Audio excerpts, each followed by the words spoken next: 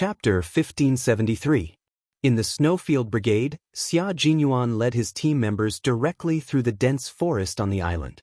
There were too many vines, and in order to not expose their movements, they couldn't use their hands to cut a path through the vines. Instead, they had to choose the right place to walk. Use the vines as ropes and descend directly. The reconnaissance team and commando team at the front quickly advanced. Since they had a good grasp of the terrain, they needed to quickly and accurately provide a route for their comrades behind them. When the 4 team members behind them heard this, 2 of them half-squatted behind them while the other 2 covered the sides so that their comrades could complete their descent quickly. Quick, quick, quick, quick. Descend to a height of about 3.5 meters. The Snowfield Brigade's comrades who were the first to descend quickly found cover and moved forward quickly on the rocky island. Although the military gave them a reverse landing point, none of the participating team members raised any objections. Battles on the battlefield were ever-changing, and adapting to and quickly finding the right place to fight was a skill that every team member had to master. J5 climbed up a tree and landed nimbly with a few movements. He whispered, "It's a protruding mountainous area. Let's occupy the highest point first and send 2 snipers to guard it. No one can get close within a radius of 800 meters. It's too late. Demon King Li always goes for the fatal point in a battle. He's already had his eyes on this place." Xia Jinyuan put away his binoculars and hung them around his neck. Then, his thin lips curled into a sinister and cold smile. "Qingyao might be up there. Pigeon, White Crane, hurry forward and lock onto her position. Confirm her exact location and report to me immediately." "Yes, sir." Pigeon and White Crane accepted the order and threw the assault rifles in their hands behind their backs. They jumped up and grabbed onto the exposed tree roots that had been growing for an unknown number of years.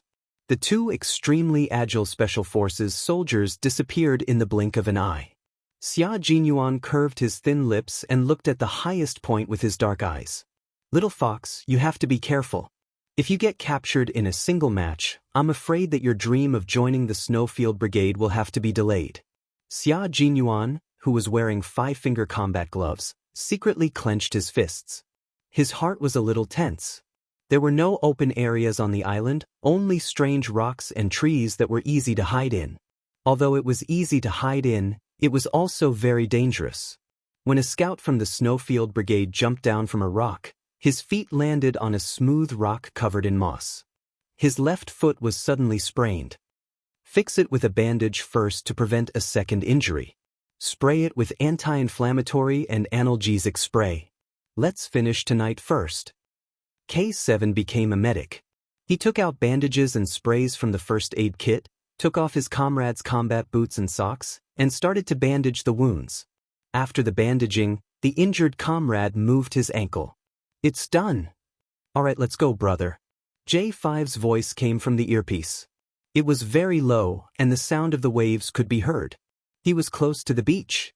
It was already 3:20 in the morning. 3 hours and 20 minutes later, neither side seemed to have made any progress, but the battle had already begun. Big Shark, 6 o'clock. The sentry position is hidden. After setting up his gun, Yiqin used the scope to observe the surroundings. After nearly an hour of observation, he saw a few leaves swaying slightly. The wind was strong on the sea, so it was normal for the leaves to sway. What was abnormal was that the leaves were all tightly packed together. Chapter 1574. Yi Qian, who had discovered the situation, reminded the storm commandos in a low voice. She began to adjust her sights, prepare for cover, and complete the sniping. She needed to maintain the consistency of her short-range and long-range shooting, so she would need to adjust her sights occasionally. The water ghosts of the storm commandos had successfully reached the beach and began to advance into the island. After being reminded, the great merman who had discovered the sentry post avoided the enemy's line of sight and went around the side to outflank them. At 3:30 in the morning, a comrade of the Snowfield Brigade was ambushed by 2 members of the Storm Commandos and was unfortunately killed. With a good start, the Marine commander let out a long sigh of relief.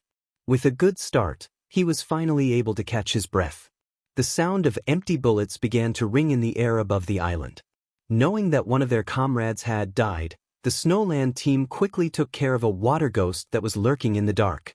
Very good, within 5 minutes, both sides were tied. The Major General of the army also let out a sigh of relief. It was not bad to be able to win a round in 5 minutes. Li Jinyan's cold voice reached everyone's ears. They've entered the attack range. 2 teams in a team move forward alternately. During the night battle, they could focus on ambushes and sneak attacks. Using such tactics would yield good results. Although they had sufficient firepower in this match, modern equipment did not even have infrared sensors other than communication devices. They only had night vision goggles to make it easier for them to walk without falling. Therefore, they relied on their eyes and ears to receive dangerous information from the outside world, and they could quickly turn danger into safety. Xia Jinyuan sat directly on a rock, looking very domineering. He was waiting for the scout to come back with a reply, and then he would confirm the specific mission of the Storm Commandos. The military map was wrong, and the missions of both sides were unclear. In a match without a clear goal, Xia Jinyuan waited patiently with a gun in his arms. His beast-like eyes were shining with excitement. Fighting a match where both sides did not know what the final outcome would be was indeed more challenging than having a clear mission, a clear location, and a clear target to attack. That was because the entire process required one to fight while fumbling around. Whoever figured out their mission first and the other party's mission would be able to deploy in advance and seize the opportunity. Team A is 700 meters away from Team B's target. In the command room, the technician operated the computer and double-clicked on the war zone to enlarge it. On the big screen, an abandoned 3-story building appeared. The Storm Commandos needed to occupy this building in order to win the competition. The Navy commander looked at the Major General sitting beside him and sighed in admiration. The nation's sharp blade really lives up to its name. They found the base so quickly. Once they found the base, they could start defending and attacking. The Storm Commandos would have to use brute force to attack. Both sides entered from different places. If Team A still hasn't discovered the situation, I'll consider whether to remove the Q-King's position. 3 hours and 40 minutes have passed. If both sides don't even know what they're guarding, I'll have to apologize to the country. Among the technicians, Group A was the Snowfield Brigade, while Group B was the Amphibious Frogman Assault Team. 5 minutes later, Xia Jinyuan suddenly jumped down from the rock like a leopard. Then he rushed into the night and entered the forest with intertwined branches. Chapter 1575. The members of the Snowfield Brigade had arrived in front of a dilapidated building that looked no different from a haunted house. It was unknown how long it had been built. The outer walls were covered with vines and vegetation. The walls were peeling and some of them had even collapsed. Z7, who was close to the wall, used his finger to dig at it. A large piece of the wall was easily plucked out by him and instantly turned into pieces. Q-King, this is the position we need to cover, right? Yes, that's about it.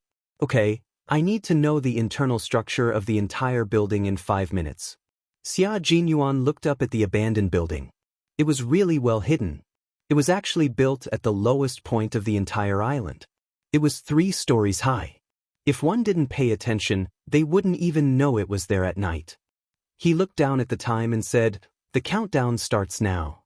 Come back in 5 minutes." He didn't even need to divide the work. Some stayed behind to keep watch, some to ambush, and some to scout. Soon they started moving. Occasionally, the members' voices could be heard through the earpiece, reporting the situation on their side.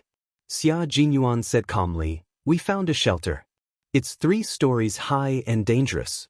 The 6 of you will guard outside while the rest of us will guard inside. Whoever is sacrificed, stay aside and think about your life. Also, think about what I'll do to you." The threat was self-evident. Although there were good benefits to following their captain, it was also stressful. That night, there were no stars in the sky. The weather on the sea was always changing. One second, the moon might be cold and the stars sparse. The next second, it might be dark clouds, followed by heavy rain accompanied by thunder and lightning.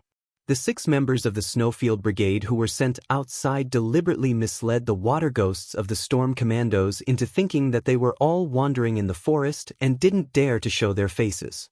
However, Xia Jinyuan didn't think that this trick would fool Li Jinyan. Then he immediately contacted Bai He and Pigeon, who were sent to scout out Yi Qian's location. "How's the situation on your side? Have you found the exact location?" White Crane did not reply.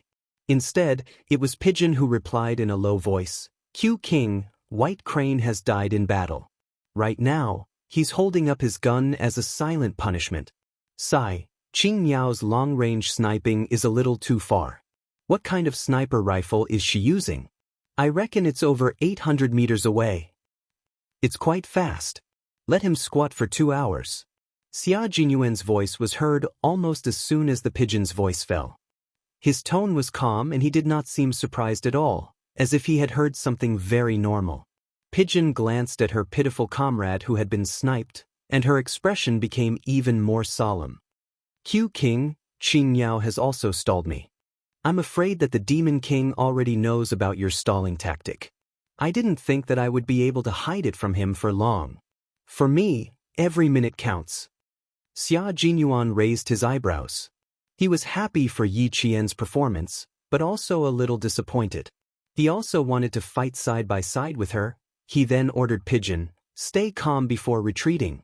Be careful that she doesn't have any blind spots. Also, tell White Crane not to be surprised that he was sniped by Qing Miao. Her sniping skills have surpassed mine, so it's normal for her to snipe White Crane. As for you, be careful. Qing Miao is very patient. She can hide in the desert for a day and a night. As long as the sand doesn't cover her body and she doesn't get buried alive, she won't move. She also won't let go of her next target. So, do as you see fit. If you're really killed by her, White Crane will have a companion." Chapter 1576. Pigeon was speechless. He was stunned. Her sniping skills were even better than Q King, who was also a sniper. Why didn't he and White Crane ask Q King more about her situation? Xia Jinyuan did not have the time to care about his comrade's complicated thoughts. After cutting off the communication, he glanced in the direction of Yi Qian. There was a hint of gentleness in his cold, handsome face. His unyielding tenderness bloomed only for Yi Qian. He would not be surprised if even Pigeon was killed by the sniper. To him, this was a very normal thing because he understood Qing Miao Yi Qian's capabilities. Snipers needed to constantly practice and master new skills. In order to support her superior's unit, she needed to be able to fight in any environment and cooperate with any unit that needed her cooperation. Yi Qian was very talented and had trained with Demon King Li before. It could be said that the two of them had developed a basic level of tacit understanding. Now that her identity had changed to that of a water ghost, she did not need any buffer time and could directly engage in combat. Previously, when she came over from school, he was worried that she would not be able to keep up with the pace of the two teams' training. After only half a day, he knew that his worries were unnecessary. The military required a sniper's physical and mental strength to be extremely high. She needed to be able to use her unique skills in any environment. Once she entered an island on the sea and received sniping instructions, she would be able to quickly enter her best state. Yi Qian had an extremely high level of rapid scanning ability. She could quickly check if there were any signs of enemy activity in the area. If it was daytime, she would be able to know if there were any signs of enemy activity in the sniper's hiding spot in less than 30 seconds. But at night, she would definitely observe carefully as she walked. Once she was well hidden, she would carefully observe her surroundings through her scope. Her super strong memory allowed her to remember every single blade of grass and tree that she saw. The next time she observed something, she would know that there was something wrong. Once she noticed that something was wrong, Yi Qian would not hesitate to take action. Now, whether Pigeon could escape from the sniper's muzzle would depend on her own abilities. In the Storm Commandos, Prawn had already reported Yi Qian's situation to Li Jinyan. His tone was full of admiration. Very impressive. Even in the complicated mountainous terrain, she was able to complete an accurate long-range snipe of 800 meters, directly taking out a member of the Snowfield Brigade who tried to approach our territory. There's no need to occupy it. After Li Jinyan heard this, he gave a new order to Yi Qian and Daxia. Q King is trying to mislead the public. Only a few members are active on the island. Seizing the beach is not our focus. If that was the main point, there should have been a firefight when they entered the island, but there was no firefight.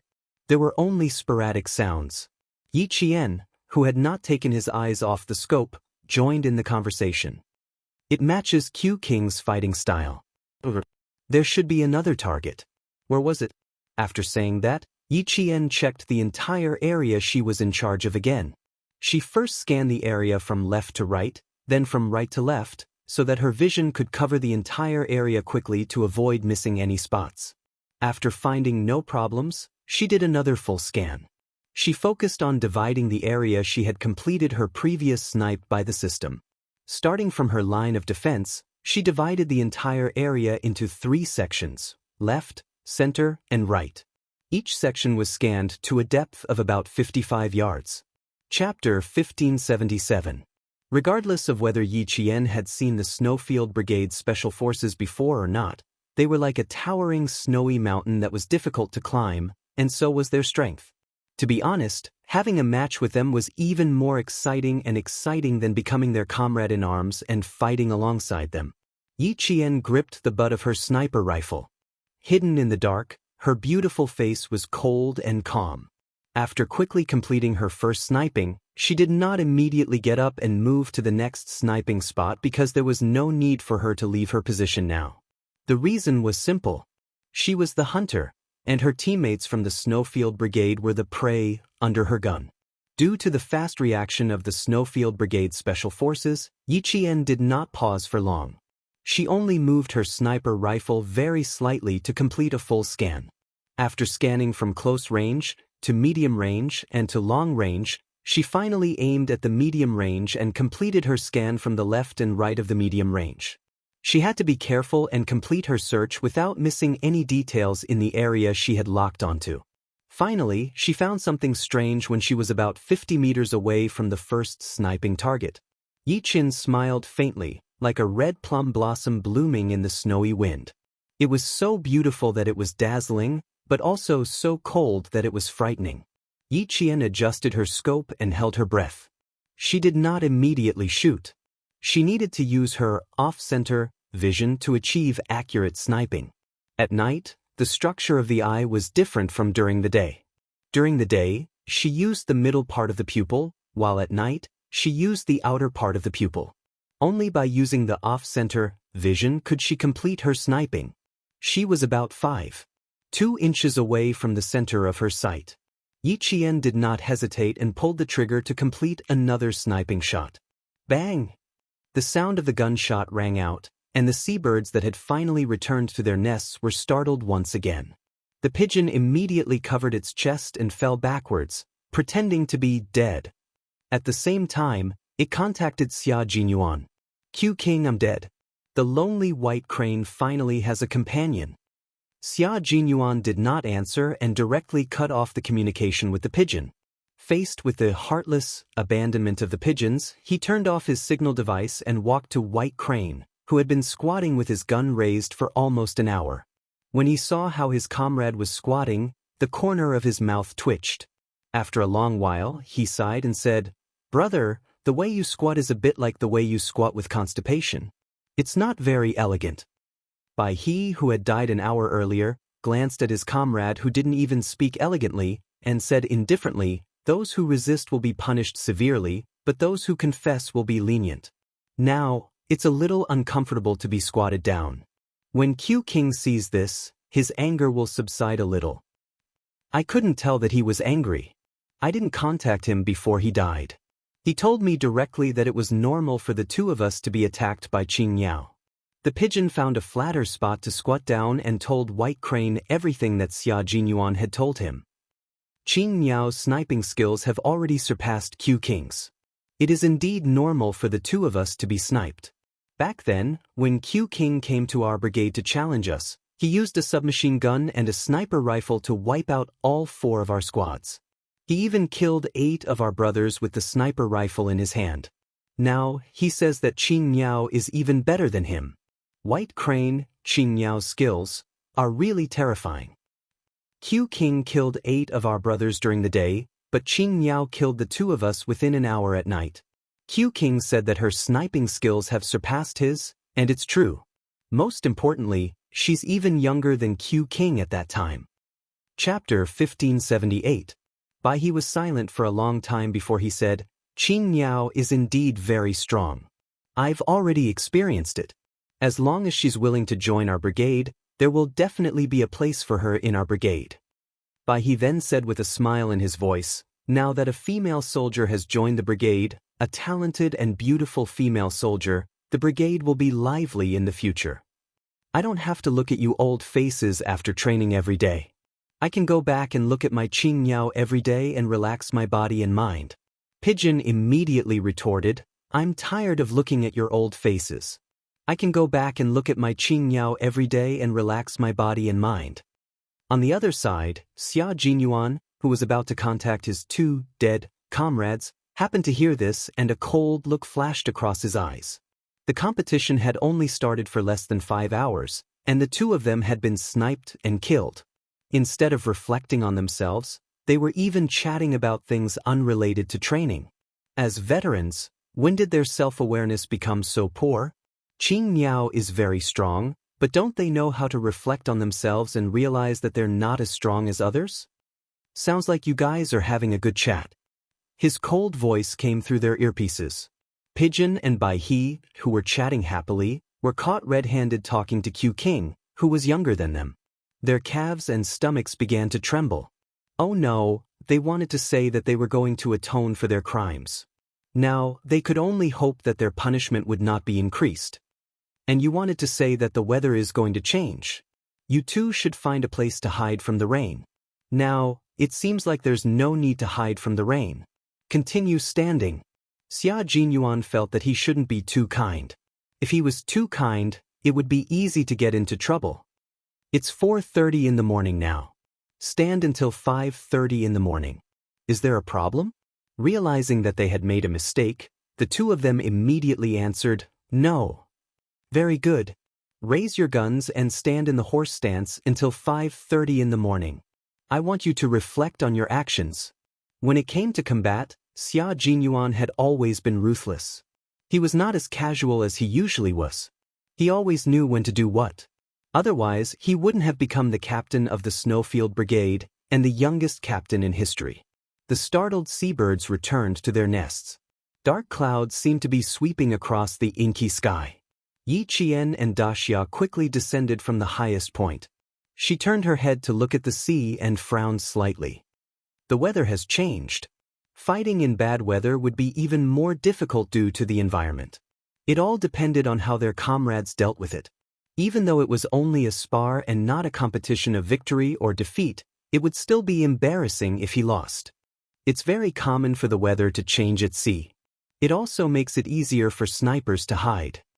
After continuously sniping two members of the Snowfield Brigade for an hour and 5 minutes, Daxia was impressed by Qing Miao. He jumped down from the rock and supported himself with one hand. He smiled at Yi Qian, revealing a mouthful of white teeth.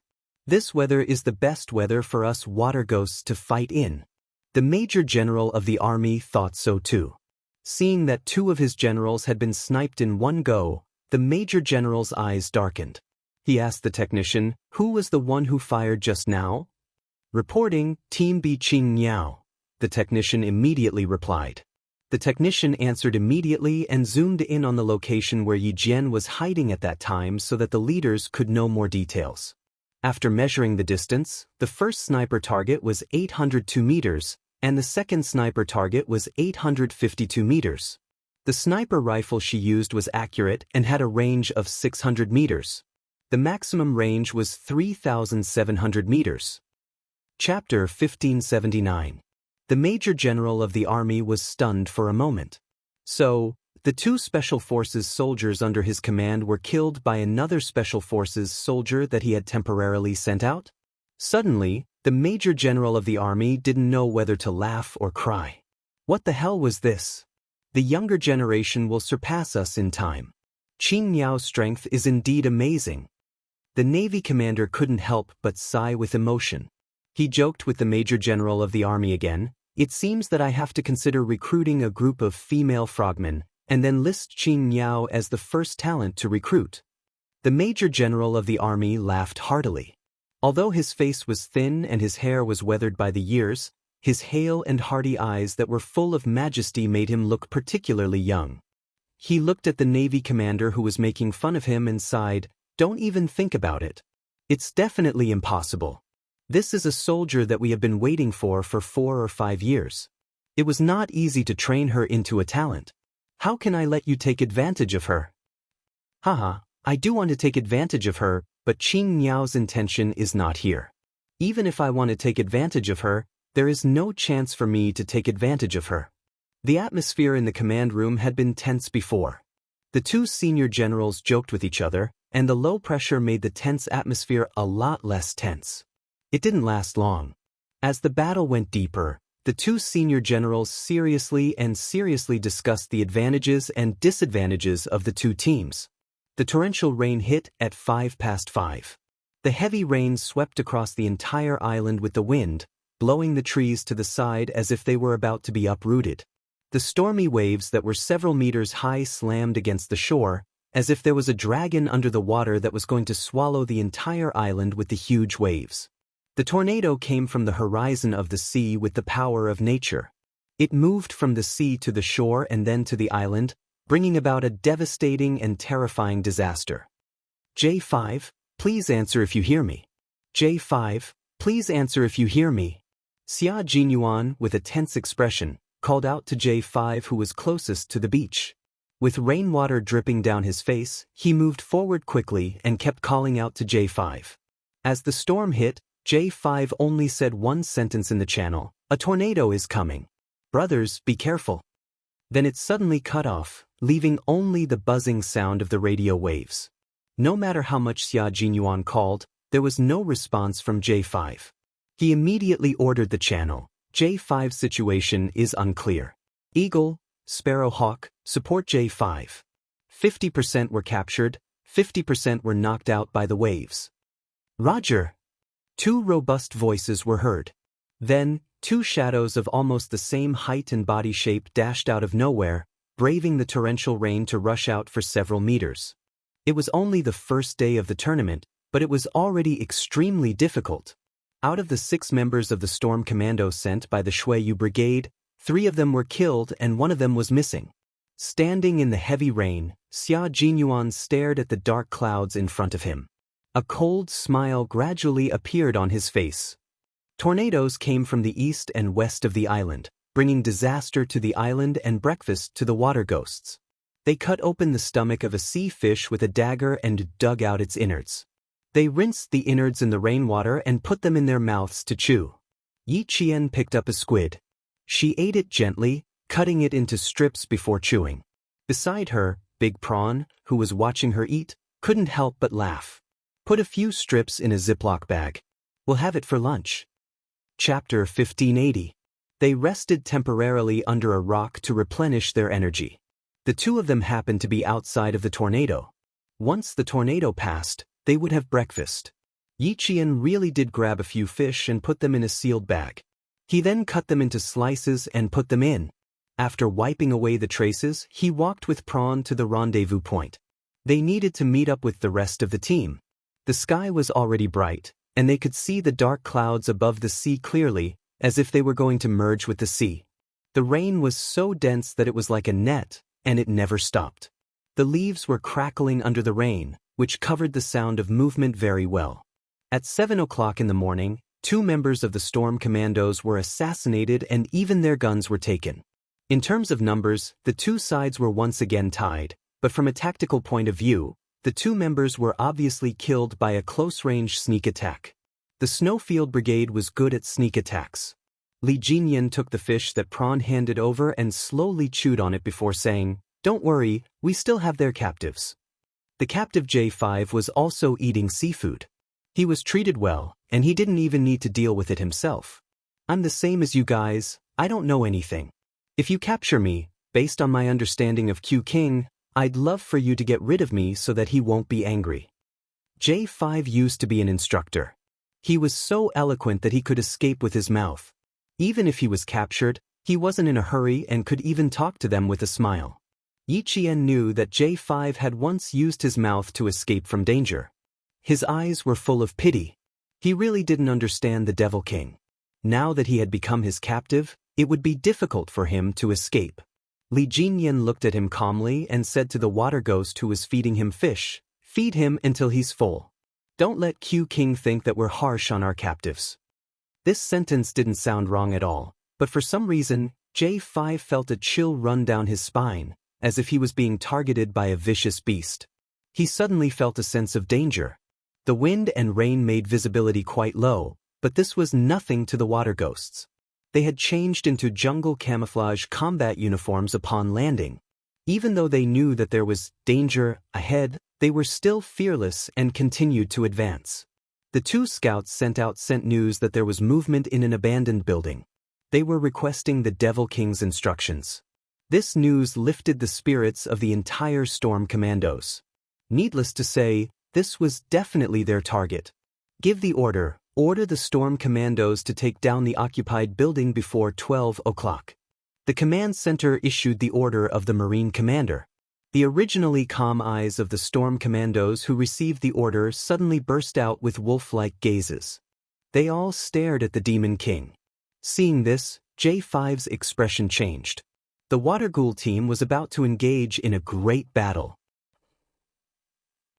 This. All of them were pinching him to death. After training together for so long, it wasn't that they didn't know the Demon King's strength, but they only knew how strong the Demon King was after seeing his commanding ability. "Sniper, I don't need you to snipe too many targets. Open up a gap for me."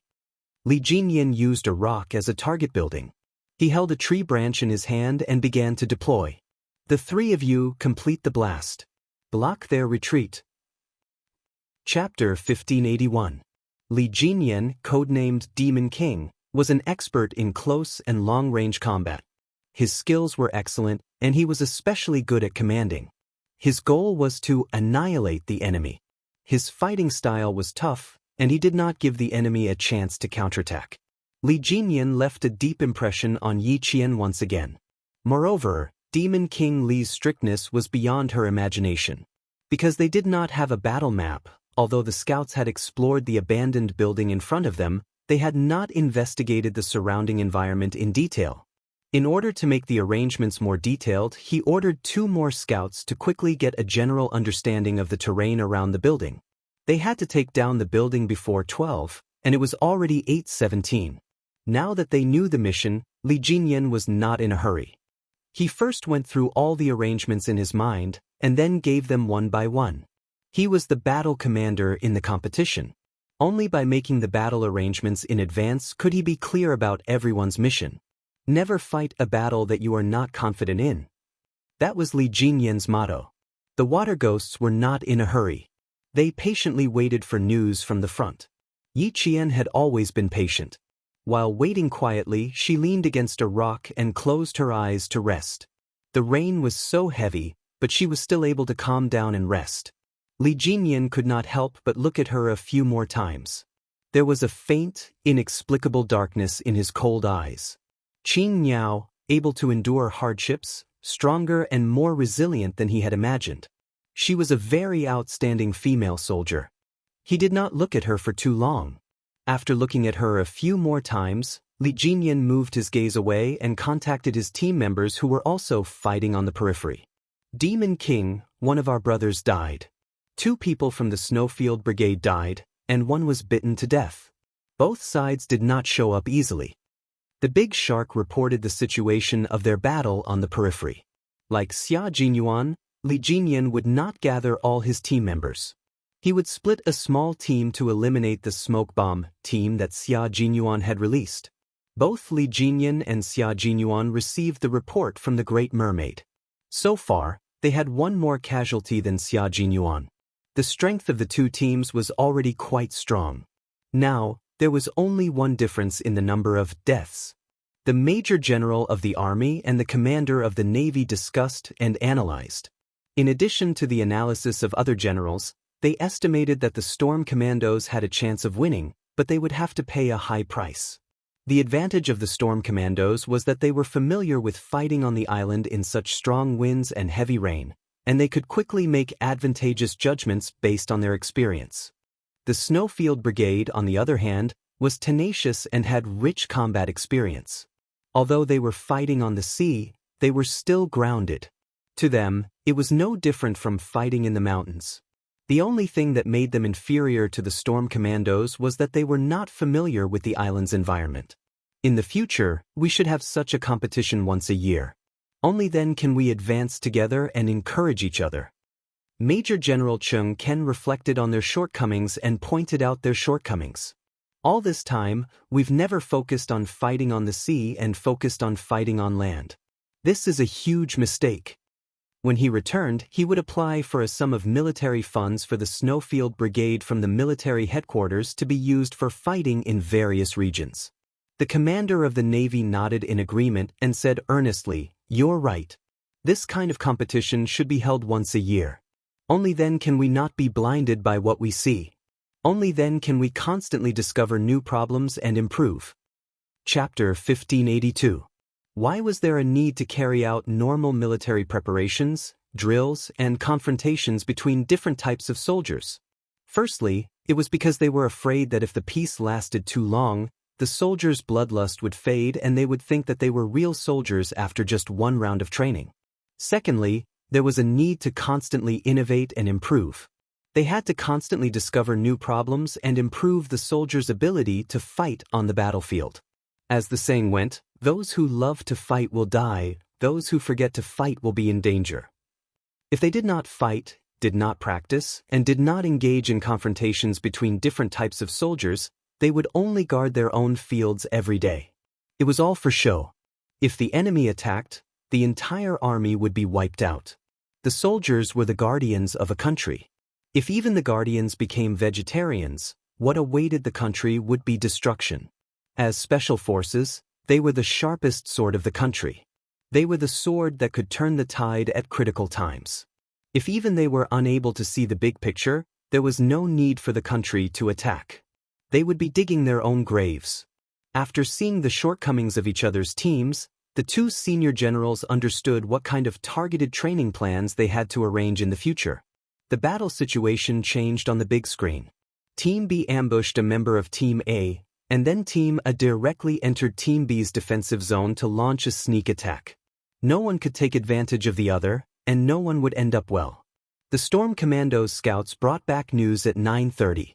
Li Jinyan's battle deployment was even more meticulous. Split into 5 sectors. 3 teams will be responsible for clearing out their own sectors. The 7-shaped building had a team in the front, back, and middle sections. One team would be at the back, and the other team would block the retreat. The Demon King's ruthlessness could be seen from his tactical deployment. This was a man who was equally ruthless and steady in battle. He was on par with Captain Xia. Yi Qian listened attentively until Li Jinyan pointed at her. "Qing Niao, the 2 of us will be the first to enter within 1 kilometer of the target. I will scout, and you will complete the breakthrough." But Yi Qian nodded. This time, she was not the only sniper. There was another sniper who went around the back of the building to intercept them. Demon King Li's plan was very clear. He would press everyone into the urn, and fight until there was no one left on both sides or no bullets left. J5's face was extremely solemn when he heard this. The Demon King's battle was very stable, so stable that no one could find a single flaw. He was a little worried for his comrades in the Snowfield Brigade. It was exciting to meet such an opponent. Unfortunately, he had been captured. What awaited him was still unknown. There was no need to wait any longer now that there was a thorough deployment. Escorting the captive, J5 shuttled through the dense rain like a net, advancing towards their destination. The rain showed no signs of stopping. The phantoms on the islands started to move closer to the abandoned building. Yi Qian and Li Jinyan were faster than the other members. The 2 of them covered each other and braved the heavy rain to get within 1 kilometer of the target. Using a pair of binoculars disguised as leaves, Li Jinyan carefully observed the building that was less than a kilometer away. After he finished observing, he bent down and gestured for Yi Qian to crouch down. His slender fingers, which were wearing combat gloves, directly divided the ground into various regions. He pointed at one of the regions and said, "This is their escape route. This is a breakthrough point. You are responsible for tearing it open. Come and take a look at their terrain." Yi Qian took the binoculars from him. After she finished observing the terrain, she pointed at the region that she was responsible for breaking through. "I will hide here. This is a turning point in the crossfire between the two sides. I can attack and provide cover." Chapter 1583. The island's environment was complicated and the rain was heavy, which provided her with a lot of hiding spots. This spot could be used for both attack and cover, and it was also convenient for her to change positions quickly. This was also the spot that Li Jinyan was optimistic about. Seeing that she pointed it out so quickly, there was a hint of appreciation in his cold eyes. "Okay, I'll wait for your news." At 10 o'clock sharp, the members of the Storm Commandos all went into battle. Yi Qian did not approach directly like they did. She fought alone and carried out a sniper operation. Therefore, while maintaining contact with the water ghosts, she reached the spot that Li Jinyan had agreed on with her. This spot could be used for both attack and cover, and it was a sniping spot with a wide field of vision. Sniper Qing Niao in position. Over. After sending her position and coordinates, Yi Qian began to aim her gun at the bottom of the building, waiting for the water ghosts to arrive so that they could finish the battle together. The comrade in charge of reconnaissance noticed the situation and reported that the water ghosts of the Storm Commandos were approaching them. Xia Jinyuan immediately said to Ing Ke and Xiao Ying, "You two work with G3 to attack the periphery." There were originally 6 comrades in arms moving around the periphery, but only G3 was left. With Ing Ke and Xiao Ying, who were good at shooting, providing support, Xia Jinyuan was very calm. The 2 special forces of the country were fully engaged in battle. The water ghosts directly sneaked into the building and started to kill. Yi Qian was even faster, aiming at the entrance on her side to complete the mission that Li Jinyan had given her. The big screen in the command room showed the situation of the battle between the 2 forces. All the data was analyzed by the technical staff so that the senior generals in the command room could understand it in time and send the data to the military headquarters in time. In the military headquarters, General Xia placed his hands on the conference table quietly. His eyes were fixed on the data on the projection screen and the situation of the battle between the 2 forces. There were not many generals in the conference room. Other than the 3 senior generals in military uniforms, the leader that Yi Qian had accompanied before was also present. Beside the leader sat a dignified leader in casual clothes. This was the country's highest leader. He attached great importance to the battle between the 2 forces of the country and arrived at the military headquarters at 7 o'clock in the morning to watch. The combat standards of these 2 groups are very strong. However, Group B is obviously more suited for naval combat and can accurately find the Mingmen. Group A's counterattack is strong. Not bad. To be able to remain so calm in someone else's territory, it's clear that their combat skills are above average. China's highest leader gave a very high evaluation of this confrontation. Although he was serious throughout the whole process, his gaze was very gentle. Although the invisible pressure was still there, it could be seen that the highest leader was quite satisfied with this day's confrontation. When the leader saw the last scene, he couldn't help but point at the screen and ask Commander-in-Chief Xia with uncertainty, "Lieutenant General, this soldier is a female soldier, right?" "Yes. She is a military student from the National University of Science and Technology. She is currently in her first year. Her code name is Qing Niao for this operation." Commander-in-Chief Xia replied calmly and said admiringly, "She's a very outstanding female soldier. If there are no accidents, she will also become a soldier who will go abroad to participate in the competition next year. She is also the only female soldier who will participate in this battle." Yi Qian was outstanding, even more outstanding than that rascal of a son of his. Her excellence was not only seen by him, but also by the people in the room. To be fair, Yi Qian was worthy of praise. An orphan, a child without roots, since she was so outstanding, he would give her a good wind and hope that she could soar to the top. Chapter 1584. Yi Qian's vigorous and fearless figure appeared on the projection screen.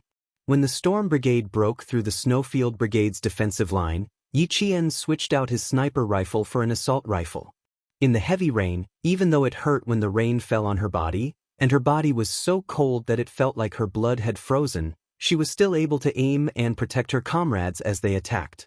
Over there were comrades who had charged forward without a care for their own lives. Over there were people who had died. It was as if they had stepped over their bodies to enter. Over there, she saw the cruelty of war and the sorrow of blood and tears. The rapid sound of bullets could be heard amidst the rain. The signal device that signaled the death of a soldier let out a long and rapid beep. This made Yi Qian's expression turn colder and colder. This was a competition, but it was also a war. Her bullets were fired to protect the lives of her comrades. Her mission was to protect the lives of her comrades. Why did she appear here? Because she was a soldier. She shouldered the mission of a soldier, the sacred mission of fighting to protect her country. Their country had risen, and behind its rise was a strong military force. They had the new weapons that had appeared during the celebration, as well as millions of soldiers who were protecting their country. This was a country that had risen. She was a soldier of this country, a soldier who fought for glory. At this moment, Yi Qian was like a cold, unsheathed sword. Wherever the sword pointed, it would be invincible. In the end, not many members of the Storm Commandos managed to enter the 3-story building. In the end, there were only 8 of them. But the Snowfield Brigade wasn't any better. Xia Jinyuan and Li Jinyan were both ruthless soldiers. Even though their combat zone was limited to the 3-story building, the Storm Brigade couldn't advance any further, and the Snowfield Brigade couldn't go up or down either. Above them was the open roof. Outside, there was Yi Qian's suppressive fire. Below, the Storm Commandos' water demons appeared and disappeared unpredictably. Those who couldn't avoid being shot were shot from behind. Qing Miao's firepower is strong. It's all lethal suppression. Take a muzzle and aim it at her. The Snowfield Brigade had been suppressed by Yi Qian twice when they tried to charge up the hill. There was no way for them to charge out. The ability of a sniper was terrifying. They could cause serious and far-reaching damage to a small or large formation, or even an entire military area. They could cause great damage to a unit, and sometimes even destroy an elite unit. This was definitely not an exaggeration, but an indisputable fact. With her superb marksmanship, she could even go up against an armored unit. It seems that the last time I worked with her, she didn't display her full potential. K7 said in a low voice. He had almost been hit as well. If Q King hadn't pulled him back, he would have been one of the casualties. The Snowfield Brigade member codenamed Eagle had his back against the mottled wall. He raised his assault rifle and fired a volley of shots outside. Then, he quickly returned to his original position and crouched down. He said to K7, "If we don't kill the sniper outside, we won't be able to get out." Not to mention an armored unit, with her accuracy, even large equipment would be turned into a sieve by her. Another Snowfield Brigade member finished suppressing the enemy. He wiped the rainwater off his face and said in a low voice, "It's difficult. We still don't know where she is hiding." A sniper had fired multiple shots. She had fired so many shots that no one knew where she was hiding. This ability was enough to make people fear her. Chapter 1585.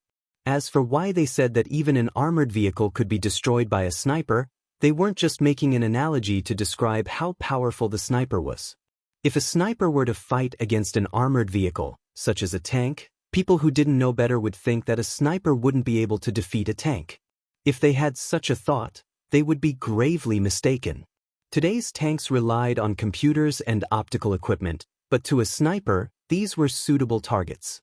As long as a sniper targeted a tank, the tank would be destroyed by the sniper. The reason why Headmaster Chen was able to become the soldier king of that era had a lot to do with his superb marksmanship. As for him, before he retired from the army, he had also trained a group of outstanding snipers. It was a pity that he had retired in a hurry, leaving behind too many regrets. Fortunately, his regrets didn't last forever. He trained Yi Qian to be an excellent sniper. Even though Yi Qian was still young, with Principal Chen's guidance and her own hard work, Her sniping skills had reached a level where no matter how good the enemy was at hiding, she could still kill with one shot when she was in stealth mode or lying down. This was Yi Qian's ability. It could be said that no one in the entire Snowfield Brigade could surpass her. She could feel the reaction of the bullet when she held the gun, and she could even see the 4D dynamic anatomy of the gun in her mind. This kind of unique talent wasn't something that everyone had. If Yi Qian were to fight against a small or large squad, she wouldn't have any problems. Xia Jinyuan listened to the conversation of his comrades and felt an indescribable sense of pride. Little fox, I said that you would definitely become an excellent soldier. Look, you haven't even joined the Snowfield Brigade yet, but my comrades are already praising you. He wiped the rain off his face. His eyes were filled with the wildness of a wild wolf. He looked at the time and said to K7, "There are still 5 minutes until midnight. Don't even think about winning, but it was a good fight. Fighting with Demon King Li again, it was a good fight. It was too good, the joy of meeting a strong opponent and killing them." K7, who was usually expressionless, had a carefree expression on his face.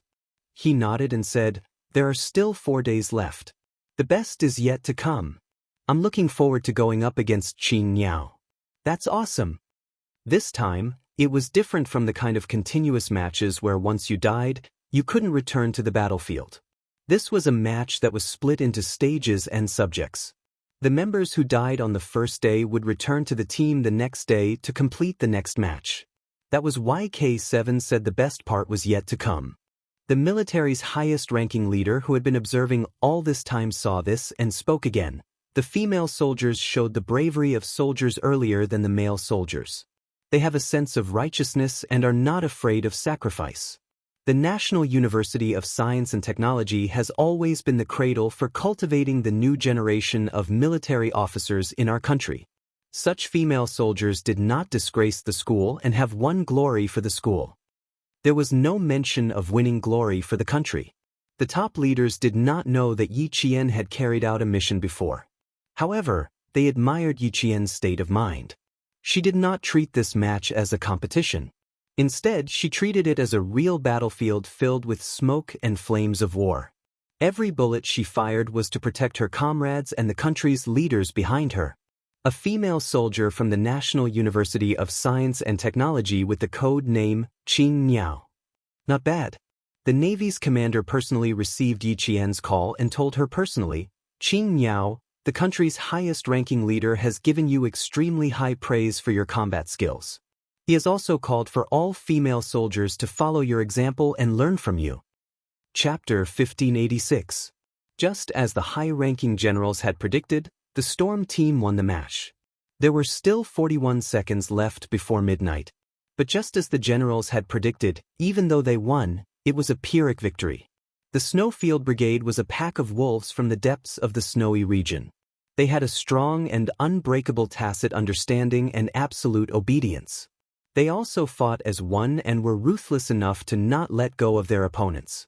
Fighting on the sea was their weakness.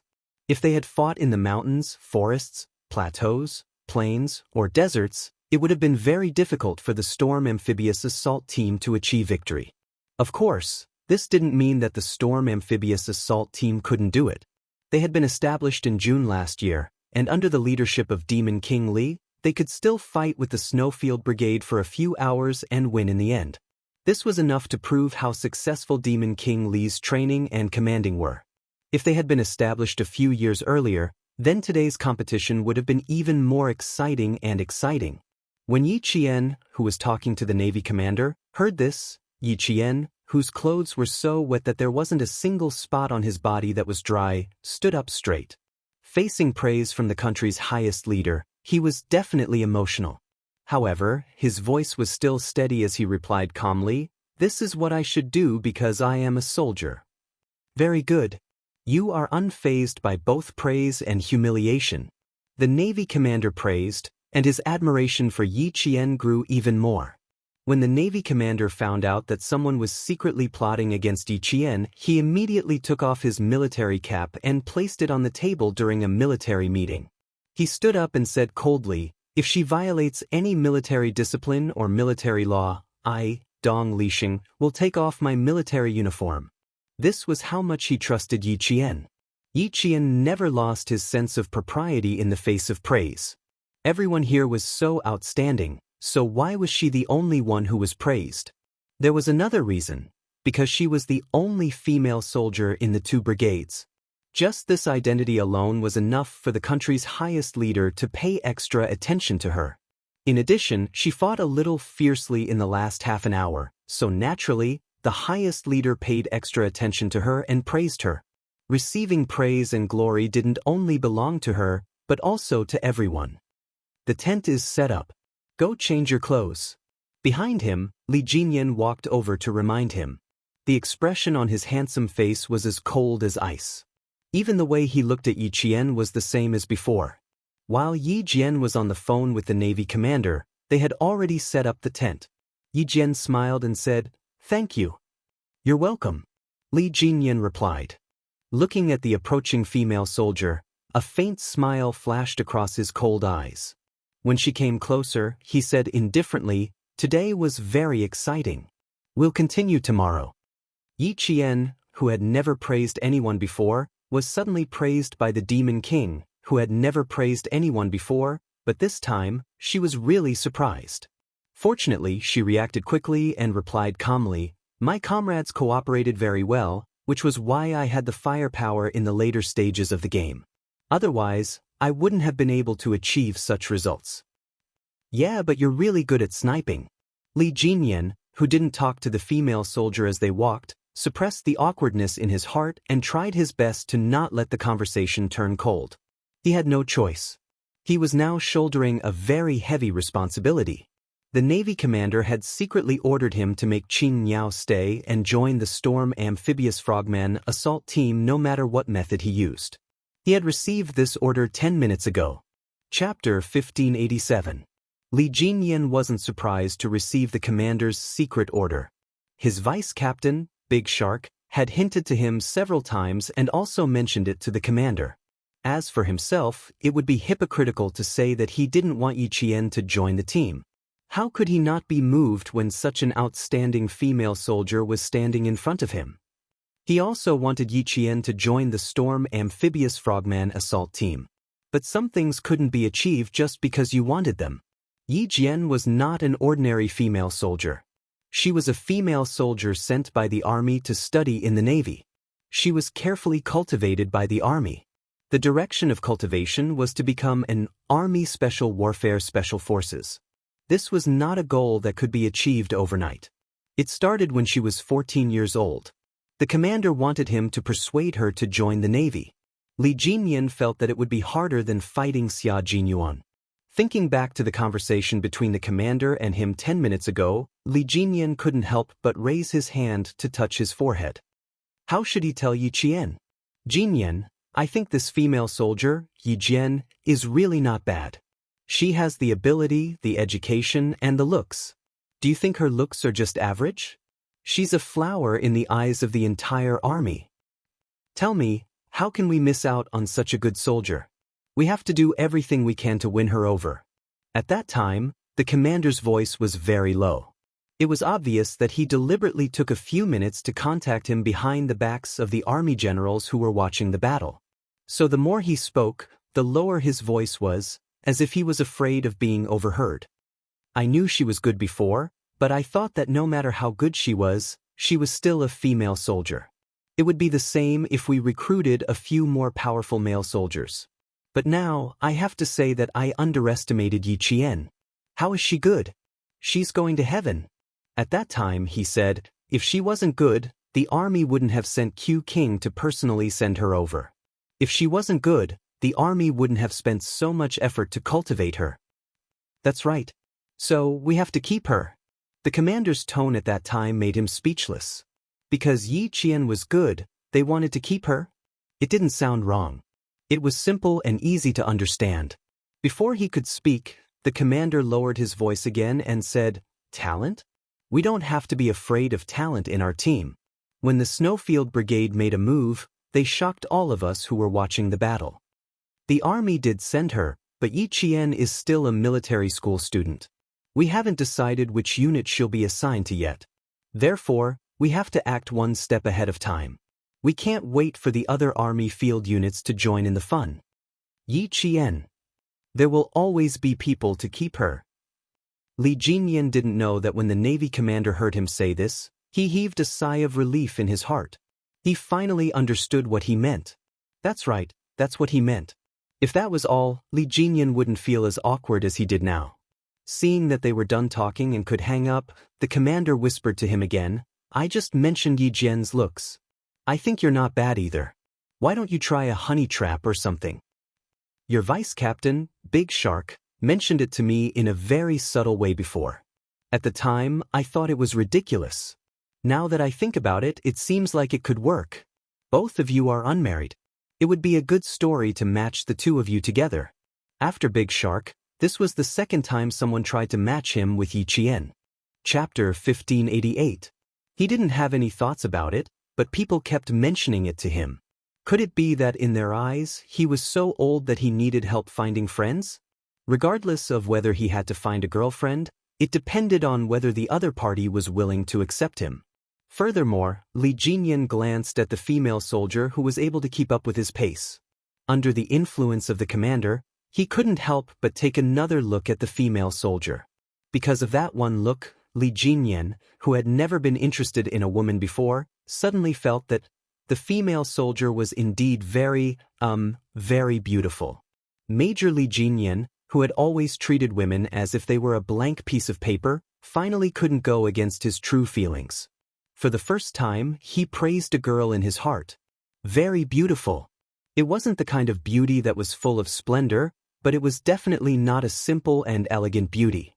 Yi Qian's beauty was a combination of both. When she was in battle, she was as beautiful as a peony. When she was in full bloom, she was famous in the capital.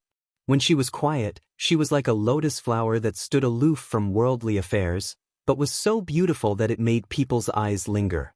When she smiled, she was like a trickling stream hidden in a mountain stream. Gentle, virtuous, and even just looking at her smile made people feel comfortable. It was impossible to tell that she was a sniper who could hold back 10,000 men.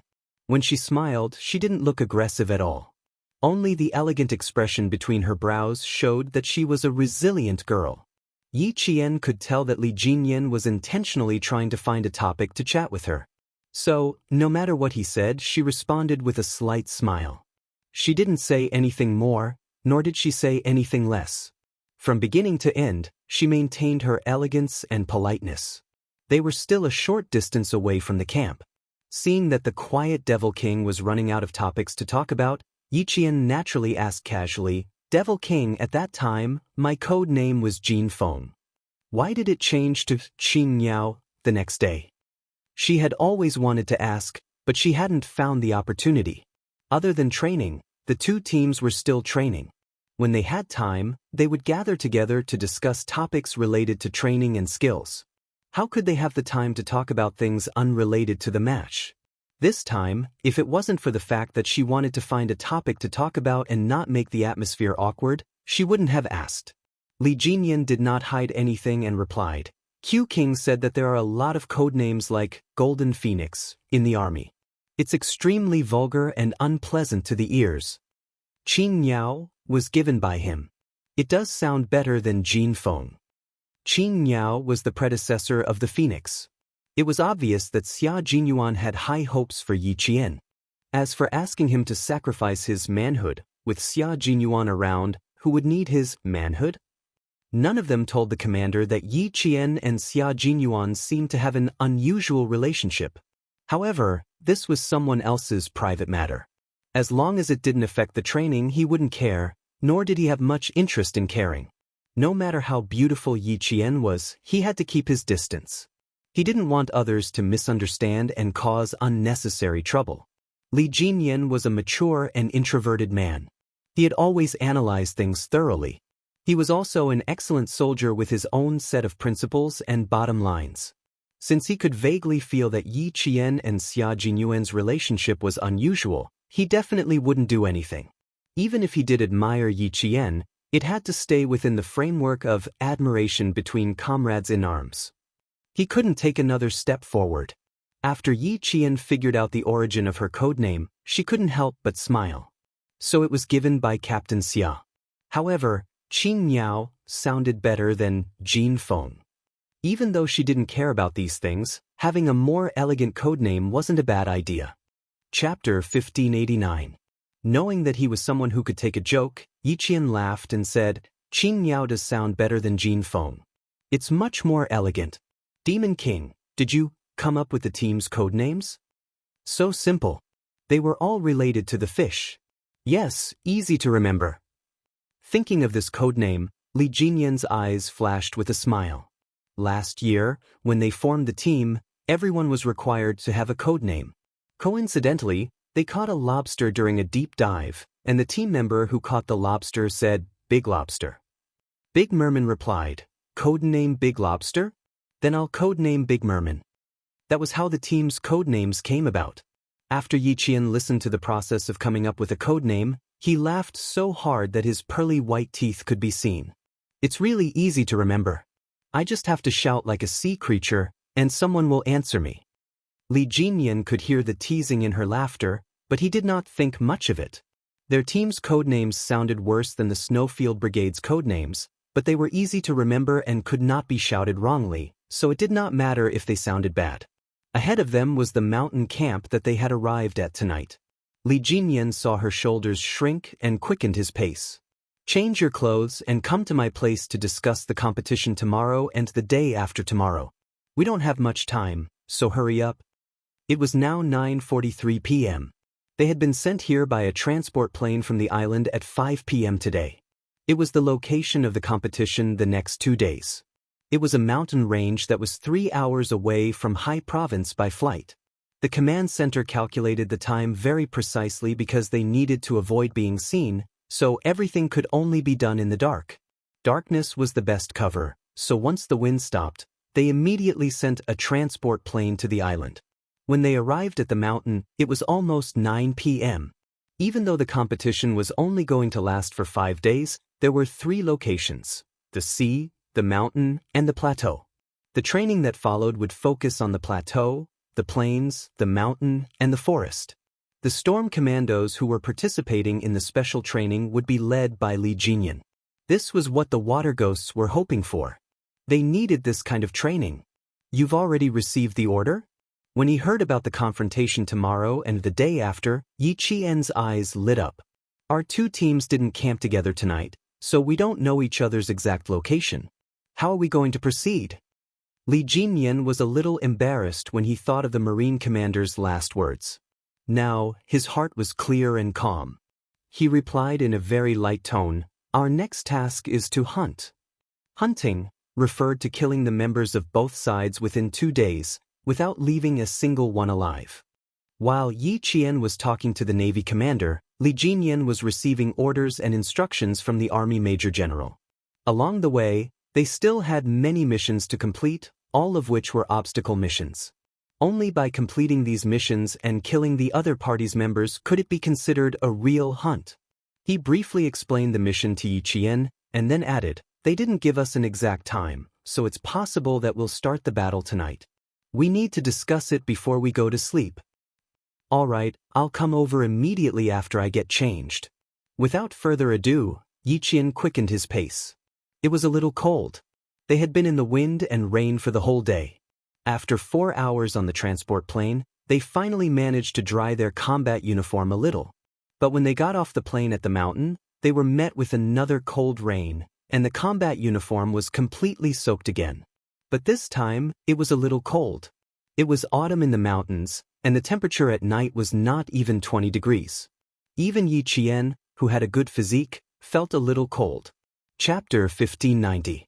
Hunting was the longest mission in this competition. When Yi Qian saw the arrangement, he could not help but purse his lips a little. It was even more difficult than today's building invasion. It looked like a mission, but it was not. This competition was divided into 3 small missions, each more difficult than the last.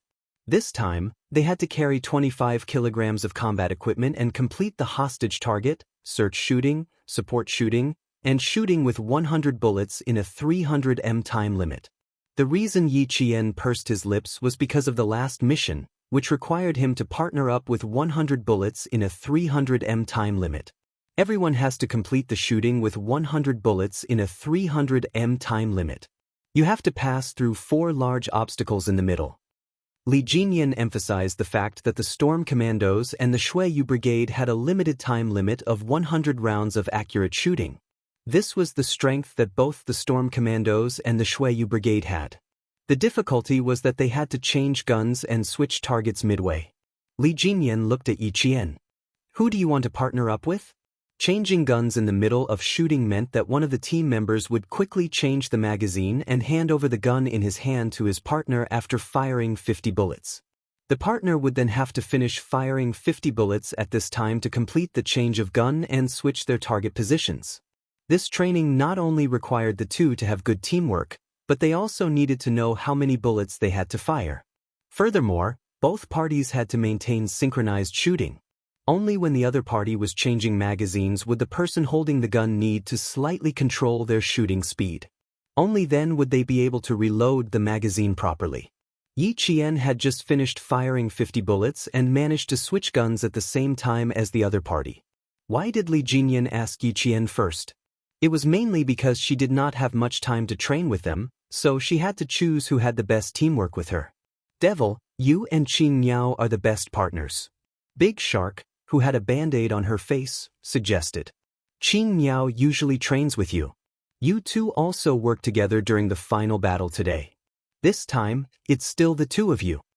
Yi Qian had no problems, but he did not know if the devil would have any problems. Sure. Li Jinyan nodded. The rest of the team members already had their own partners, so there was no need for him to arrange them one by one. They could just discuss in private. He glanced at Yi Qian indifferently, then continued with the next topic. Search shooting, hostage shooting, and support shooting will be done in 2 groups. I will be in charge of one group, and Deshao will be in charge of the other group. As for Yi Qian, he was naturally assigned to Li Jinyan's team. Because they needed to march tomorrow and the next 2 days, and because the 4th and 5th days were continuous confrontations, the 2 teams had to finish arranging everything according to the events of these 4 days. It was already late into the night, but none of the members of the 2 teams had fallen asleep. They were all gathered together to discuss the battle tactics for the next 4 days. Xia Jinyuan pointed to the sniper team duel in the last round, and Jun Yen said coldly, "We're using a single cycle method. Every member of our team needs to duel with every member of the Storm Commandos. Our teams have the same number of people, which means that each person will need to duel 21 times. It's the same for Qin Niao. She needs to duel with all of you once. Those of you who have not seen her sniping before, take a good look at how she completes her sniping. It's a very beautiful sniping skill. Even if you can't learn it, just take a look." Chang'ing said, "I want to be the first to experience it." Chapter 1591. "Then I'll be the second," said Pigeon Hawk. "Changjing is more cowardly than me. I'll cheer him on from the back so that he won't faint from Qin Niao. No one will come out to drag him back to the team." J5, who was sitting cross-legged, glanced at the 2 who spoke. The twins in the team had a tacit understanding of more than 98%, and they also had the legendary telepathy. The 2 of them were not to be trifled with. One of them attacked while the other defended. Their coordination was perfect. At the same time, they also liked challenging difficult things. Yesterday, the 2 brothers did not see Yi Qian's best firepower. They only heard their comrades discussing it, so it was normal for them to be aroused. J5 smiled and said, "Young man, you're brave. We have no problem with the 2 of you taking the lead." It was also good to let them see Qin Niao's strength. He believed that the 2 brothers' expressions would be very interesting when the time came. It was just like when he saw Qin Niao's strength back then. He could not believe that she was a student. He could not believe, how could a student be so strong? "Take care, brothers." Pigeon nodded at the 2 of them and gave them her blessings in advance. By he, T6, V8, and finally the silent G3 and K7 gave them their blessings. Xia Jinyuan had no objections. He clapped his hands on the spot and said, "Okay, it's settled." He was afraid that the 2 brothers would go back on their word. Apart from their different personalities, their looks, temperament, and height were very similar. The two brothers looked at each other and had a bad feeling. Did they do something they shouldn't have done? Did they take the initiative to do something that Pigeon and the others didn't want to do? Although they had a bad feeling, the decision was already made and could not be changed, so there was no need to think about it. They looked at each other again and then nodded at Xia Jinyuan, indicating that they had no problems. Major Xia also nodded at them seriously. Good luck, brothers. I have high hopes for you. Their courage was commendable. He just hoped that they wouldn't look too bad when the time came. Next, Xia Jinyuan finished talking about the confrontation projects for tomorrow and the next 2 days, as well as the 4th and 5th day. He also made tight arrangements and didn't dismiss them until 1:15 midnight. Li Jinyan's side had also been making arrangements. The reason why the battle between kings was so exciting was that they had carefully planned and deployed the entire battle. However, the battlefield was ever-changing. No matter how good your arrangements were, there would always be some things that deviated from your plan. At that time, it would depend on the commanding ability of the entire team. As the battle commanders, Li Jinyan and Xia Jinyuan had to be in charge of every match. Whether they were capable or not was clearly seen by the senior generals on the big screen. The battle in the mountains is the Snowfield Brigade's territory. This time, we are not looking to see if the Storm Amphibious Frogmen can defeat the Snowfield Brigade. We are mainly looking to see the Demon King's commanding ability and adaptability on the battlefield. Lieutenant General Xia's figure appeared on the big screen. His voice was clear and dignified as he conveyed the orders from the military. A newly formed Marine Special Force that has been established for less than a year and a half. We can be harsh on their training, but we can't deny their achievements based on their results. The military has seen the Storm Amphibious Frogmen assault team's efforts and have high hopes for them.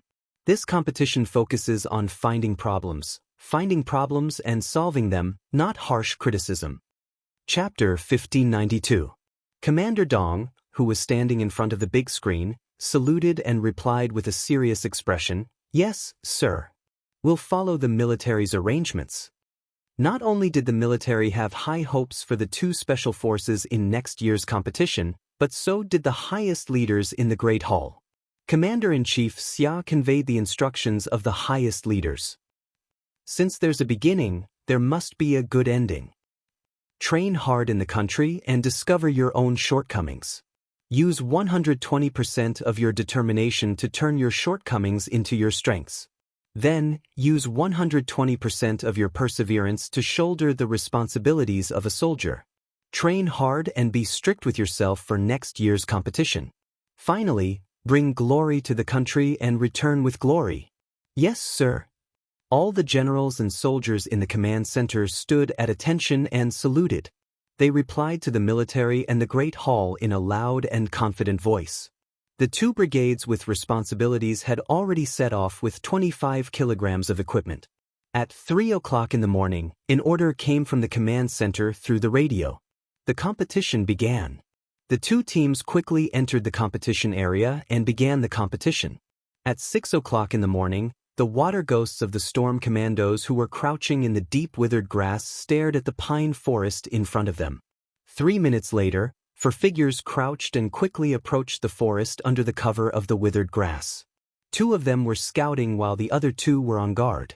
After confirming that there were no problems at the edge of the forest, they sent a signal to their team members. The water ghosts crouching in the withered grass quickly advanced in groups of 2. Under their feet were thick withered pine needles that were so soft that they did not make a sound when stepped on. Due to the autumn rain last night, the entire forest was filled with a damp and rotten smell. "Forward," someone said in a low voice. Several figures were on guard while advancing quickly. Everyone's legs were slightly bent and their backs were slightly forward. They held their guns with both hands and entered the depths of the pine forest in a combat state where they were ready to shoot at any time. When they entered the forest, there was fog. It was not thick, but it was visible to the naked eye. It was like the handkerchief on the arm of a celestial being, ethereal and illusory. Everyone was wearing a forest combat uniform. The color was close to the color of the mountains and forests. It was a very good camouflage function. The way they advanced in groups of 2 belonged to the thin but not missed tactic. Once the other side was targeted, the other team members could react quickly. The birds on the branches carelessly chirped and flapped their wings. Their small bodies passed through the thick pine leaves and landed on another tree in the blink of an eye. The silent water ghosts suddenly reacted.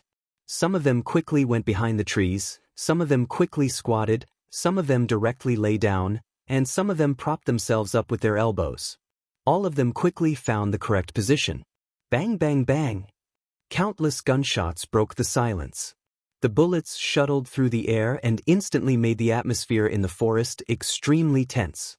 The water ghosts were already in combat mode. When the gunshots rang out, the entire team reacted in unison and began to fight. Everyone search and shoot. Li Jinyan's cold voice came through the earpiece. He and Yi Qian had finished clearing the first wave of obstacles and were already moving forward quickly. Obstacles cleared, forward. Following his voice, the hidden water ghosts quickly moved forward. At the same time, they quickly moved the rifles in their hands, aimed at the target, and pulled the trigger to complete the search and shoot. Once the obstacles in front of them were cleared, all the team members could not stay any longer. They needed to move forward quickly and finish shooting. Bang, bang, bang. Chapter 1593. The sound of gunfire continued in the pine forest. Every figure was incomparably vigorous as they advanced forward.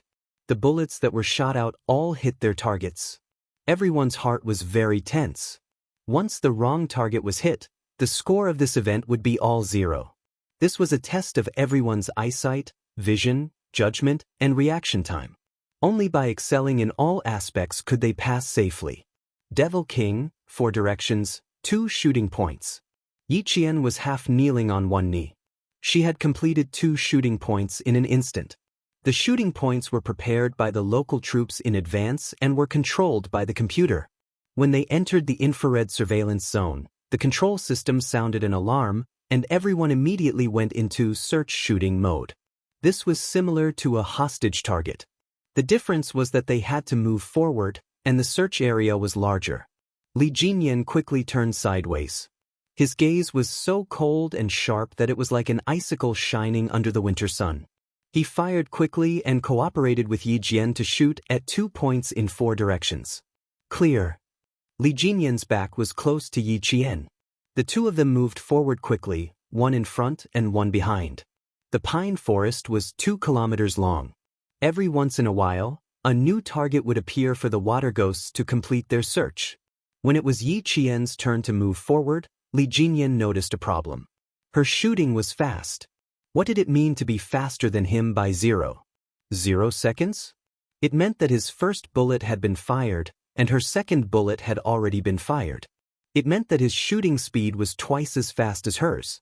If this was on the battlefield, it meant that she had twice as much time to complete the battle as the others, and she would be able to clear all the targets before the enemy could react.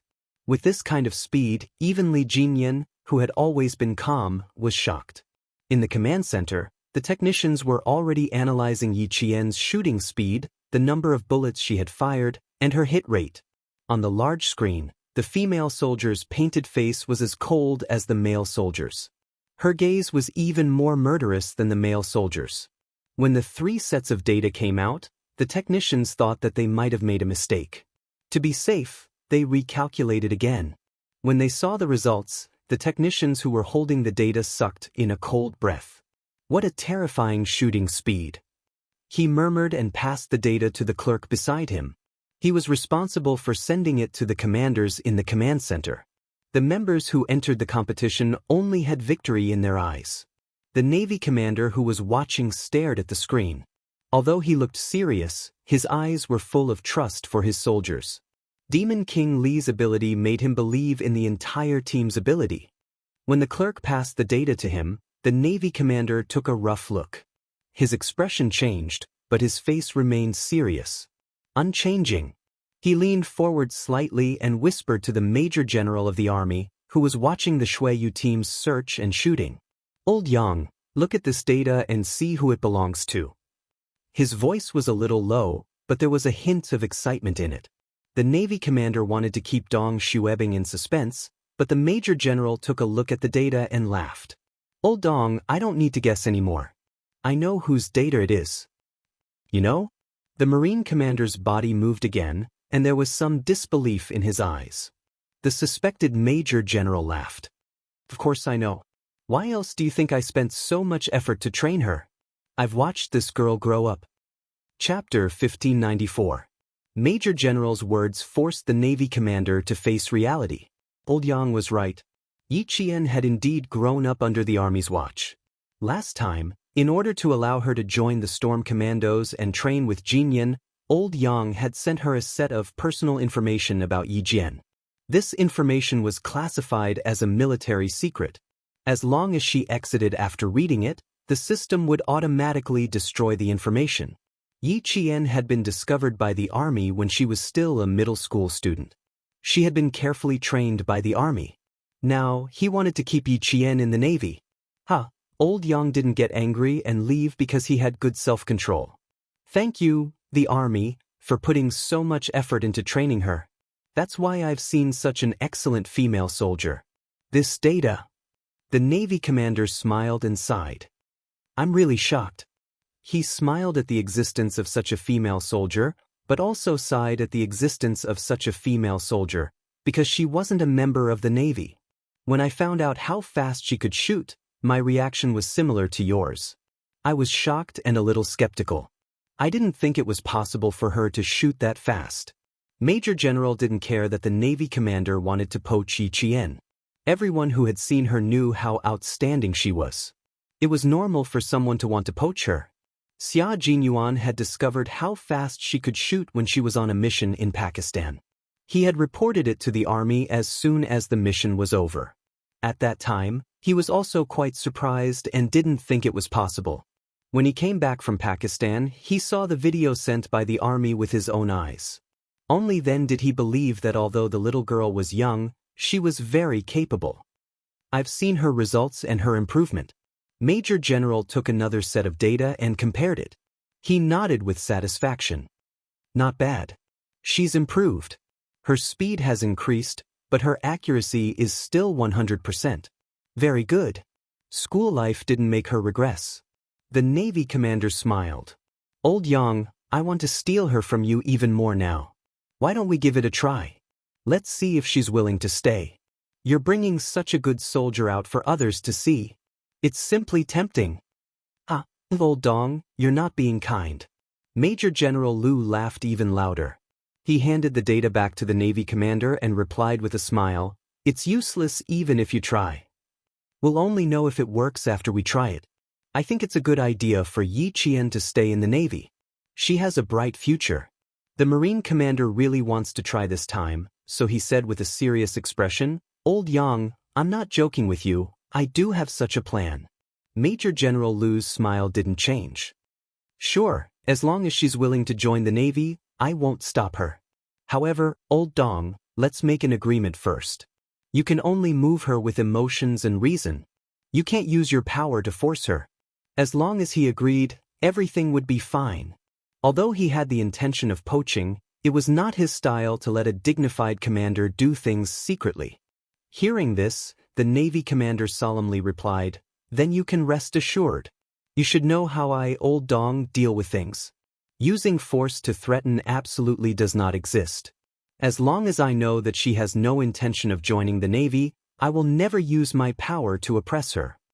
Using power to force someone to join the Navy would definitely cause a big problem. Yi Qian, who had completed the search and shoot, took a break with her comrades. They cleaned up their equipment and reloaded their magazines. Chapter 1595. With a click, Li Jinyan reloaded the magazine. When he looked up, he saw Yi Qian disassembling the bomb. Beside her was a male soldier from Fuzhou with the code name Big Fish. He was telling Yi Qian, the shell jammed, the bullet almost went off course. There are many reasons for a bullet to jam. Some of them are due to the huge reaction force after the bullet is fired, causing it to be unable to pass through the shell ejection port normally. Some of them are due to the fact that the first bullet in the ejection port did not return to its original position, causing the shell to jam. Although these situations are rare, this is the problem with this gun. Fixing the gun, unloading the gun, inspecting the gun shaft, these were all taught to Yi Qian by Uncle Jen, who was a first-class sergeant. Now, what she said to her comrades was also taught by Uncle General from the day she touched the gun. Uncle Jen taught Yi Qian how to recognize a gun, identify it, measure it, and unload it. He waited until she reached a certain level where she could assemble all kinds of guns with her eyes closed before teaching her how to fix a gun. She removed the barrel, unloaded the barrel, loosened the small parts, such as the recoil spring, the front and rear recoil spring guides. Then she loosened the iron on the automatic mechanism, removed the hammer, reducer, and found the key to the problem. Big Fish was dumbfounded. "Come, take a look here. There's no way to fix the ejection port. Let's manually return the thimble to its original position, then the ejection port will automatically return to its original position." Yi Qian used a blank bullet to move the thin, sharp, and extremely short thimble. With a soft clang, the ejection port returned to its original position. Yi Qian smiled at him. Her small face, which was covered in oil paint, was so gentle that it seemed to have a soft glow. "It's fixed.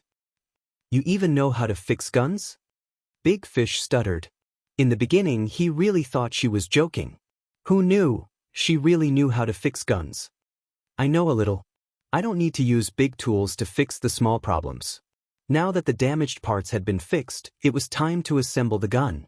By the time Yi Qian finished speaking, she had already assembled the 3 parts. Her hand speed was so fast that Big Salmon's eyelids twitched. Li Jinyan had been watching her the entire time.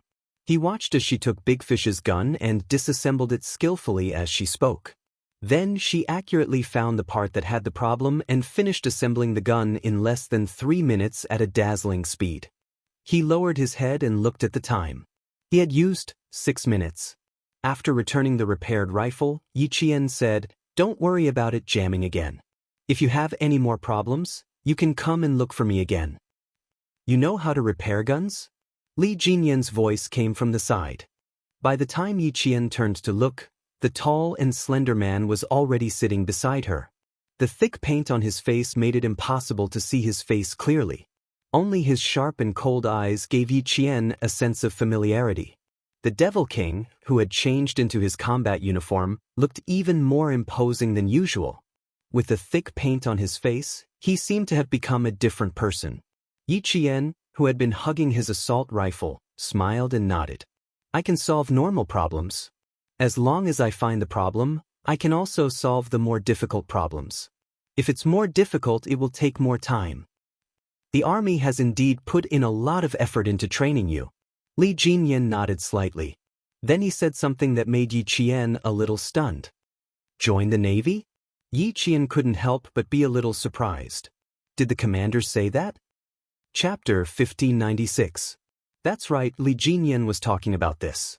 He didn't think that there was anything to be surprised about, nor did he think that it was difficult to answer. Seeing that Yi Qian was a little surprised, he asked, "Are you surprised?" Of course, she was surprised.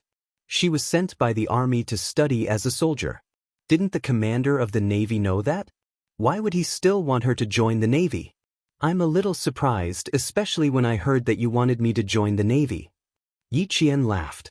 She couldn't guess what the devil was thinking. He seemed to have a deep personality, but sometimes he was very straightforward. For example, shouldn't he be a little more tactful when asking her this question? Li Jinyan seemed to have guessed Yi Qian's thoughts. He looked straight at Yi Qian with cold eyes. He didn't avoid her gaze and simply answered her, "You are very outstanding, so the commander of the Navy wants you to stay. Isn't this a very normal thing?" Yi Qian was speechless.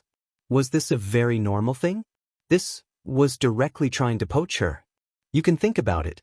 Whether you want to stay or not, you just need to tell me the result." The devil was as concise as ever. He didn't say too much and only wanted to express his meaning clearly. As for why he didn't try to be tactful, the reason was simple. He didn't think that Yi Qian would stay, and she would tell him with certainty that she wouldn't stay. He didn't even need to think about it.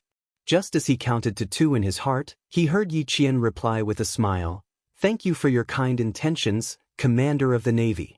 I'm really sorry, but I only want to stay in the army and become a soldier in the Army's Special Forces." As he thought, there was no need to think about it. With a smile on her face, she answered him firmly. She didn't want to join the Navy, and she had never thought of joining the Navy. Okay, I got it.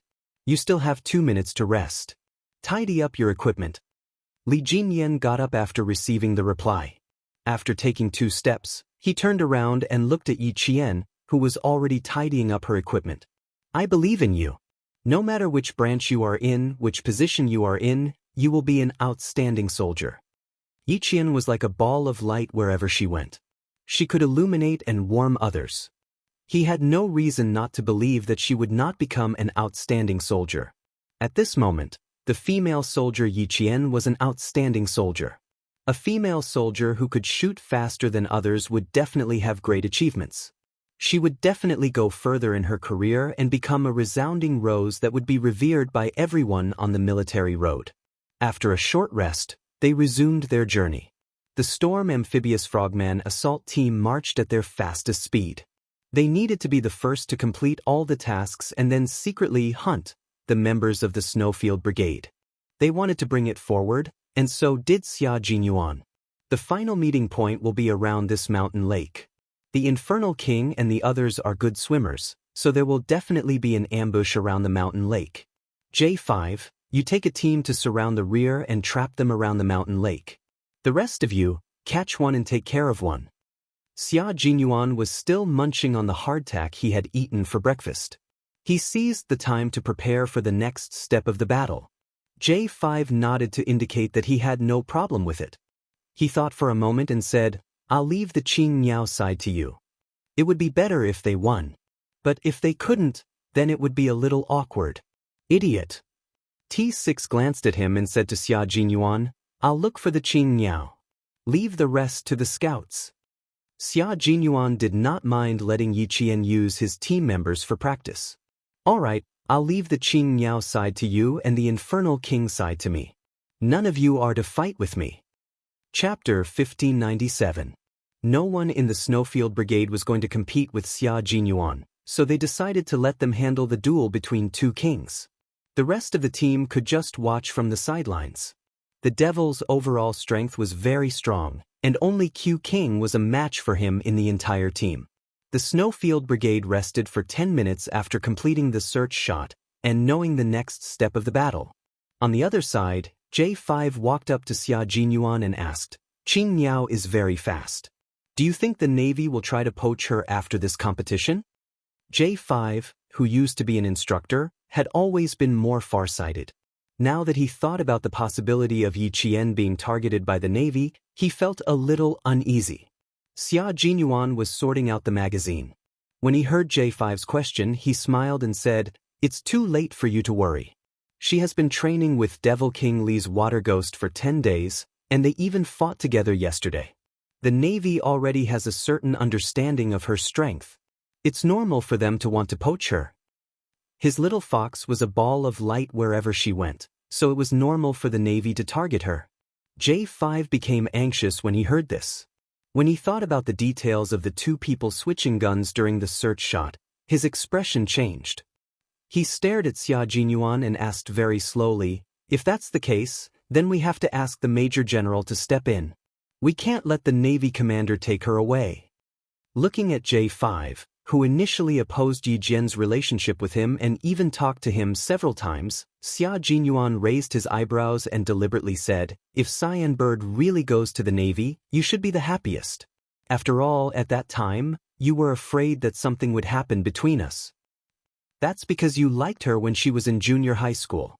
Of course I was afraid that something would happen between you two. J5 knew that he was doing it on purpose. He glared at him and said, The situation is different now. Qing Niao is now a college student. She's already an adult. Why would I be afraid that something would happen between you two? Other than the fact that you can't get married, you can have sex with her. J5 was sometimes very tough when he spoke. Xia Jinyuan was shocked by his words. Soon, the thick-skinned major nodded seriously. You're right. J5 was puzzled. Q King, which part of what I said was right and which was wrong? Xia Jinyuan, who had finished loading the magazine, smiled at J5. His handsome face was obviously painted with thick paint, but J5 saw a trace of something he had never seen before: evil. That's right, it was evil. Even if he was wearing a combat suit, it couldn't hide his evil. When J5 blinked his eyes, he still saw the familiar painted face, as if he was only seeing things for a moment. Everything you said was right. Especially the part about, you can even do it in bed. It was very true. Major Xia looked at his comrade with sincere eyes and answered seriously, "Don't worry, I won't let the Navy take Qing Yao away. She can only be our comrade, a member of our Snowfield Brigade." J5 was convinced. Q King loved Qing Yao so much. How could he be willing to let other troops take her away? However, he still had to be on his guard. But we still have to be careful, mainly because the other party is very strong. J5 moved closer and looked at Xia Jinyuan's face, stopping at his chest, and then at his crotch. Then he looked up again. Xia Jinyuan held the gun in his arms and said with a faint smile, "I'm a real husband. I'm a real man. Don't be jealous." Chapter 1598. This was a conversation between men, and only men could understand each other. J5 sighed. The Demon King is a true husband. He's the real deal. Q King, don't be overconfident. Not only do you have to be wary of the Navy commander, but you also have to be wary of the Demon King. He raised his hand and patted Xia Jinyuan's shoulder. Although his facial expression is a little cold, he's not bad-looking. He's very handsome. Compared to your handsomeness, Q King, he's very handsome. He really couldn't scare Xia Jinyuan. He couldn't deny that Demon King Li was indeed charming, but his little fox wasn't someone who was fickle. He had spent 4 years to get her nod. Could it be that she had fallen in love with someone else after spending less than 100 days with Demon King Li? In response to J5's earnest words, Major Xia Jinyuan directly replied with a creepy, gentle smile. No matter how powerful the Demon King is, he's just an instructor who taught Qing Yao some skills.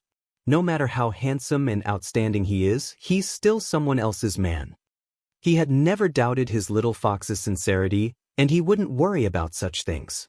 Of course, it was still necessary to be jealous occasionally.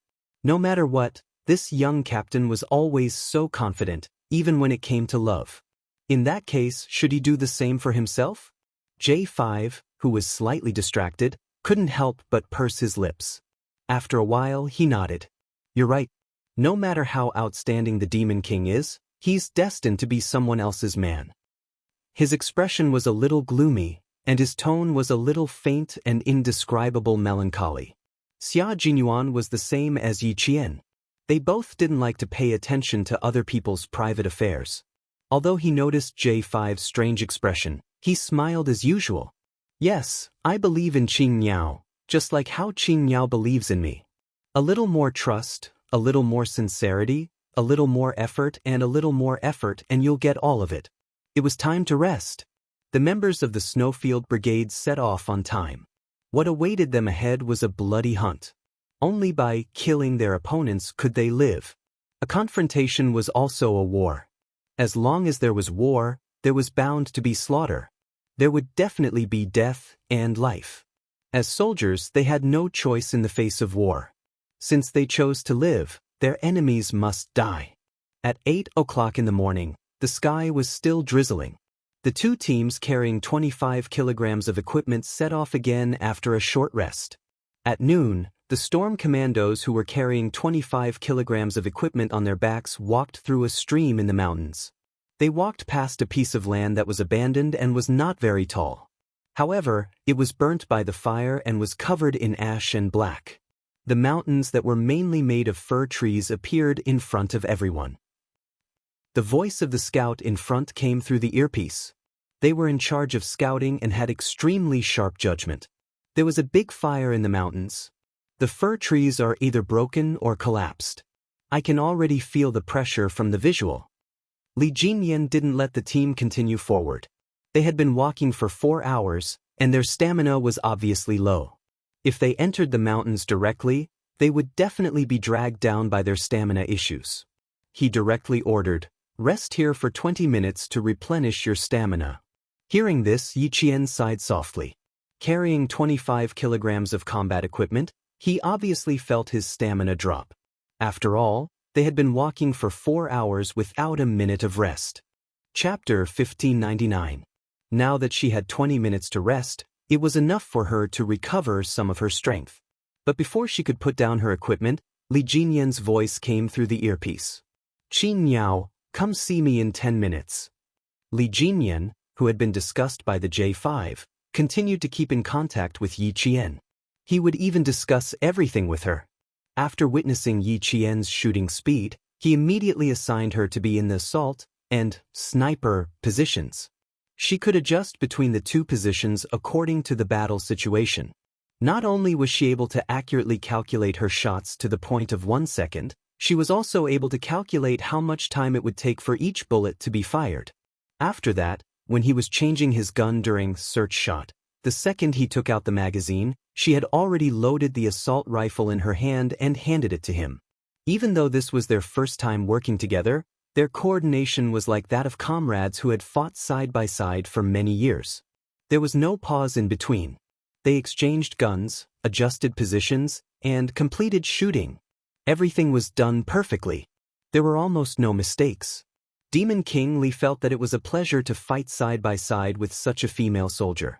Yi Qian, who was about to rest, immediately replied, "I'll come over now." Rather than going over in 10 minutes, it was better to go over now. They were less than a meter apart. Yi Qian bent over and saw him open up the battle map. Under the helmet, his eyebrows were slightly furrowed. "Come over and take a look. Tell me your suggestions." Li Jinyan looked up at her. Based on the feedback from the scouts, he said in a low voice, "There might be a hostage target next. You and I will attack from the front and eliminate a portion of the targets first." His slender finger pointed at the area marked in red on the battle map. Li Jinyan narrowed his eyes and said coldly, "From here, we will enter the battle zone between the two armies. We will arrive at around 6 p.m. tonight. If we arrive earlier than the Snowfield Brigade, it will be more advantageous for us to fight deeper. There is an inner lake in the battle zone. Swimming is our team strength, but since King Q knows about it, he will definitely arrange snipers around the inner lake. Once our team members surface, they will be killed immediately. Give up on swimming in the inner lake. Use the time saved on going around the inner lake to achieve an even distribution of time." In the end, it was all about fighting for time and gaining the initiative. Yi Qian nodded. The Snowfield Brigade is good at assassinations. Once they take over the battle zone, we will be forced into a corner. Only by occupying advantageous terrain can we reduce the number of casualties to a certain extent. She didn't say that she could avoid casualties because that was impossible. Your analysis is correct. Therefore, we need to shorten the marching time. Now, there are still 15 minutes left. Take a break. Li Jinyan put away the combat map and asked the scout in front, "How many hidden routes did you find? Do you have 3? There was a buzzing sound coming from the earpiece, and after 2 minutes, the scout's voice came through. "There are only 2 paths. One is near the edge of the fir forest, and the other is from the abandoned farmland." Only these 2 places did not have serious burn marks. There were trees and withered grass to cover them as they entered the pitch-black forest. The burned forest was eerily silent. It probably hadn't been burned for long. After entering, they could still smell the smoke from the fire. Some of the short shrubs were directly burned to ashes, and the shorter trees were burned to the point where only their bare trunks were left. Looking at it made one's heart feel heavier. Chapter 1600. There was a deathly silence in the mountain. The fire had not only burned the trees, but it had also taken away the vitality of this place. Scorched trees were everywhere, and when one stepped on them with combat boots, there was a kachi-kachi sound under one's feet. A burnt pheasant was pressed under a bush, and only its 2 tail feathers were still bright. Yi Jian and the others were now in a mountain forest in Chuan Province. They were in a low mountain at the junction of 2 provinces. The forest here was rich in resources. The pheasant that had been charred to the point where only its tail feathers were bright was the nationally protected white-bellied pheasant. Not only were there rare pheasants that were burnt to death, but there were also small animals like wild rabbits. It was enough to show the ferocity of the fire. Yi Qian, who was hiding behind a withered tree, raised his head and looked at a small snake that was burnt to a crisp. His gaze passed through the snake's body and fell on a certain spot. Situation detected, move forward carefully, she said in a low voice. At the same time, she aimed at a target point and fired the first shot of the hostage target in this competition. Bang! The muffled sound of the gunshot instantly reached the ears of all the team members. The originally deathly silent forest was suddenly filled with a murderous aura. The oppressive atmosphere, the smell of burnt charcoal, the murderous sound of the gunshot, and the figures that were secretly shuttling back and forth behind the scorched trees made the atmosphere in the forest even more tense and depressing. The local soldier who was shot touched his chest, and the expression on his face was a little dazed. He lowered his head and looked at the empty cartridge next to his feet. The soldier gritted his teeth in anger and bent down to pick up the empty cartridge. He was really so angry that he wanted to vomit blood. It wasn't easy for him to be chosen to be the bad guy who pretended to be a hostage target in a competition between two top-notch special forces. In the end, he was shot before he even saw the mysterious special forces soldier. Squad leader, one of our brothers is dead. I couldn't accept it when I saw him die, so he was the first one to be killed. A soldier squatted under a cedar tree that had blackened bark but could still continue to grow. He whispered to his squad leader, I was the closest to him, and I didn't even know where the bullet came from. The class leader scolded, then comforted, it's normal that you don't know. They're all special forces. If we knew where they were, then they wouldn't cause trouble. What was there to be upset about? Just wait for them to come and take the hostage. Keep an eye on him. Don't embarrass our unit too much. The hostage takers were disguised as local soldiers, and the hostages were paper targets. Not only did Yi Qian and his men need to shoot at the hostage targets, but they also needed to retrieve the hostage targets. This way, the chances of them being exposed would be much higher, and the soldiers in disguise would be able to discover them and shoot at them. The soldier closest to his dead brother blinked his eyes. He wanted to answer his squad leader, but he couldn't. Don't move, brother. A very soft voice came from behind him. Then he felt something cold and hard pressed against his neck. This was the feeling of a dagger. He was caught from behind by a special agent. The special forces soldier turned off the earpiece and cut off the communication. He then heard the special forces soldier say with a smile, I won't waste my bullets. I'm afraid I'll hurt you if I shoot you at close range. Anyway, you know that I've already slit your throat. Chapter 1601. This was Yi Qian's voice. After taking care of a hostage target, she locked onto another target and successfully completed the mission. This time, the hostage target didn't have to be shot. As long as you were able to get close to the target and successfully rescue the hostage, you could activate the signal device on the soldier and shoot the hostage target. Hearing her voice, the soldier who had a dagger pressed against his neck froze. A female Special Forces soldier. He was killed by a female Special Forces soldier. The soldier wanted to move his body and turn his head to see what the female Special Forces soldier who killed him looked like. Just as his body moved slightly, Yi Qian chuckled again and said, Don't move, just stay here. After she finished speaking, she took out the assault rifle from the soldier's hand, unloaded the magazine, and put it into her own carrying equipment. At this time, Yi Qian didn't mind loading the equipment full of magazines. On the battlefield, you can never have too many bullets. When the soldier heard the sound of the magazine being unloaded, he became anxious. Bro, don't take my weapon. I still have to return it to the armory. If you take it, I won't be able to explain it to the higher-ups. I saw the serial number of the magazine. Once we're done here, I promise to return it to your unit. Yi Qian smiled. Her reaction was quite fast. She knew she had to return the weapon. Thank you for your hard work. I have to borrow the empty magazines. I'll definitely return them when I'm done. When the soldier saw that she was determined to take his magazines, his brows furrowed. My class leader didn't say you could take our things. How am I going to explain it to the class leader later? Bro, you really can't take it. We'll contact your unit. We definitely won't affect you. Yi Qian comforted the young soldier and cut off all communications. Stay here and don't contact anyone outside. Come out when we're done here." Without waiting for the soldier's reply, Yi Qian picked up the hostage target.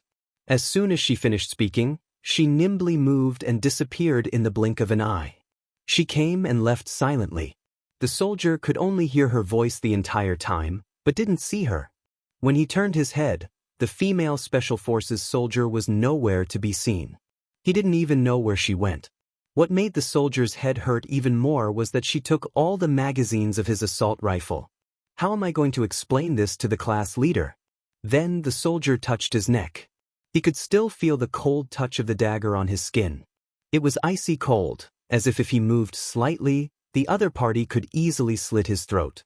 The soldiers sighed softly. Both of their squads were considered above average in the army. In the end, when they were up against the Special Forces, it felt like they were instantly defeated before they even started. If they didn't compare, they wouldn't know. Now that they did, they knew the gap between them and the Special Forces. It's definitely impossible to contact the class leader. I'm sure the class leader already knows that something happened to him. The squad leader from the local army understood that another of his brothers had been killed. He quickly contacted the other brothers and said softly, "Brothers, we're going to make a move. Remember, we have 7.62 blanks in our hands. The safe distance is 5 meters.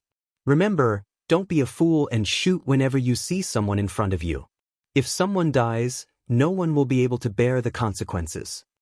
The squad leader repeatedly reminded them. He was afraid that if they fought until their blood boiled, something big would happen. Once you're killed by them, stay where you are and don't move. The Special Forces will come and take away the hostage target. Have some backbone. Don't think that it's embarrassing to be killed. It's better to learn how they killed you. Chapter 1602. This was a squad leader who wanted to become a Special Forces soldier, so he sounded a little excited. His abilities were limited, so he couldn't become a Special Forces soldier. However, it would be good to meet the Special Forces soldiers. They were going to take back the hostage targets. If he wanted to meet the Special Forces soldiers, he just had to find the location of his dead brothers. It seemed like he had to go out and observe which brothers were going to be killed by the Special Forces soldiers. The squad leader really wanted to meet the Special Forces soldiers in training. The platoon leader said that the Special Forces soldiers coming this time weren't ordinary Special Forces soldiers. They were the top Special Forces soldiers in the country. They were the real blades of the country. Normal people wouldn't be able to see them at all, and it was very rare to see them in the country. When he heard that, he was so excited that his whole body trembled slightly. Last night, the two squads had an emergency assembly. Then, the brothers from the two squads each carried a hostage target and took a truck overnight to the forest where the fire had been put out not long ago. In the truck, they thought that they were going to do some training. They only knew what they were going to do when they gathered in the mountains. They were going to hide in the forest with the hostage targets and cooperate with the two top Special Forces soldiers to complete the competition. The platoon leader even emphasized what kind of Special Forces they were going to be. Even if they were just cooperating, they should feel honored. As for what kind of Special Forces they were, he still didn't know. Now that he thought about the possibility of going up against them, he felt an indescribable joy in his heart. He couldn't say that he was going to spar or learn from them. He could only say that he was going to learn from them. The water ghosts of the Storm Commandos didn't like to make too much noise. Their training policy was to focus on silence and take care of their targets without anyone noticing. Although they weren't very good at fighting in the mountains, they had a lot more freedom to move on land than on water. Moreover, they were just not very good at it. It wasn't like they didn't know anything. With Yi Qian's first shot, the gunshots in the mountains gradually became more frequent. The speed at which they were taking care of their targets also became faster and faster. Yi Qian was moving faster than them. Once the target was locked on, there was no way he would miss. A soldier in woodland camouflage appeared in front of them. He used a hostage target as a cover and jumped out of the forest. He appeared about 10 meters away from the two Storm Commandos with the hostage target in hand. 7 o'clock. With one water ghost providing cover, the other water ghost quickly completed the shooting.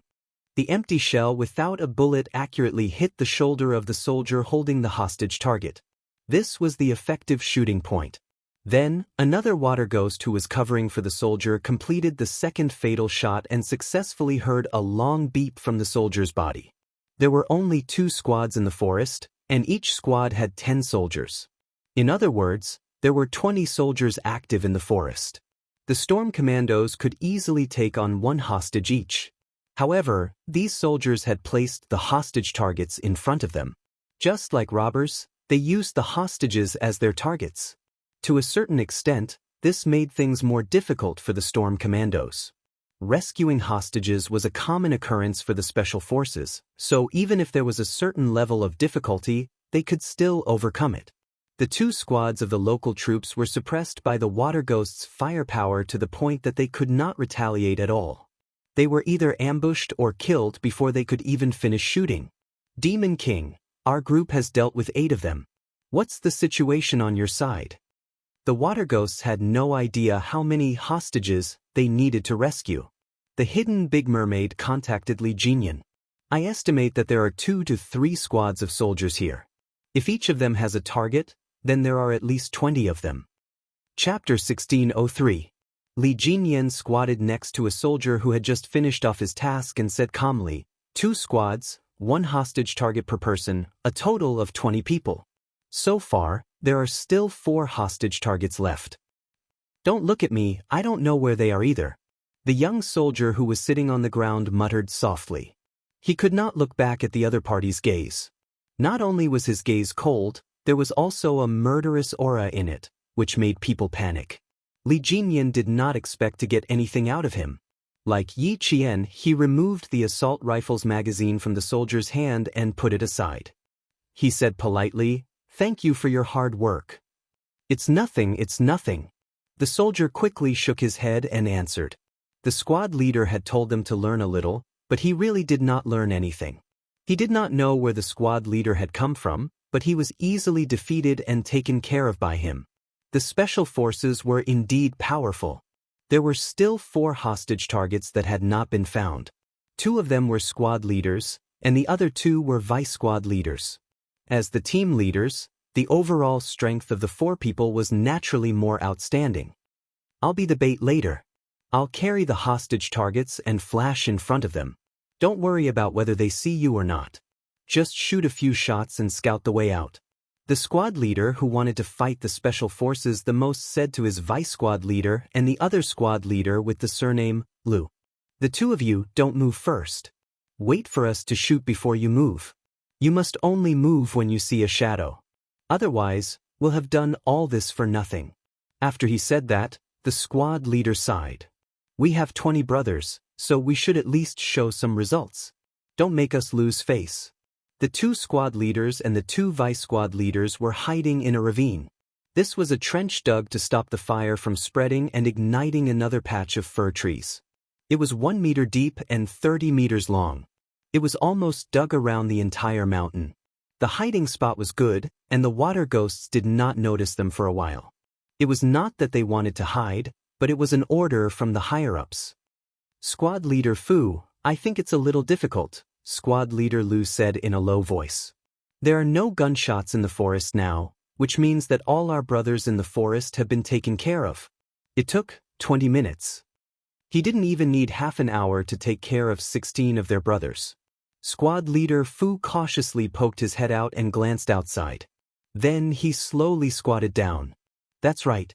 I originally planned to rush to the side of the brothers who were taken care of and observe the special forces at close range. However, I quickly got rid of the idea. There was no other reason. He was really worried that he would be dealt with as soon as he showed himself. Let's stall for time. The platoon leader ordered us to stall for time. Stalling for time is also our ability. Squad leader Fu looked at the time and said to squad leader Lu, let's split up. If they find out, we'll catch all 4 of us at once. Assistant, let's go to the other side. As he spoke, he bent over and led his assistant to the other side of the ravine. In the smoky Shanmu mountain, the water ghosts began a comprehensive search. They were still looking for the missing hostage targets. Only when they had found all the hostage targets could they receive the order to leave. If the higher-ups hadn't given the order, it meant that they still hadn't found a hostage target. Li Jinyan was not anxious because of this. The more it was like this, the calmer he was. He said in a deep voice, "Search the area thoroughly. Complete the search in 5 minutes." Chapter 1604. There was no way the command center would let the two teams pass so easily.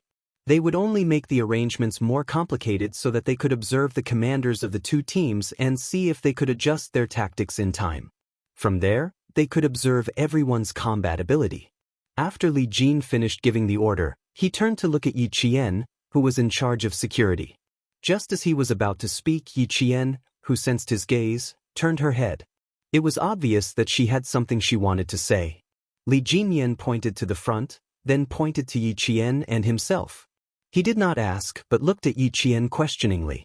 Yi Qian, who wanted to voice her opinion, instantly understood what he meant. Because she thought the same.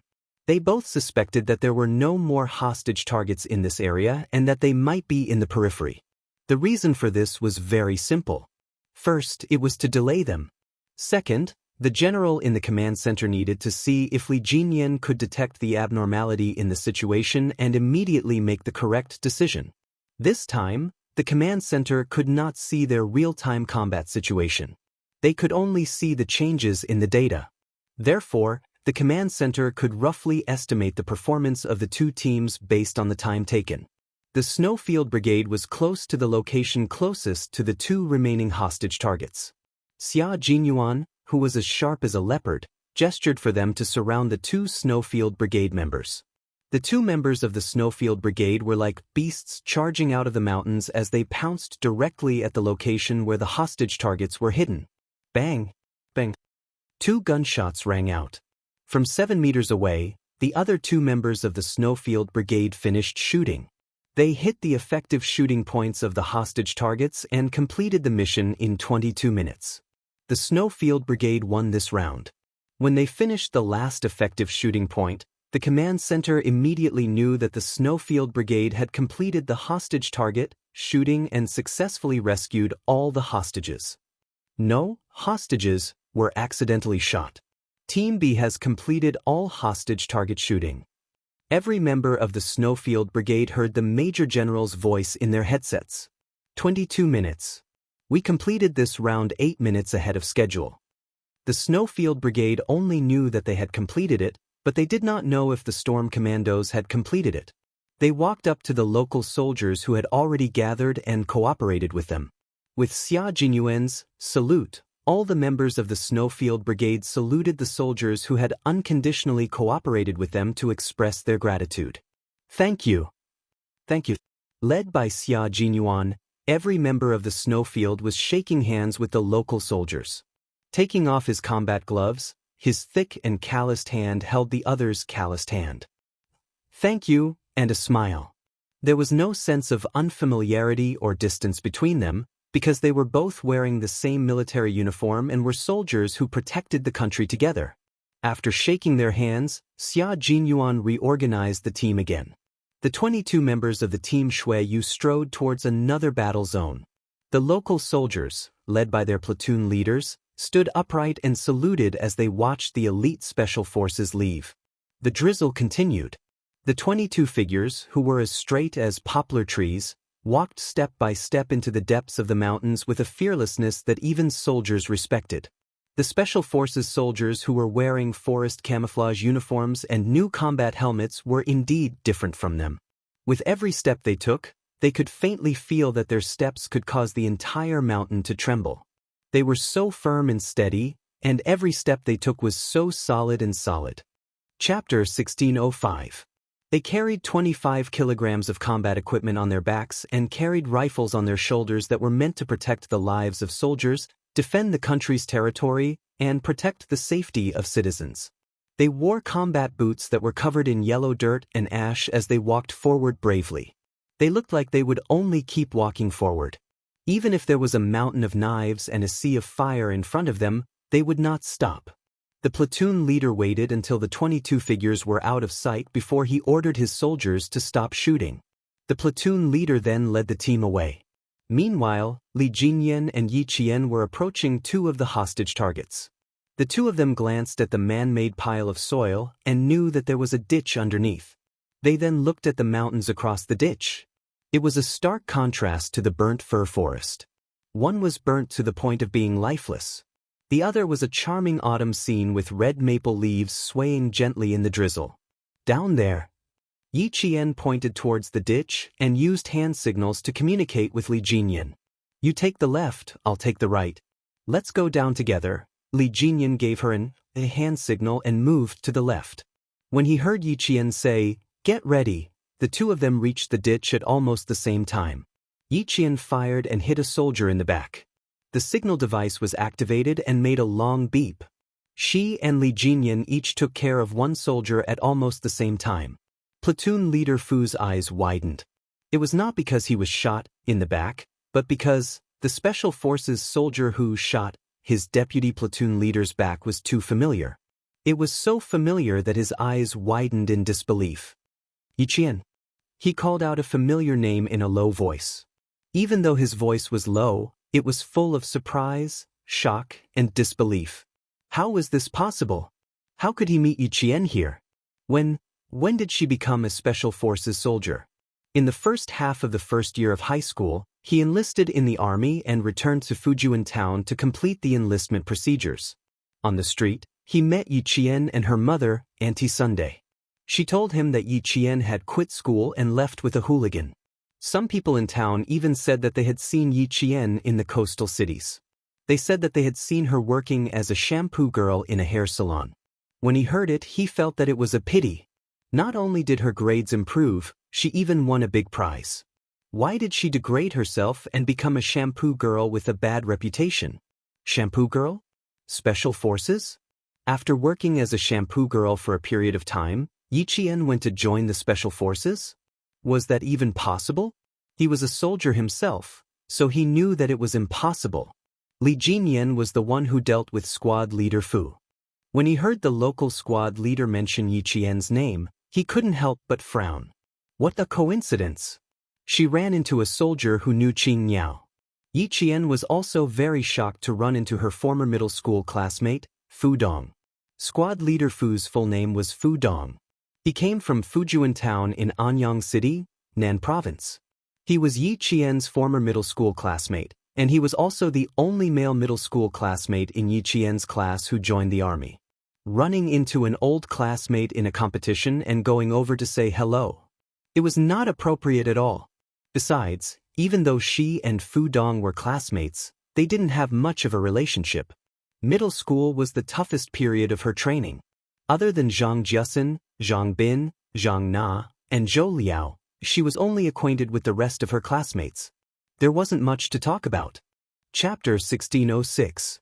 Now was not the time to reunite with an old classmate. Yi Qian, who pretended not to hear him, stopped walking over. Instead, he gave Li Jinyan a meaningful look. Then, with one hand on the edge of the ravine, he nimbly leaped out of the ravine. Fu Dong wanted to wait for her to come closer to confirm if he had made a mistake, but the female Special Forces soldier did not even give him a chance to take a closer look before leaving. Was that Yi Qian?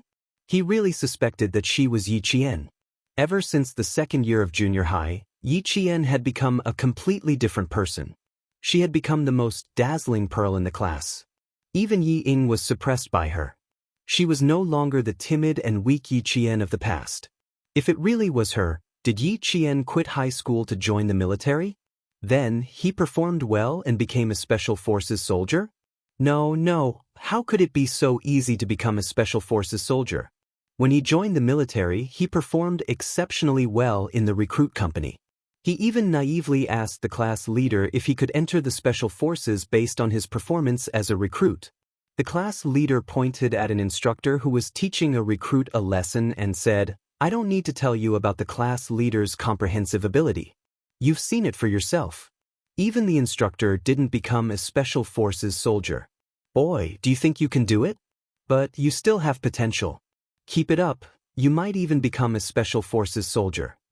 Fu Dong had felt that he had no hope of becoming a Special Forces soldier. He had almost hit every target, and every recruit had challenged him. He had won every single time, but he had not been able to become a Special Forces soldier. But he did not give up. He had joined the military as a high school student. He was a bit arrogant and always felt that he could succeed. He had joined the military half a year after his first year of high school. Now, he had worked hard for 2.5 years. At the same time, he also understood how difficult it was to become a Special Forces soldier. To him, there was no hope in this life. But now, he actually saw Yi Qian. A girl actually became a Special Forces soldier. Was this possible? A cold male voice came from behind him. It was like an icicle in winter. It was so cold that he immediately snapped out of his daze. Fu Dong turned around and looked at the Special Forces soldier who had easily taken care of her. She couldn't help but look at his armband.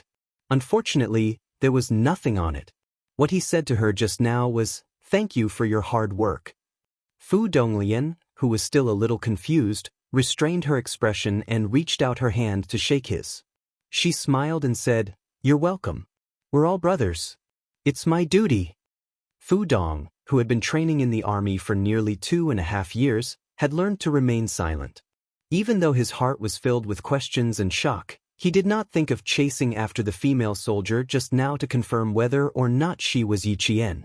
When the platoon leader brought them into the mountains, he had warned them, "Don't look at what you shouldn't look at, don't ask what you shouldn't ask. Keep your eyes open, keep your mouth shut, do your own thing and be honest." If it was in the past, he would definitely ask. But now, he definitely wouldn't open his mouth. Yi Qian. If that female soldier was really Yi Qian, Fu Dong couldn't help but smile. Then the rumors in class that Yi Ying's family had been secretly slandering Yi Qian were true. After coming out of the ravine, Fu Dong saw a few Special Forces soldiers carrying heavy combat equipment walking out of the forest. They walked very quickly as if they were not carrying any weight. They looked so relaxed. His eyes searched in the dark. Even though he didn't walk up to confirm, he still wanted to know if that female soldier was Yi Qian. If it was really her. Fu Dong sighed softly. So what if it was really her? Chapter 1607. Li Jinyan strode over to Yi Qian's side. "He knows you." "Yes, he's my former junior high school classmate." Yi Qian glanced at Fu Dong, who was organizing the troops, and sighed with a smile. "What a surprise. You even ran into an old classmate." So they were junior high school classmates. That was easier to handle. She was afraid that they would run into acquaintances from the same village. Li Jinyan's eyes darkened slightly.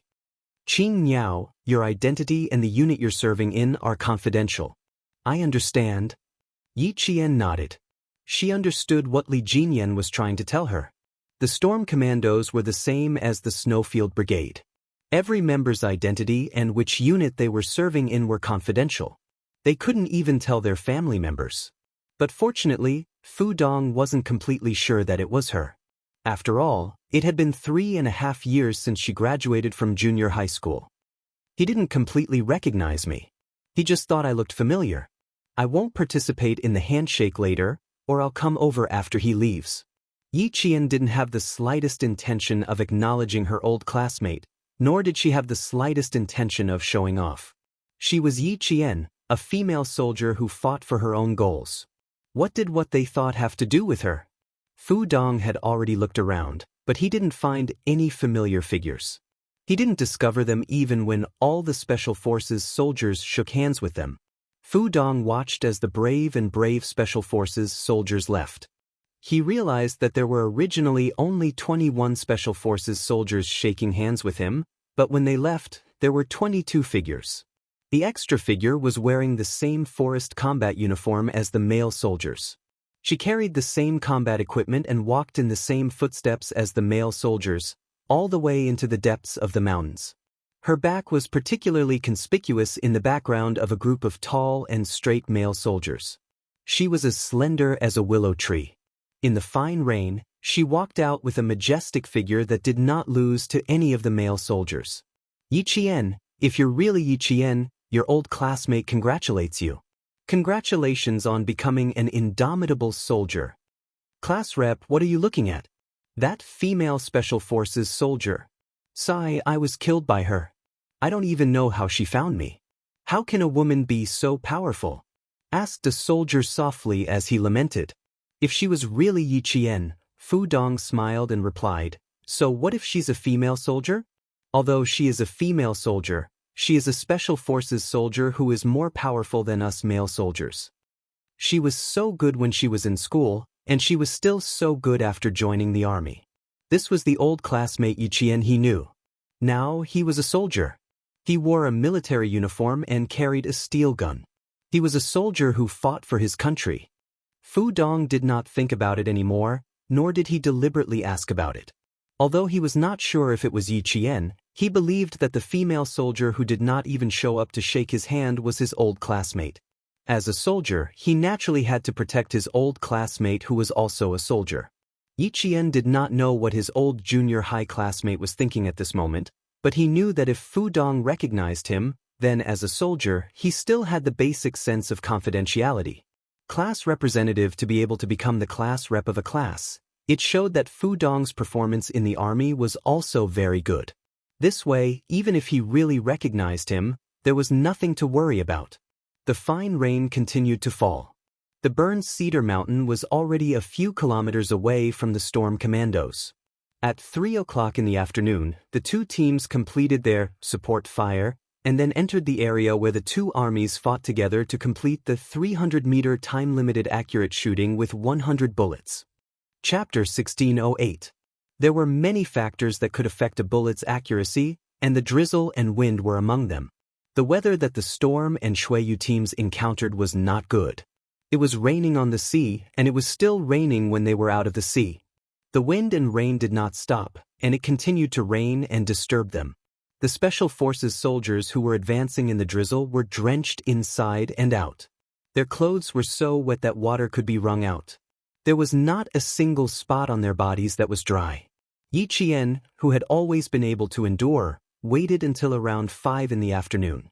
Her face was unusually pale, and her originally rosy lips were sickly pale. Li Jinyan was the closest to her, and he could feel her change the most. You can only rest after this. Hold on for another hour. The devil slowed down and looked at her combat equipment that was as heavy as the male soldiers. He pursed his thin lips and said in a low voice, "Give me the bag, but you have to hold the gun yourself." She did not know what would happen next. The gun, only in her own hands could she ensure her own safety and protect the lives of her comrades. Yiqian, who felt a slight discomfort in her lower abdomen, secretly adjusted her breathing. She shook her head and smiled at him. "It's okay. I can still hold on. I can still carry it myself. If I can't, I'll report it to you." In the face of her insistence, Li Jinyan's cold gaze lingered on her face for a few seconds. He nodded slightly and said, "Okay. If you have any problems, you can respond at any time." He paused for a moment and added, "I'm still considered reasonable." His last sentence made Yiqian feel a little awkward. She quickly recalled her interactions with the Devil King. She really did not say or unintentionally express his unreasonable behavior. Only then did she resolve the awkwardness in her heart. "I know. I can still hold on for now. If I can't, I'll respond at any time and ask for help from my comrades." With that said, Yiqian's pale face broke into a soft smile. "I know that we should help each other." The female soldier's smile appeared so abruptly that it fell from his eyes to his heart. It did not fall lightly, but heavily. It suddenly hit his heart so hard that even his heartbeat seemed to have skipped half a beat. Li Jinyan, whose heart skipped a beat, calmly retracted his gaze and softly replied, He could not help but take large strides and leave the female soldier. Female soldiers were indeed dangerous creatures. It was the right decision not to recruit female soldiers. The commander wanted to keep Qing Niao, but, forget it. Li Jinyan's mind was in a mess as he left. After he left, Yiqian heaved a sigh of relief. He was indeed feeling a little unwell, but it was not so serious that he needed the help of the male soldiers. As a girl, there would always be a few days of normal bleeding every month. Her normal bleeding was probably coming soon. Her lower abdomen had been feeling uncomfortable since around 4 in the afternoon, and now there was a dull pain. For the first time, Yiqian felt the discomfort caused by normal bleeding. In the past, there was nothing uncomfortable about it. Li Jinyan didn't believe it. He had already seen that she was uncomfortable. How could she be fine? But if she could hold on, she had to hold on. They needed to arrive at the hunting area in advance and check it out in advance. Then, they had to complete the last two tasks together. The first was the 300-meter limited time shooting with 100 bullets. The second was the sniper team duel. After these two tasks were completed, they would officially enter the hunting operation. Chapter 1609. Before the military made such an arrangement, many of the team members did not quite understand it. Shouldn't they have arranged for the hunt first, followed by a 100-round precision shooting and a sniper team duel? Why did they do it the other way around? Although they did not quite understand the military's arrangement, since it was an order from the military, all the team members had to accept it unconditionally. Even if they did not understand, they had to accept it first and then come out to understand why it was arranged this way. Reality proved that the military had made such an arrangement on purpose. They would exhaust all the team members' stamina to a certain extent and then arrange for the most physically and mentally intensive activities. This was to stimulate everyone's potential to the greatest extent and improve their individual abilities. As the commander of the battle, Li Jinyan understood the military's intentions when he received the order. He believed that Xia Jinyuan felt the same way. At the same time, they could also quickly arrange a plan that was beneficial to the final hunt. They could deploy and scout ahead of time to make up for the exhaustion of their stamina and end the hunt quickly. Right now, both teams were making the best use of their time to make arrangements for the follow-up battle. Even though Li Jinyan could see that Yi Qian was not feeling well, he could not stop for her alone. On the battlefield, it was absolutely impossible to delay an opportunity for personal reasons. Yi Qian naturally understood that, so she gritted her teeth and persevered. She did not want to delay the entire team's time. On a battlefield filled with gunpowder, time was life. How could she stop for personal reasons? She understood. As the commander of the battle, Li Jinyan understood it even more. An hour later, the storm commandos arrived at the mountain they were supposed to arrive at. It was already 6 p.m. and they were only 8 kilometers away from the joint combat zone of the two teams. 8 kilometers ahead was the joint combat zone of the two teams. Heading east was the combat zone of the two teams. It was a combat zone surrounded by mountains with a natural lake in the middle. The combat zone had a complex environment. They could rest here. There was not much time left, only 10 minutes. 10 minutes was enough for Yi Qian to take care of her personal issues. She had to take care of them. After putting down her equipment, Yi Qian asked for 2 minutes of leave from Li Jinyan. As for the reason, she did not say and went into the forest alone. There's something wrong with Qing Niao. She doesn't look well. The eel drank some cold water and frowned as he looked at Yi Qian's back worriedly. Do you want to go over and take a look? Could it be that he's sick? She wasn't that delicate. When she trained with them, she was soaked in the water every single day. She had never fallen sick before. Narrowing his cold eyes, Li Jinyan glanced at the direction where Yi Qian had left. A trace of worry flashed through his cold eyes. Her condition was indeed not good. He said to the big eel, "Ask Dashuo to come over." The water demon with the code name, Dasu, was the same as K7 of the Snowfield Brigade. He was also a medic. After listening to Li Jinyan's description, Dasuo's face was a little gloomy. We need to prepare some hot water for her. I'll go nearby and see if there's a suitable place to make a fire. As a medical staff, Dasuo could vaguely guess what was wrong with Qing Niao's body. You know. The eel, who was unmarried, looked at Dasuo in surprise. That's amazing. You don't even need to take a look to know. He's a miracle doctor. Li Jinyan also looked at Dasu. He used his eyes to ask how his comrade knew. He did not need to take a look to know what was wrong just by listening to him. No matter how much he trusted his comrade, he was still a little worried. Chapter 1610. Dashuo didn't know how to answer his captain's question. This was a woman's private matter. How could he tell the unmarried captain? As for the other unmarried comrade, Deil, it was easy to get rid of him. He said, Deil, go to the side. Don't cause trouble. How am I causing trouble? I'm just standing here and listening to you. I'm not disturbing you. Before Deil could finish, he received the Demon King's gaze. He quickly turned around and walked away, not daring to stay. After he left, Li Jinyan asked in a tense voice, What's going on? Qing Niao's health was so serious that she had to hide it from her comrade? Yi Qian was a female soldier. Her training was no different from that of a male soldier. However, now that she was in trouble as the captain, Li Jinyan had to be more concerned. After sending away his unmarried comrade, De Shua, who was still hesitating, cleared his throat and said vaguely, "It's not a big deal, Captain. As long as you know it's not a big deal, Yi Qian can solve it herself." "What's with the hot water?" Li Jinyan, the bachelor, still hadn't reacted. It wasn't that he was slow, but that he had never encountered such a situation before. De Shua was married. He was 31 years old and his child was already 3 years old. Male soldiers who had a wife knew more about women's matters. Seeing that his wise and powerful Demon King still didn't understand, De Shua sighed and said, "Demon King, it's time for you to find a girlfriend. Yi Qian is uncomfortable because of what girls do every month. Junior high school biology, I know." As long as he mentioned that, Li Jinyan immediately understood. His expression was a little stiff as he interrupted De Shua and said in his usual cold tone, "Hot water. How do you want to solve it?" De Shua looked around. It wasn't easy to solve. They needed a fire to have hot water. This place wasn't suitable for a fire. "Let's wait for Yi Qian to bring it up herself. We'll pretend we don't know so she won't feel awkward." Pretending not to know was indeed a good way to resolve the awkwardness. When Yi Qian returned, he found that his equipment was already being carried by the Demon King. Seeing her come over, he said calmly, "You don't look too good.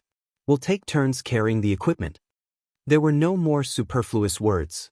His tone sounded like he was telling Yi Qian that the reason they made such arrangements was because they did not want to affect the marching speed of the army. Yi Qian, on the other hand, noticed a subtle change in the atmosphere. For example, when the Demon King was talking to her, he was not looking at her. Instead, he looked away as he spoke. This was not the Demon King's style at all. Li Jinyan suddenly felt that he could not withstand Yi Qian's gaze. He lowered his head to look at the time to hide the unnatural expression on his face. "There are still 7 minutes left. Take a break." With that, he turned around and left with Yi Qian's equipment. Yi Qian stared at his back as he left in a hurry. She could not help but narrow her eyes. She did not even get a chance to say a word before he left immediately after he finished speaking. Something was obviously wrong. Her gaze was also very tangible, especially when she was only looking at one spot. Although it was very faint and did not seem to be aggressive, it contained a sharpness that could see through people's hearts. Li Jinyan, who was still carrying a backpack, could not help but quicken his steps. It would have been better if he did not know. Now that he knew, he felt a little awkward. He should take care of her. When it was time to take care of her, he would take care of her. Otherwise, he would appear to be unreasonable. Chapter 16:11. When Big Eel saw that Yi Qian had returned, he was about to go over and ask her if she was feeling unwell and if she wanted De Shua to take a look. However, just as he got up, he was stopped by De Shua. "If Qing Niao really has any problems, she'll tell us. She's not telling us now because she doesn't want us to know. Do you want to make Qing Niao feel uncomfortable?" He managed to persuade Big Eel. However, it could be seen from this that although Yi Qian had only spent a short time with the members of the Storm Commandos, they were like old comrades who had been together for a few years. Yi Qian was already shy when it came to such matters. If Big Eel really went over to ask her, although she could find an excuse to cover it up, she would really feel a little uncomfortable. There was no need to let the whole team know about a normal physiological matter. After the break, the Storm Commandos set off again. This time, they were even faster than before. Originally, they were weaker than the Snowfield Brigade when it came to mountain warfare. If they did not seize the opportunity, they would be hunted down and killed by the wolves of the Snowfield Brigade. The Snowfield Brigade also rushed towards the hunting area as fast as they could. The senior generals in the command center watched as the 44 green and red dots that represented the number of people all rushed towards the final battle area. The green dots represented Group A, and the red dots represented Group B. Surprisingly, the red and green dots were moving at almost the same speed. For a moment, the generals of both the Navy and the Army laughed. Watching the strongest special forces in battle was even more exciting than watching a drill. Although it was not a large-scale confrontation and they did not even have high-tech equipment, their battle greatly stimulated everyone's most primitive desire to win. It looks like they'll meet in this area. Judging from the time, they can only see their own battle area. As for going to the other party's battle area, there's no way for them to do so. From the time we arranged, they didn't have time to go to the final battle area in advance. Now that they have an extra 2 hours, it can be seen that both sides have already made arrangements. The most basic battle strategy of both sides is the same, which is also very desirable. Haha, it looks like we've underestimated them. We should add another event to the list. Major General Yang of the army laughed heartily. Looking at those flashing green dots, Major General Yang was satisfied. In terms of time, the Snowfield Brigade had very good control over time, and from a strategic point of view, it was also desirable. However, he had encountered Li Jinyan, who was on par with him in terms of strength, so the time strategy could only be said to be a draw. Now, it was time to see their true abilities.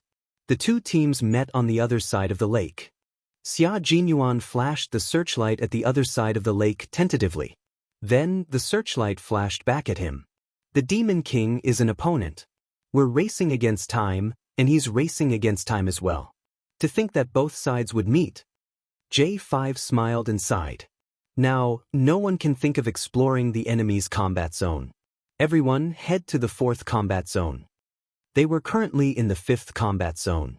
Xia Jinyuan spread out the combat zone map and pointed at an intersection. Meet them here and head to the combat zone together. He wanted to ask about Little Fox's physical condition. Calculating the time, today or tomorrow should be Little Fox's special day as a girl. Carrying 25 kilograms of combat equipment and being drenched in the rain, he did not know how she was doing. The members of the Snowfield Brigade had no problem with his arrangements. The next 2 events would need to be completed together. Tonight, they could meet up and talk about what they had learned over the past few days. Chapter 16:12. After this warm-up match was over, they would organize another match on a larger scale next year. It would be a match between the two teams the entire time, and it would be even more exciting than this. At 7:40 p.m., the two teams met at the intersection of the 4th combat zone. The members of the two teams patted each other's shoulders and thumped each other's chests as their laughter echoed in the night. When the two teams met, they did not stop. The two teams advanced side by side, one on the right and one on the left. Impressive. We were thinking of taking the time to explore your territory, but who knew that you were already there? You're different. The Demon King also arranged for us to visit your territory. But someone flashed a light in our direction, and the Demon King told us that we could return to the 4th combat zone tonight. When the members of both teams talked about this, they had helpless expressions on their faces. Li Jinyan, who was walking at the front, said to Xia Jinyuan, "We returned empty-handed." "Same here," Xia Jinyuan said with a smile. He would occasionally turn around and look behind him. Tonight, the two teams can sit down and have a chat. Let's hear what you've learned over the past 2 days first. Li Jinyan knew he was anxious to find Yi Qian, so he said, "Qing Miao is in the middle of the group. She's not feeling too well." "Thank you. I'll go over and take a look now." When Xia Jinyuan heard that his girlfriend was not feeling well, he got a little anxious. "I'll come over to look for you later." "Sorry." With that, he turned around and strode off. Li Jinyan turned around and looked at his back. There was a hint of darkness in his cold eyes. Once again, he felt that Q King treated Qing Miao differently, but he could not pinpoint the difference. Xia Jinyuan had already walked up to Yi Qian.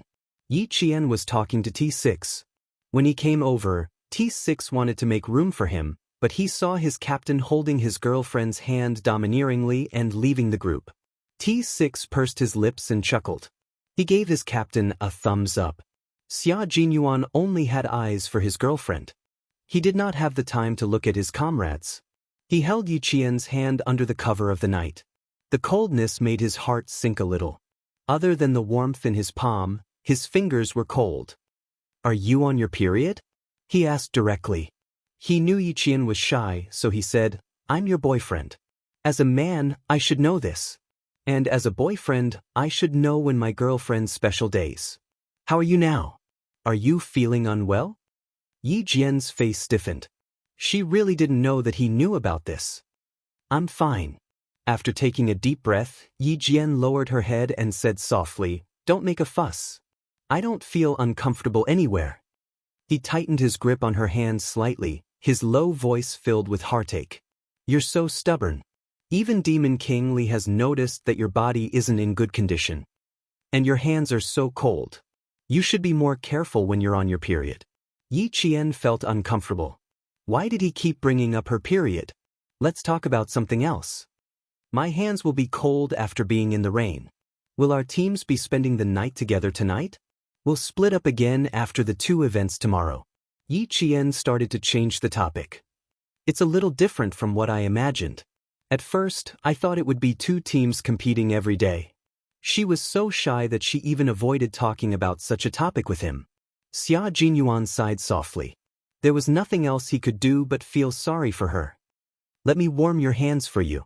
I'll come over later to help you warm your feet. Chapter 16:13. Don't doubt that Major Xia was just joking. He was serious about this matter. Sensing that Yi Jian didn't take his words to heart, Major Xia raised his eyebrows slightly. He didn't say anything, but he planned to put his words into action tonight and let her know that he wasn't just joking. Yi Qian did not take his words seriously. The members of both teams would be together tonight. No matter how bold he was, he would not come to her place in the middle of the night. It was already past 10 p.m. when they arrived at the 4th combat zone. The members of both teams who had not slept in bed for a few days were already used to sleeping at night. They found a large rock that could shelter them from the wind. The 2 teams spread the waterproof cloth on the ground, then divided into groups to quickly set up the waterproof cloth. A simple shelter that could temporarily shelter them from the wind and rain was presented perfectly. To them, setting up a temporary tent to shelter them from the wind and rain did not take much time. It took less than 20 minutes for the 40-odd people to work together. Yi Qian was arranged to sleep in a position slightly further in. She was a female soldier, so she could train like a male soldier. However, in terms of daily life, there were still differences between men and women. The sleeping bag was a multi-purpose sleeping bag that was the same color as the forest combat uniform. It was windproof, rainproof, and coldproof. If there was an enemy situation, she could quickly stand up and hide. It would not affect her flexibility. Xia Jinyuan and Li Jinyan were still talking. Both of them lowered their voices as they talked about the battle that had taken place over the past few days. Yi Qian, who had spread out the sleeping bags, glanced at them. Then, she silently spread out the sleeping bags that the 2 of them did not have time to spread out. Following that, she went to settle her own personal matters. She felt much more comfortable now. There was no longer that faint feeling of falling. Her body also felt much lighter. She believed that she would be able to completely recover after a good night's sleep. She didn't think that normal bloodshed would occur during the mission. How diligent! You even spread out sleeping bags for the 2 of us.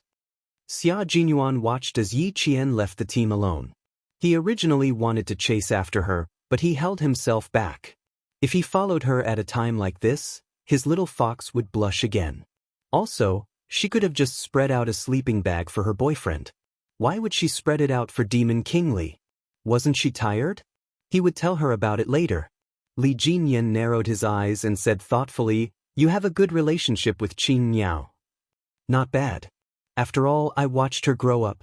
Xia Jinyuan answered calmly. It was obvious that he understood the meaning behind the Devil King's words, but he didn't want to answer directly for the time being. She's a very unique female soldier. I've only seen her in my life. In his entire life, he had only met her. Even though he didn't give a direct answer, he did explain a little to Li Jinyan. This explanation caused the darkness in Li Jinyan's cold eyes to waver a little. He had only seen her in his life. He wanted to say, was she the only one in his eyes? His heart suddenly felt a little stuffy. Xia Jinyuan did not give him time to think further. Instead, he went straight to the point. I've been training with you guys at the beach every day, so I really thought you guys weren't familiar with mountain warfare. Your commander is too humble. He's so humble that I really thought you guys weren't familiar with land warfare. During these 2 days of mountain warfare, I realized that you guys were definitely humble. I really admire you. You managed to lead the Storm Commandos in a little more than a year. You're proficient in all kinds of martial arts. You've made a newly formed team from nothing into an elite force. Demon King, you've contributed a lot. Chapter 16:14. With a cold expression, Li Jinyan stretched his long legs and changed into a more comfortable sitting position. He suppressed the irritation in his heart for some reason, and after a while, he said calmly, I've given a military order to train this team into a sharp knife within 2 years. It's been exactly 1.5 years now, so I only have half a year left. Back then, when we were named the Storm Amphibious Frogmen Commandos, the army hoped that we would be a team that could enter the sea and level the land, instead of just fighting on the sea. If I slack off even a little, Commander Dong won't be able to answer to the army. After all, it was Commander Dong who made him the captain of the commandos despite all the difficulties in the first place. When it came to training, Li Jinyan was obviously more talkative than usual. In February this year, I took them to the junction of Guangdong and Guangxi, as well as Ulaanbaatar and the desert for a 2-month wilderness survival training. The results were still very good. There are 6 scouts in our team, 3 from the Army and 3 from the Navy. Through systematic training, the 6 of them exchange their experiences from time to time. Now, there's no difference between the sea and the land for the 6 of them. There's a very big characteristic of the Storm Commandos, which is that not all of the members are from the Navy. They're formed from the sea, the Army, and the Air Force. Therefore, although our daily training revolves around the sea, we've never slacked off on land training. Otherwise, we wouldn't be qualified to be amphibious. His words made Xia Jinyuan nod repeatedly. He could already tell that although the Storm Commandos focused on the sea, they were not like stranded whales on land that could not move. Once they took off the rubber diving suits and put on the land combat uniform, the 2 of them were as fierce as tigers released from their cages. It's true that the army doesn't only limit you to fighting on the sea. Being able to enter the sea and level the land is the army's hope for you, and Xia Jinyuan's voice lowered a lot and there was a hint of a smile in his voice. I have a guess. This unusual competition is very likely to be the army's observation of us. He and Li Jinyan had known each other for many years. With their mutual understanding, the Demon King must have had his suspicions long ago. It was just that he was a man of few words and did not like to say it out loud. Li Jinyan, who was taking off his helmet, was surprised when he heard this. He held the helmet in his hand and rubbed the edge of the helmet with his fingers. He said thoughtfully, It seems that I'm not the only one who thinks so. I feel that the military headquarters is selecting the best of the best. After saying that, the 2 people in the dark instantly fell silent. The night was too dark, and even though they were sitting so close to each other, they couldn't see each other's faces clearly. They could only feel that each other's expressions were a little tense. Selecting the best of the best. It seems that not all of the members will go to war, but the quota is limited, Xia Jinyuan said softly. Now that you think about it, everything makes sense. This explained why they didn't fight together in this competition. Instead, they split up at the beginning, met up in the middle, and split up again at the end. Exhausting their abilities and stimulating their potential was one of the goals, but the most important goal was to select people. Even in a group of outstanding soldiers, there were superior, intermediate, and inferior ones. What the army wanted was the most superior soldiers. They wanted the best of the best, the best of the best. When Yi Qian, who had just returned, heard the phrase, selecting the best of the best, she couldn't help but raise her eyebrows slightly. When she heard Xia Jinyuan's last words, there was undisguised surprise in her eyes. Chapter 16:15. What's going on? Could it be that not everyone can go abroad to fight? She paused. Xia Jinyuan, who had been paying attention to her movements, saw that she hadn't moved.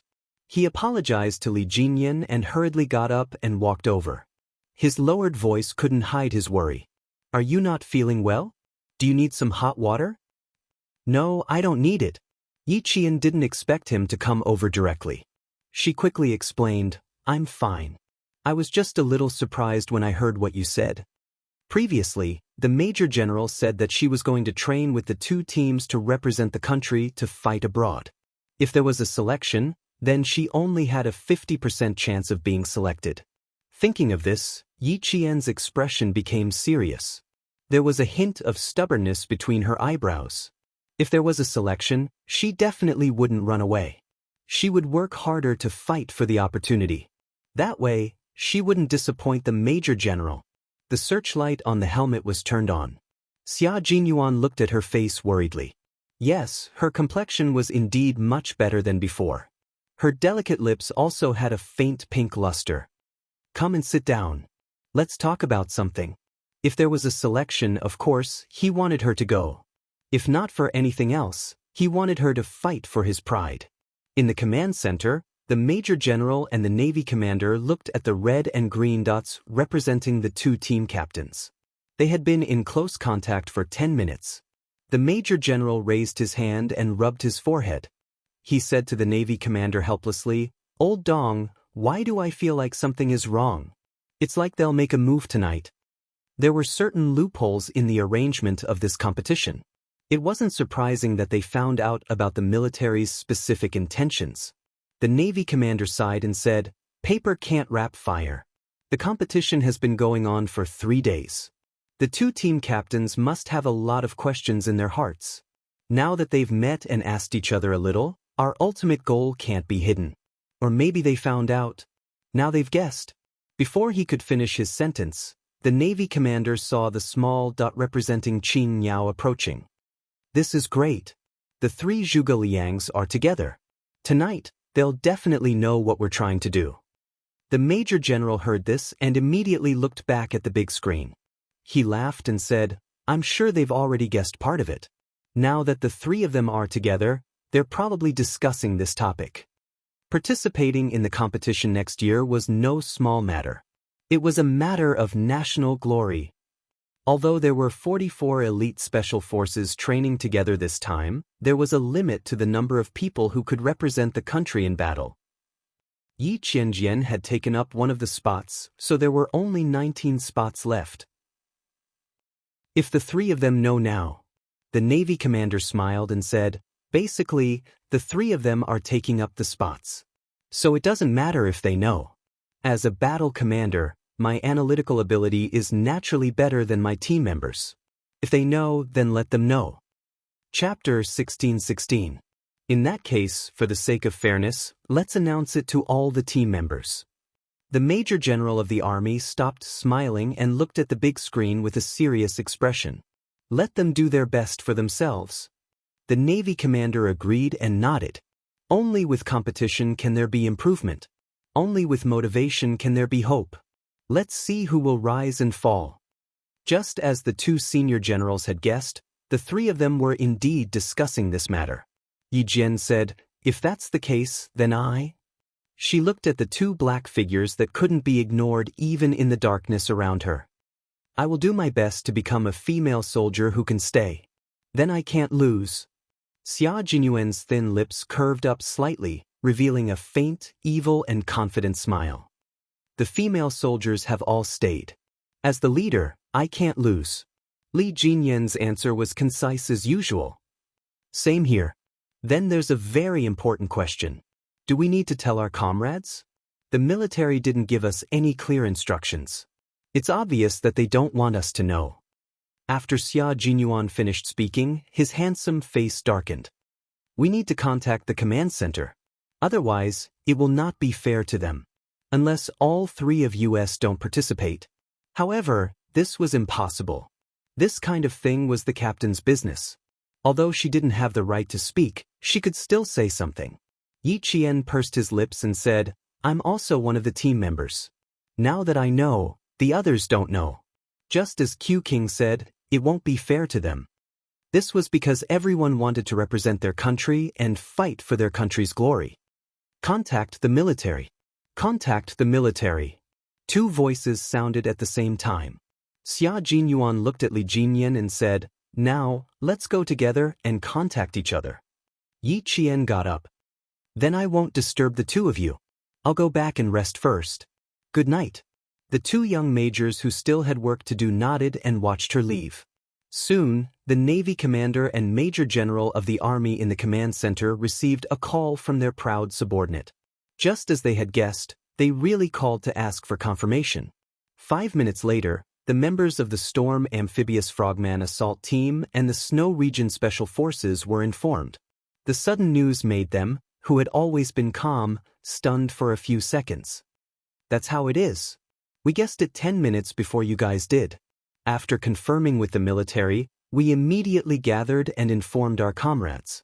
So, we're not just comrades, but also rivals. Xia Jinyuan stood at the front to announce the news. For this kind of thing, the sooner it was announced, the better. The quota is limited. The military didn't tell you exactly how many quotas there are. You just need to remember that all of you have the opportunity to bring glory to our country. Whether you can represent our country or not depends on your own ability. Yi Jian, who was standing upright, suddenly recalled Uncle Zhen's words. If you're strong enough, you'll definitely stand at the highest peak for the world to look up to. Suddenly, her heart was filled with lofty aspirations. Her pair of clear eyes seemed to be burning with a ball of fire, burning until her eyes were black and bright. For a moment, they were even more dazzling than diamonds. She didn't need the world to look up to her. She just needed to live up to this new life. Chapter 1617. After the temporary assembly, Yi Qian could clearly feel that the atmosphere had changed. It was like a loaded arrow, filled with killing intent. Go for it, brother.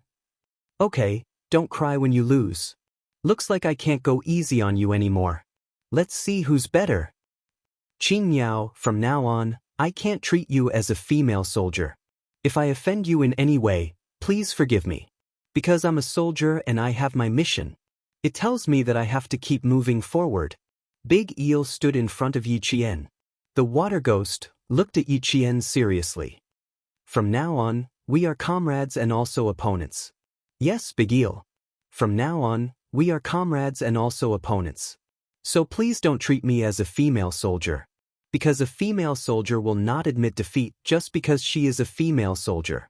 Because a female soldier is also a soldier and has a fearless military spirit. Yi Qian looked at him with a smile and answered him seriously. She was a female soldier, but she had her own beliefs and pursuits. She was ready to go and fight for glory. Xia Jinyuan, who was standing behind her, smiled. His handsome and elegant face had a deep smile. As he looked at his girlfriend, the gentleness in his eyes rippled like water. After Big Eel left, he took a few steps forward and stood a certain distance away. The tall man stood quietly and looked at her deeply. Qing Yao, I'm the captain of the Snowfield Brigade, codenamed Q King. From tonight onwards, you are my comrade and also my opponent. I won't be modest just because you are a female soldier, and I won't give you special treatment because of our relationship. I am a soldier, I have my principles and I have my mission. As for you as a soldier, you don't need others to be modest, nor do you need special treatment. I will always believe in you. I believe that as a female soldier, you will overcome all obstacles and become an outstanding Special Forces soldier. As her boyfriend, Major Xia also said the same thing to his girlfriend. Look, this was the love between them. It was a unique love, a love that was even more dazzling than those romantic relationships. They were lovers, comrades in arms, and rivals. Their love in this life would be more exciting than anyone else's love. Yi Qian turned around and looked at the young major who had always spurred him on. His bright eyes were like crescent moons as he smiled. Thank you, Captain Xia. Thank you, Q King. Thank you to my boyfriend. You used your unique way to protect her growth and made her so happy. Not far away, Li Jinyan smiled as he watched. He finally understood why he had a subtle feeling every time he saw the two of them. As long as the two of them were together, their smiles, their words, even if they were just standing together and not doing anything, there was a kind of intimacy that no one could get close to. Turning around, Li Jinyan returned to his seat without hesitation. At the same time, he moved his sleeping bag a little further away, leaving more space for the two of them who couldn't be intruded. They were comrades in arms, rivals, and lovers. It was already very late at night. Xia Jinyuan, who was lying in his sleeping bag, turned slightly to his side. He used his hands to tightly hug Yi Qian's cold feet, using his body temperature to warm them up. He wouldn't give in to her during the competition, but in life, he would definitely do his best to take care of her and make her happy. Yi Qian struggled for a while and stopped moving. He had already experienced his stubbornness. He was a man of his words. When he said that he would cover her feet, he definitely wasn't joking. Chapter 16-18. That night, Yi Qian slept very soundly. Her cold feet seemed to be warmed by a ball of fire. The warmth spread from the soles of her feet to her limbs and bones. It was so warm that when she opened her eyes and woke up, she found that her forehead was slightly sweaty. Realizing that her legs were still in his arms, Yi Qian's face, which was full of vitality, blushed even more. She kicked her legs lightly, trying to get out of his arms. As soon as she moved, the man who had his eyes closed suddenly opened his eyes. His handsome eyes were like the cold moon breaking through the clouds. His gaze was so cold that it was suffused with a little bit of cold light. His hand was already holding the rifle. The moment he opened his eyes, Xia Jinyuan entered combat mode. This was a man who, as long as he was wearing his military uniform, combat uniform, or training uniform, was always in combat mode or in preparation for combat, no matter what he was doing at the time. At this moment, Yi Qian quickly pulled her feet back and sat up quickly, looking like she was about to get out of bed and get ready to get up. It was still early. The assembly time was 5:30 in the morning. Right now. Yi Qian looked at the time. It was still 15 minutes to 5 o'clock. She remembered that Xia Jinyuan didn't agree to it. He hugged her feet again and didn't get up. He lazily said, "You can still sleep for a while. Don't worry. None of our comrades are up now. If you stand like this, the sentinels will notice you. If they notice you, they will notice me. Little fox, do you think the sentinels will see me hugging your feet?" Major Xia, who had his eyes closed, said softly. Because he had just woken up, his deep and slightly cold voice had a hint of sexy hoarseness. "If you want the sentinels to see you, just sit. I won't mind." Yi Qian didn't think too much about it. After being reminded, she raised her eyes like a deer and looked around vigilantly. Her comrades hadn't gotten up yet. The sentinels were 5 meters away from them. Fortunately, they didn't notice her little action. The major, who had his eyes closed, seemed to know what she was doing. He slowly opened his eyes, and his deep, dark eyes were filled with smiles. "The sentries are the scouts of the water ghouls. Little fox, do you want to continue sitting there?" She didn't dare to continue being a role model. Yi Qian, whose heart was racing, was afraid that she would wake her comrades up if she spoke. She could only lie down again. She helplessly said to the major who was hugging her feet, "Hurry up and let go. It's going to be dawn soon. It won't be good if they see us. There's still some time before dawn. Don't worry. Why don't you sleep beside me for a while longer?" The major had his eyes closed, and he wasn't worried about being discovered in the slightest. He said in a calm and collected manner, "With me here, do you still need to worry about being discovered? If they see us, they'll see their comrades taking care of their comrades."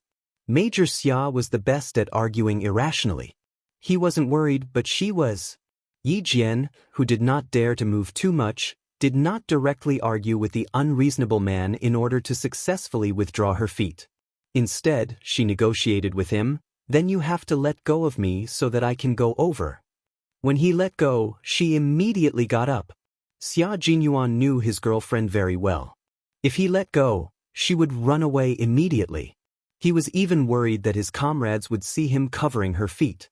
If the two of them slept side by side, TSK, would little fox be willing? Don't even think about it. The shy little fox would never agree to it. Chapter 16-19. How about I hug your feet and warm you up a little more?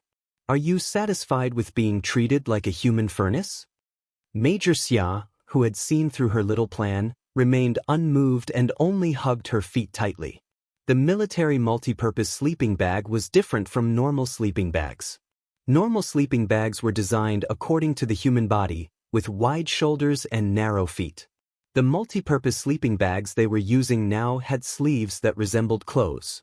It was designed to make it easier for soldiers to quickly grab their guns when they noticed something unusual while sleeping. The sleeping bag had a double-ended zipper.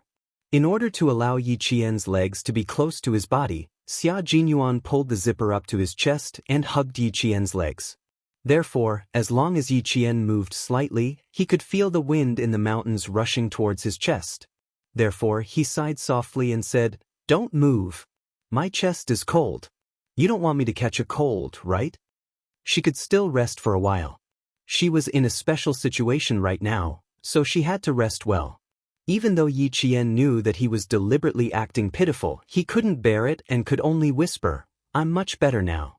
I wasn't in good condition yesterday, mainly because I've been soaking in the water every day. Now, I'm really fine after sleeping for a night. If you don't believe me, I'll come over and let you take a look." Xia Jinyuan believed him. When he heard this, he let go of his hands and sat up. He reached his right hand out of the sleeves of the sleeping bag and gently stroked Yi Qian's cheek. It was very warm. His body temperature was indeed much more normal than last night. As for whether his qi and blood were good, there was no way to tell at the moment. He could only wait until dawn to find out. Finally, he could pull his legs back. Yi Qian instantly breathed a sigh of relief, and even his expression became lighter. He didn't stop Xia Jinyuan from stroking his face. "Do you feel that my body is much warmer?" She felt the gentle touch of his fingers on her face. It was very light and very soft, like a flower gently falling into her heart, filled with a sweet floral fragrance that made her feel sweet. Yi Qian smiled at the man who only had a rough outline. The corners of his mouth were a little deep. "I couldn't take care of my body during training, but I won't push myself when I'm resting."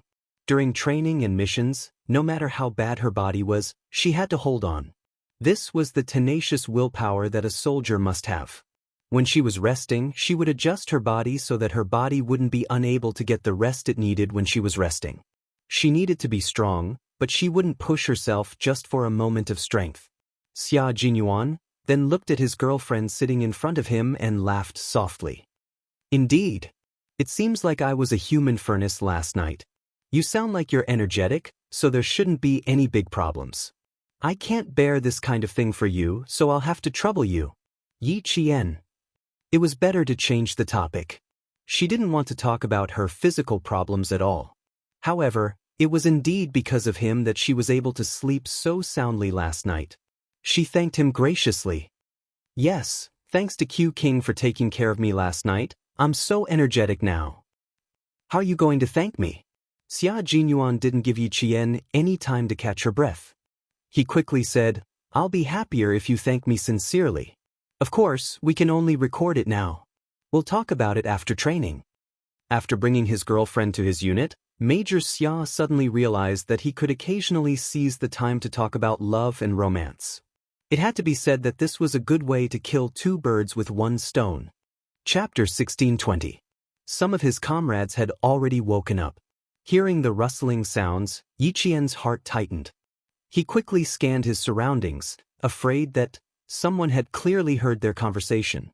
It was 5 o'clock in the morning. In the light of the morning sun, Yi Qian realized that Demon King Li, who should have been the closest to them, was now at least 2 meters away. In other words, this area was occupied by her and Xia Jinyuan. Xia Jinyuan followed her line of sight. His gaze swept over Li Jinyan once before he retracted it. It was easy to deal with smart people. Although he didn't directly mention his relationship with Yi Qian, the Demon King had already guessed it. He even intentionally distanced himself, leaving enough space for him and Yi Qian. "Demon King, you're really something."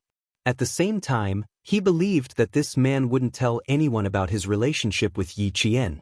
As for why he wanted to leak some information to Demon King Li, it was very simple. He realized that Demon King Li's gaze had been lingering on his girlfriend for a long time. This wasn't a good sign. He had to stop it. Such an outstanding little fox wouldn't lack people who had designs on her. He also couldn't defeat all the men who had designs on her, but that didn't stop him from declaring his authority as her boyfriend. Since he knew, he had to attack and not give the other party a chance. The love letter incident, he had to learn from it. Yi Qian didn't know that the man beside him had already quietly declared his authority as her boyfriend. Seeing that Demon King Li had distanced himself from them, he sighed in relief. Seeing that a few of his comrades had already gotten up, he immediately said, "I can't thank you enough. If you really want to thank me, we'll talk about it when the time comes. I'll record it first. Also, don't collect interest." Major Xia, who had originally planned to collect some small interest such as a kiss, a gift, and so on, decided against it. He was afraid that he wouldn't even be able to collect his capital when the time came. He also heard the commotion of his comrades getting up. He knew that the short time between the two of them had to come to an end. Besides, he also didn't want everyone to know about his relationship with Yi Qian. Even if he wanted to announce it, he had to wait until Yi Qian had entered the Snowfield Brigade and achieved a certain level of success.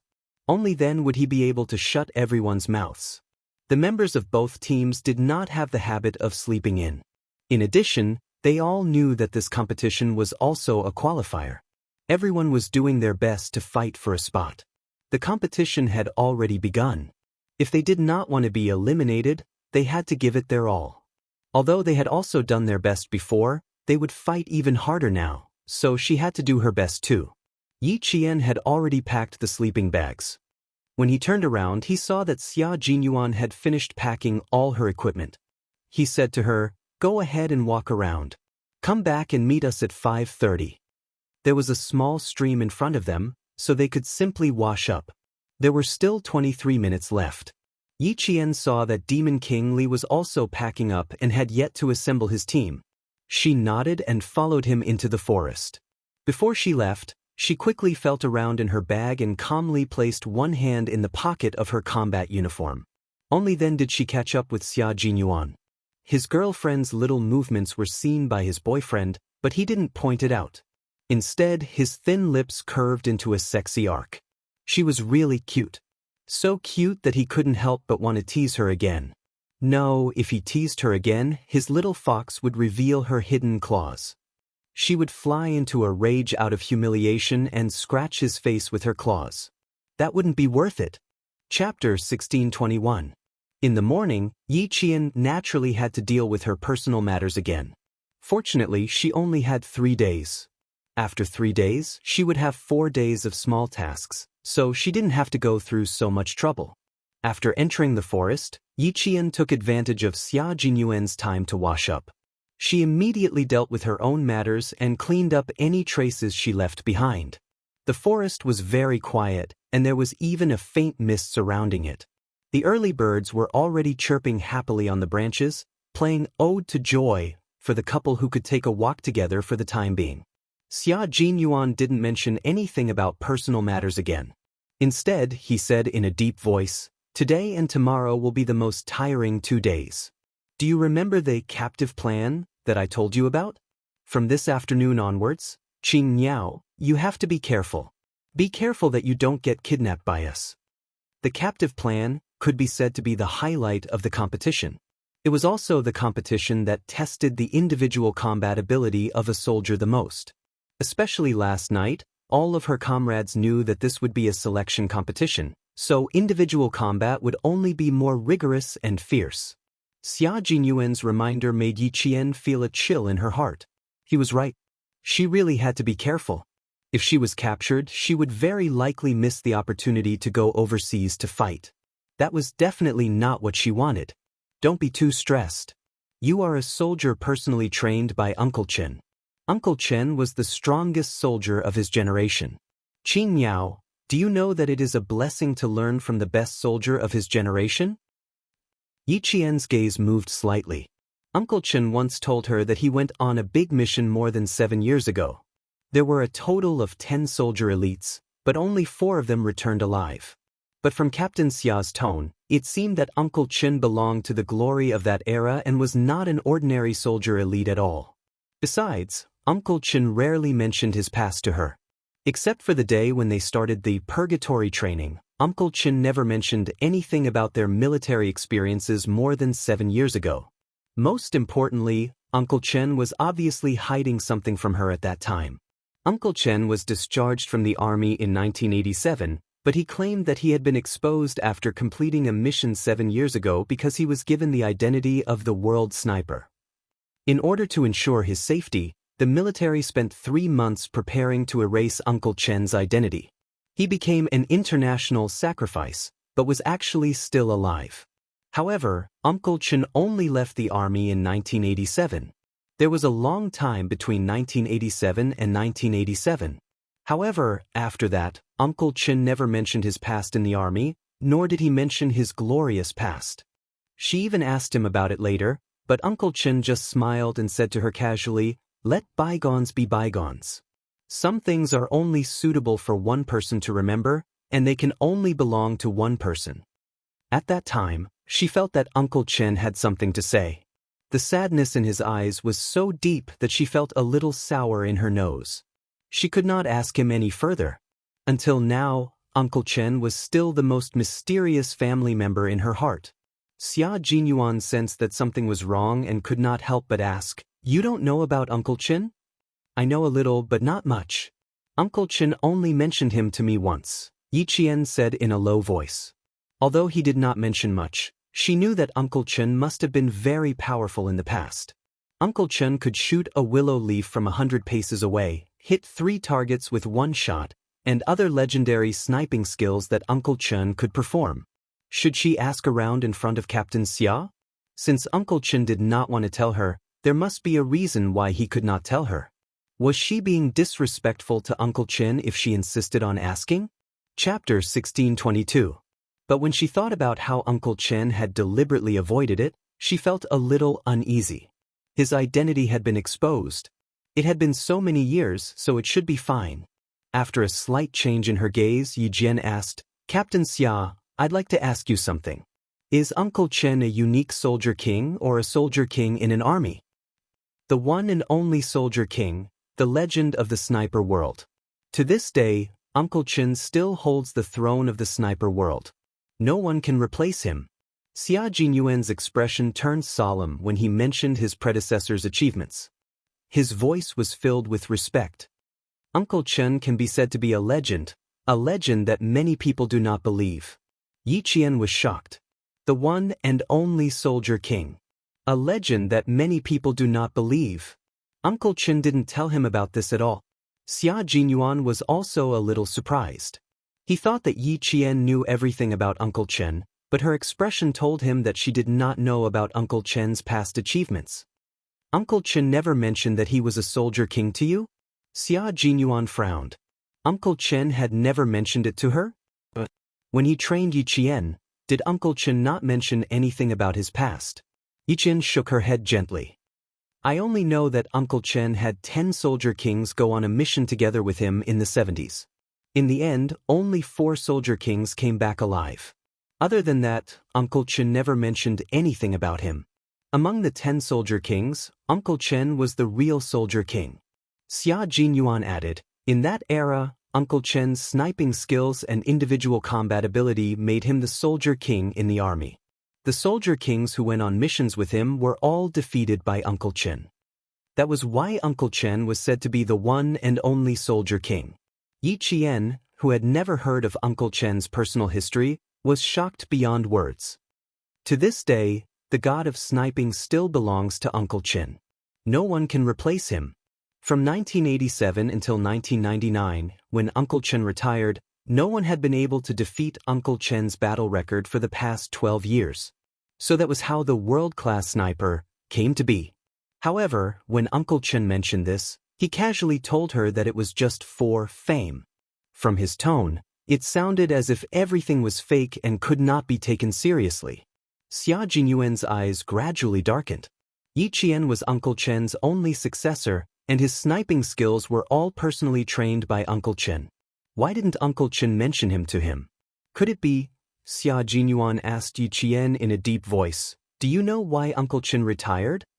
"Yes, I do." Yi Qian saw that Xia Jinyuan's face was a little gloomy, so he couldn't help but lower his voice. His personal identity was exposed. In order to avoid some trouble, after 3 months of military deployment, Uncle Chen retired as a sacrifice. In other words, Uncle Chen's identity was still a secret and could not be revealed to anyone. Xia Jinyuan's expression softened a little. If that was the case, Uncle Chen did tell Yi Qian a thing or two, but he didn't say too much.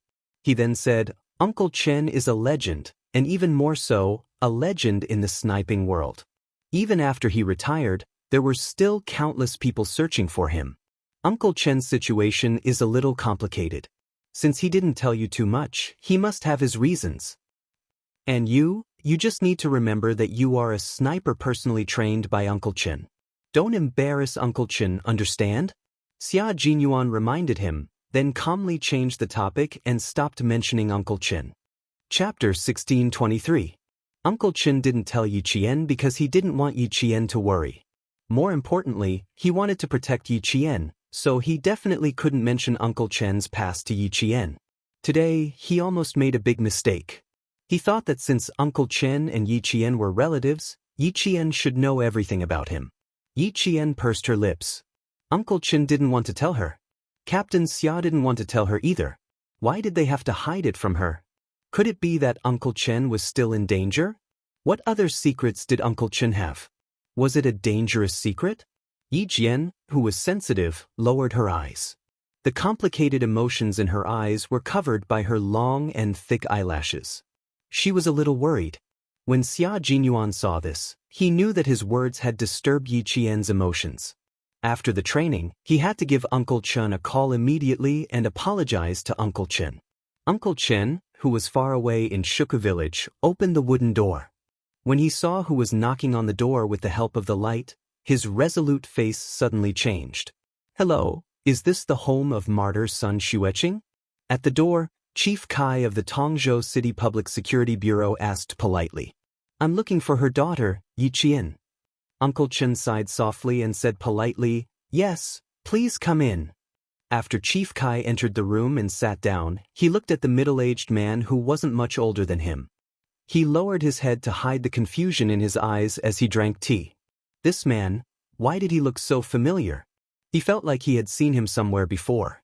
After getting dressed and washing up, Uncle Chen also looked at the middle-aged man who was drinking tea.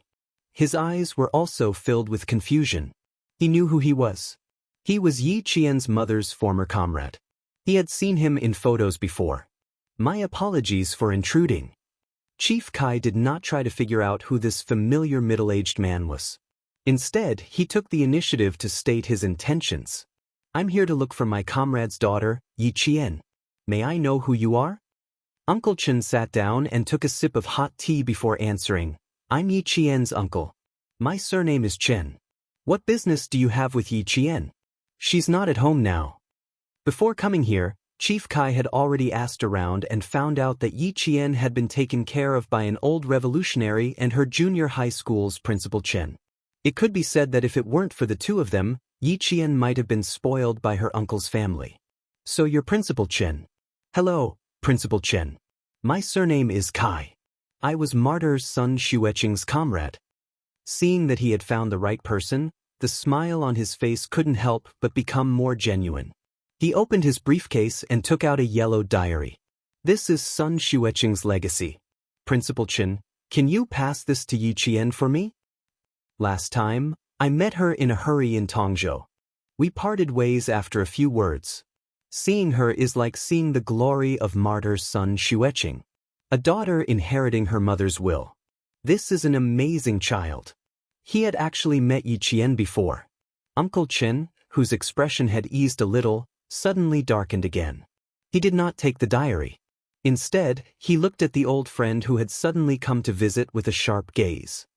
I wonder if Mr. Kai has mentioned anything about her mother to little Yi? Principal Chen, don't worry. I know what's important. I haven't said a word about Martyr's son Xueqing yet. Seeing Principal Chen's sharp gaze, Chief Kai straightened his body slightly and said with a serious expression, It seems that Principal Chen also knows about Martyr's son Xueqing. I haven't mentioned this to Yi Qian yet because I have many questions myself. Chapter 1624. The morning breeze blew in through the open door, bringing with it the chill of winter. Principal Chen looked solemnly at the open door of the central room and said to Chief Kai, If you don't mind, let's sit in the kitchen. We can talk while warming ourselves up. How about that? He didn't know if anyone in the village had seen this Mr. Kai before. There were a few famous gossipy women in the village. If they saw him, they would probably gossip about him. The village was small, so if a stranger came in, it was inevitable that everyone would ask a few questions. This was the typical village life. No one had bad intentions, so when they gathered together, they would gossip about each other. There were almost no secrets to speak of. "I don't mind. Please lead the way." Chief Kai smiled and stood up first.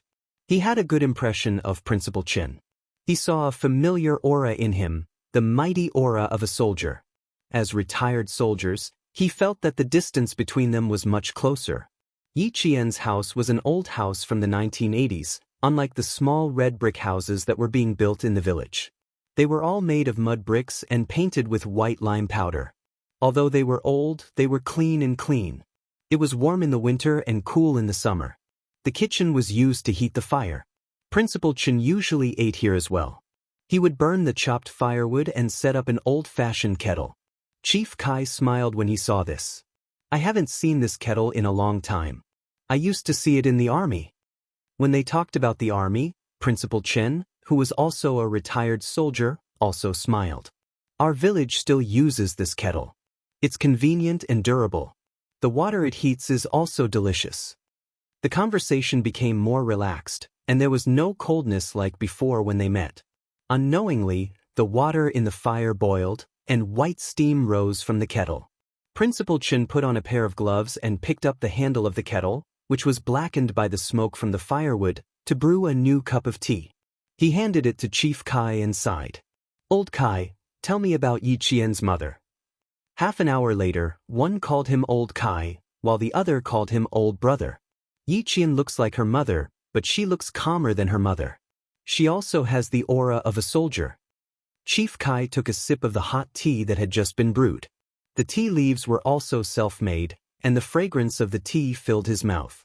The firewood crackled as it burned, and the light from the fire illuminated Chief Kai's face, revealing a hint of melancholy.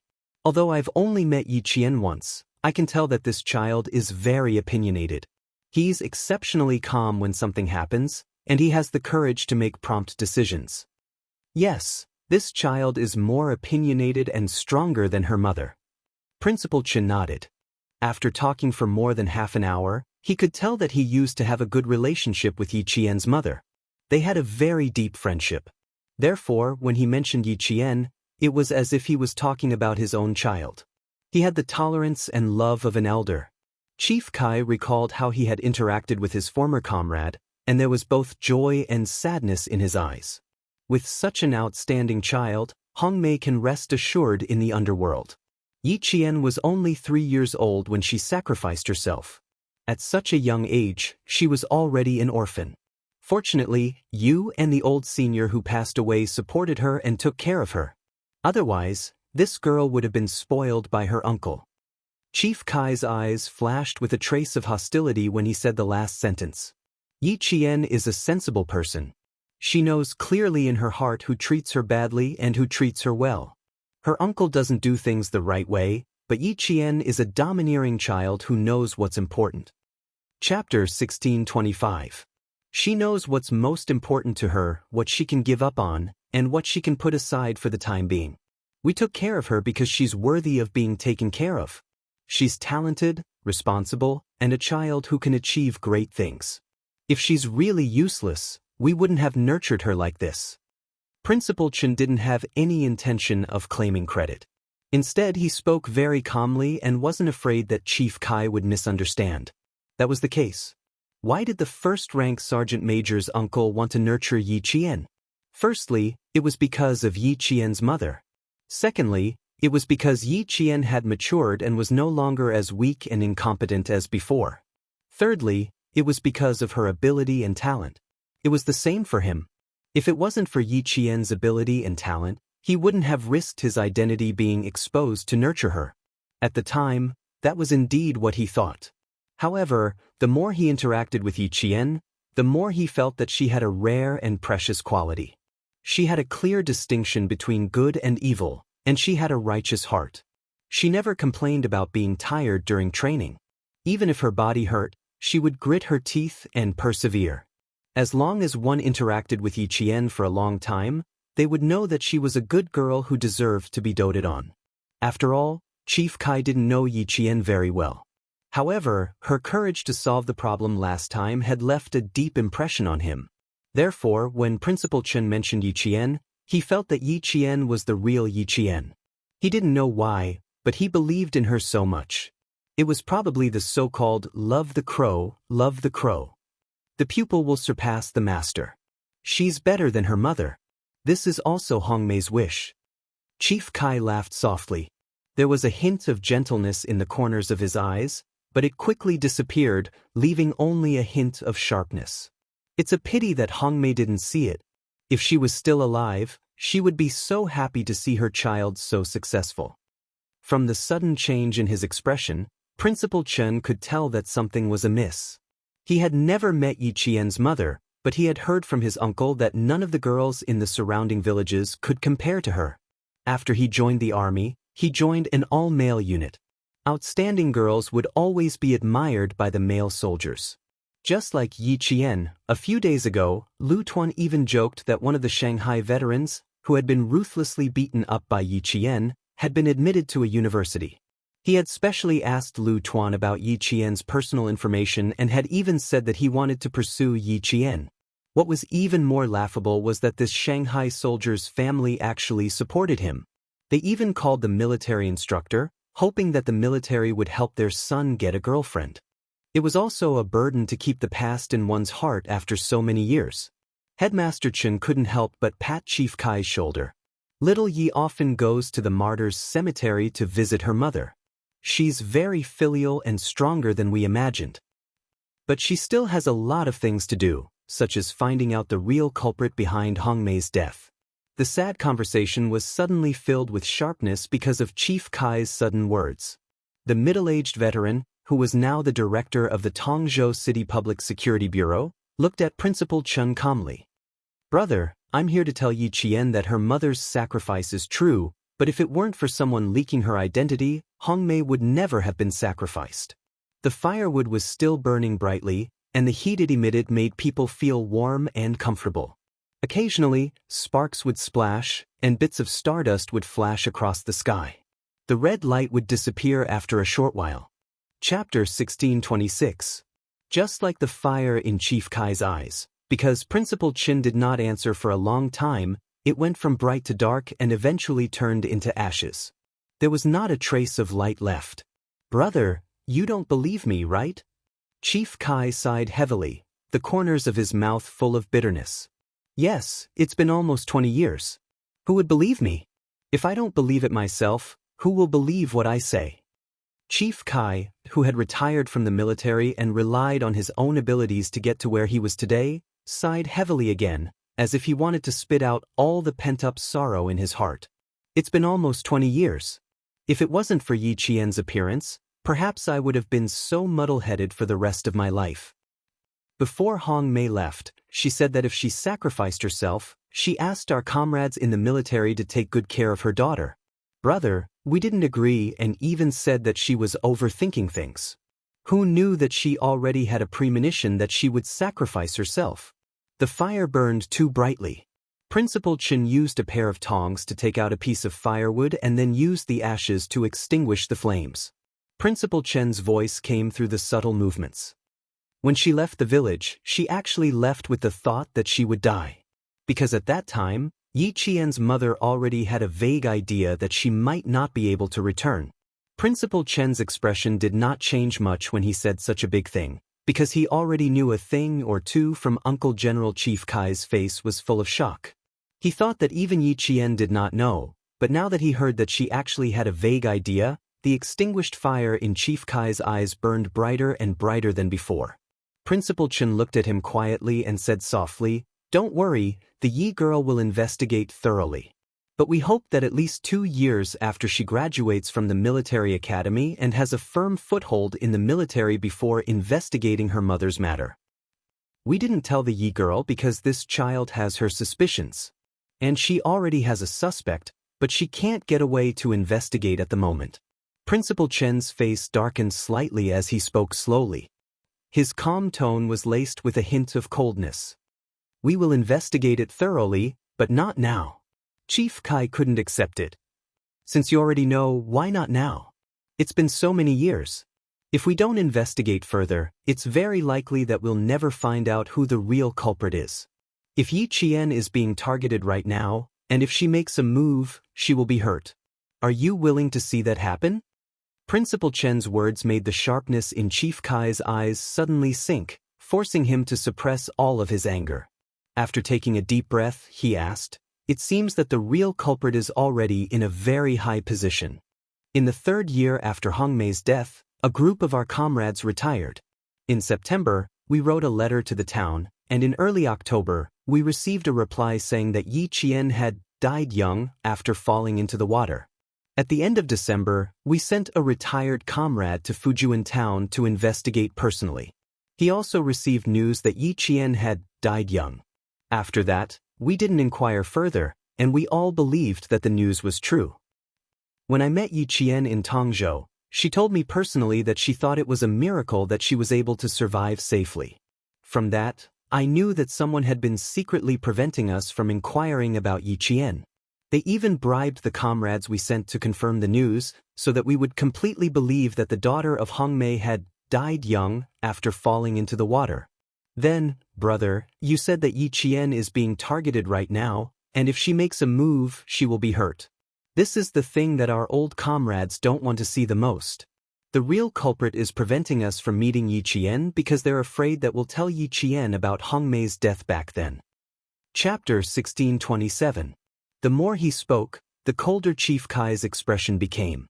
Principal Chun frowned as he listened. He didn't expect Yi Qian's mother's comrades to have come to Fujian town. He also didn't expect to receive news of Yi Qian's premature death. 3 years after her death. Wasn't that when Yi Zhifan was transferred to Fujian town's government office? Principal Chun couldn't help but say, "The situation is more complicated than you think. Someone tried their best to stop you from meeting Yi Qian, and at the same time, ordered Yi Zhifan's family to raise Yi Qian so that the truth behind Yi Qian's mother's death would never be revealed. If even the biological daughter didn't investigate the truth behind her mother's death, then who would? No one would pay attention to something that happened more than 10 years ago, and no one would deliberately investigate it. Even if it was Lao Kai, he probably wouldn't have investigated Yi Jian if he hadn't met her. After all, it had happened so long ago. Who would remember? Even Uncle Jen didn't want Yi Qian to investigate further. Otherwise, he wouldn't have kept it a secret for so long. But if Yi Qian insisted on investigating, he wouldn't stop him. Chief Kai's brows furrowed even tighter. He fumbled around in his pocket and took out a pack of cigarettes.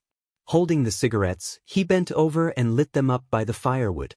He took a few deep puffs and exhaled a string of smoke. He kept thinking in his heart and mind. No, he couldn't let Yi Qian take the risk. He couldn't let Hong Mei's only daughter take the risk. If something happened to Yi Qian, he wouldn't be able to answer to Hong Mei. Principal Chun didn't say anything. To investigate or not to investigate, he and Uncle Jen had the same idea. As long as Yi Qian went far and stood high, they didn't want her to lose her happiness because of hatred. "Old Chen, let me investigate Hong Mei's matter. I'll let you know if there's any news. I waited so long to find out that Hong Mei's daughter is still alive. As long as Yi Qian wants to investigate, I will definitely help him." After finishing his cigarette, Chief Kai didn't have any expression on his face. This high-ranking police chief said word by word, "My life was saved by Hong Mei. Now, it's time for me to repay her with my life. Brother, tell Yi Qian not to touch her for the time being. Let me do it." Principal Chun did not say anything else. He only asked, "Why must we investigate?" "Brother, let me tell you about Hong Mei. You'll know why I'm doing this after you hear it." When he mentioned his comrades who had sacrificed themselves, a gentle look appeared in Chief Kai's eyes again as he reminisced about those days when he was young. That year, China began to form a female special forces unit to carry out special and dangerous missions that male soldiers could not complete. Hong Mei stood out from more than 6,000 female soldiers and appeared in their unit in a clean military uniform, becoming the flower of the unit. She risked her life even more than the male soldiers. One of her comrades mistakenly used a grenade. Seeing that a serious accident was about to happen, it was Hong Mei who kicked the grenade away. The male soldier was bitten by a poisonous snake. Without saying anything, Hong Mei possessed his body to take the poison and saved his life. When they encountered an avalanche, Hong Mei ignored the risk of her own life and relied on her own strength to drag two male soldiers whose legs were broken. When they entered the desert and encountered a sandstorm, the entire unit got lost.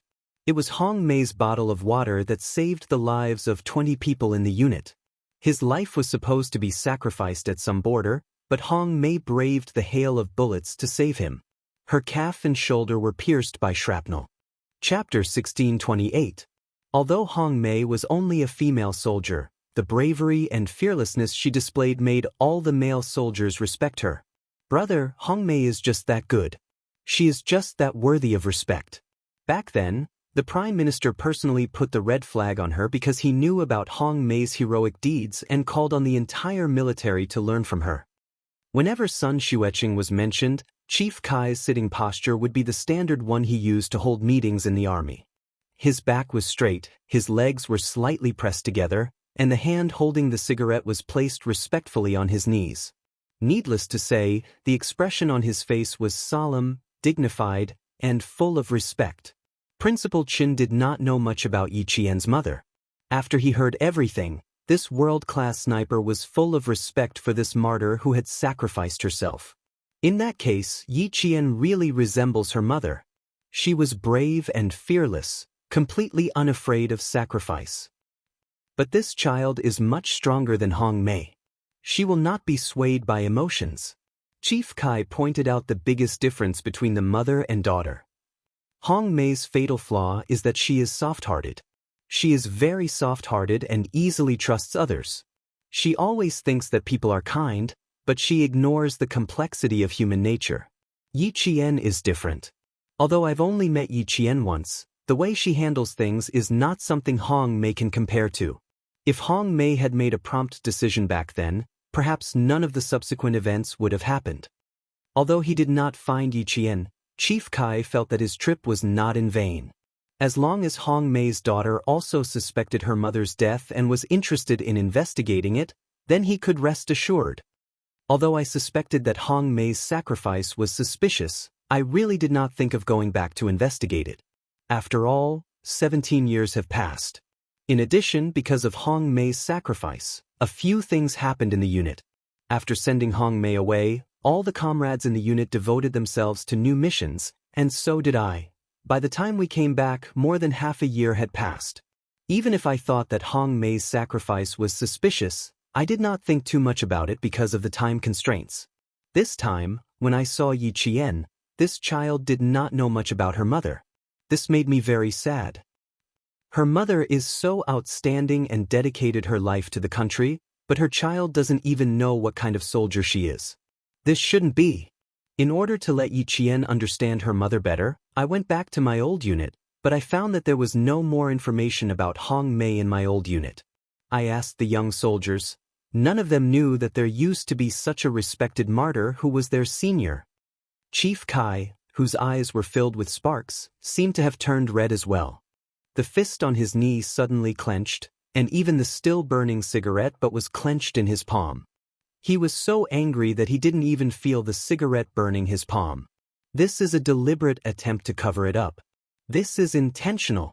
He wanted to completely erase Hong Mei's existence.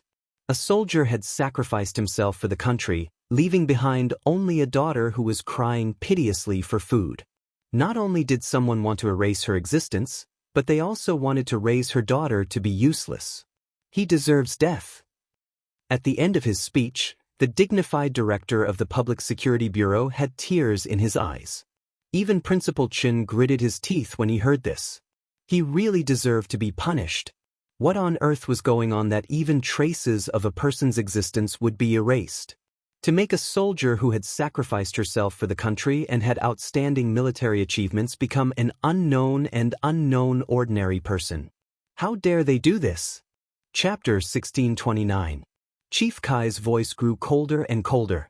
It was like the north wind in the polar regions, bringing a chill to people's hearts. If I didn't step forward, I would have let Hong Mei down. I would have let my conscience down. Old Kai, I thank you on behalf of Yi Qian. Principal Chen's face was solemn. He wouldn't stop Yi Qian from investigating the cause of her mother's death. This was no longer a personal matter. This concerned the glory of a soldier. Chief Kai sighed and shook his head. I don't deserve Yi Qian's thanks. I was too careless. I've thought about it countless times, but I always thought I was overthinking things. Back then, if I had persevered a little longer, perhaps everything would have been different. He took out a small phone book from his briefcase that never left his hand and handed it to Principal Chen. This is the contact information of the comrades who had been through life and death situations with Hong Mei. They were all comrades that Hong Mei risked her life to save. I've contacted 4 comrades who are now of a certain status. I'll lead the investigation into Hong Mei's death in secret. When I contacted them, I found out that they also suspected that Hong Mei's death wasn't simple. This is their contact information. If there's an accident, old brother, you must let Yi Qian continue the investigation. We can't stop until we find out the truth. Principal Chen took the phone book. Yi Qian once wanted to investigate from her uncle, Yi Jifan. Later, someone warned him that there was someone secretly supporting him. Old Kai, if you want to investigate, you can start with Yi Jifan. There's also old Madam Yi and her son-in-law, Sun Yaozu.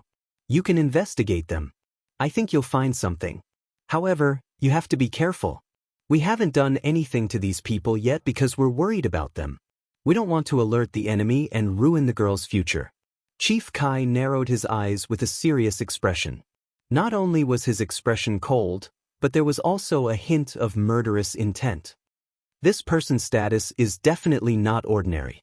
His family background is definitely not simple either. He's either from the military, or his family is in the military. Old brother, don't worry. We'll be careful. We won't let anyone find out. And I'm not afraid of any accidents. I just want to give Hong Mei justice. Give me the justice that a soldier deserves. Even her life's deeds had been secretly erased. How could she not be angry? Going too far was not enough, but it also exposed that there was indeed a problem with Hong Mei's sacrifice. The heavens were beginning to change.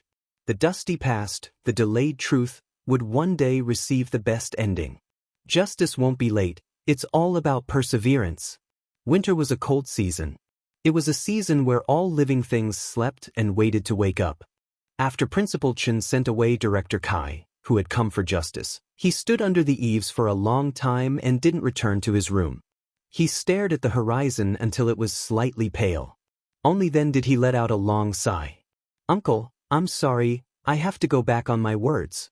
She will no longer stop Yi Qian from finding out the truth behind her mother's sacrifice, and she will no longer hide the past from you. Yi Qian, she must know the truth, and she must help martyr son Xueqing regain the glory that a soldier deserves. It finally snowed in the mountains in December, ushering in the first snowfall of the year. It started to flutter around 5:30 a.m., and by 6 o'clock a.m., it had turned into a heavy snowfall. Yi Qian and the others finally put on the winter clothes and winter pants in their luggage. Originally, they had planned to travel with ease, but now, they looked extra bloated and seemed to affect their agility. Everyone, check your equipment, count your bullets, and confirm your shooting positions. Following the orders of the 2 team leaders, the bloated team members moved nimbly and quickly checked each other's equipment. Chapter 1630. Next up was the 300-meter time limit of 100 shots. Everyone only had 3 minutes to check, count the bullets, equip their equipment, and confirm the shooting target. They had to complete this quickly. No one spoke. The north wind that blew over even contained a murderous aura that made people feel fearful. The forest was filled with the sound of click, click, click as they checked the guns. Yi Qian listened to the familiar sound that made her blood boil. Her lips curled into a faint smile. She liked this kind of sound. It was so bright and lively. She liked the moment when the bullet was shot out of the barrel. She felt as if the sound of her bullet was running around her heart. Listening to it made her feel as if her whole body was filled with power. Check complete. Check complete. Check complete. In less than 3 minutes, the divided team members reported one by one. Li Jinyan, who was leaning against Yi Qian, lowered his head slightly. His cold voice melted the north wind and sounded even colder. synchronized with the front. Behind me, you have to finish firing 10 bullets before me. According to the calculation of 0.15 seconds per bullet, you need to finish changing the magazine within 15 seconds. At the same time, you need to exchange rifles with me. Yes, I will calculate the time and the number of bullets fired. Yi Qian nodded. Her calm voice was filled with confidence. I will control the time. Don't worry. Yi Qian was no stranger to working with the Devil King again. With the gun in her hand, in her heart and in her eyes, there was only the gun in her hand. When she aimed at the target and pulled the trigger, she could feel the gun violently colliding with the back of the bullet case. The gunpowder gas expanded within the bullet case at that moment. The burning gunpowder produced gas, and with a deadly force, propelled the bullet. Bang!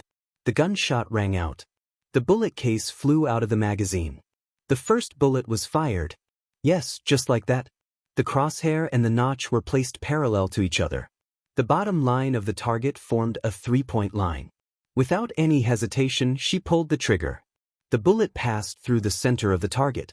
The bullet case flew out in a perfect trajectory and landed on a rock. With a ding sound, the first bullet was fired, shooting at a distance of 300 meters. Some people said that it was a blind shot within the range of a light machine gun. It was a form of suppressive fire. But for a sniper, even if she was holding a rifle, she only had one goal: to shoot accurately. This was what Uncle Chen had taught her. A sniper's bullet should not be wasted.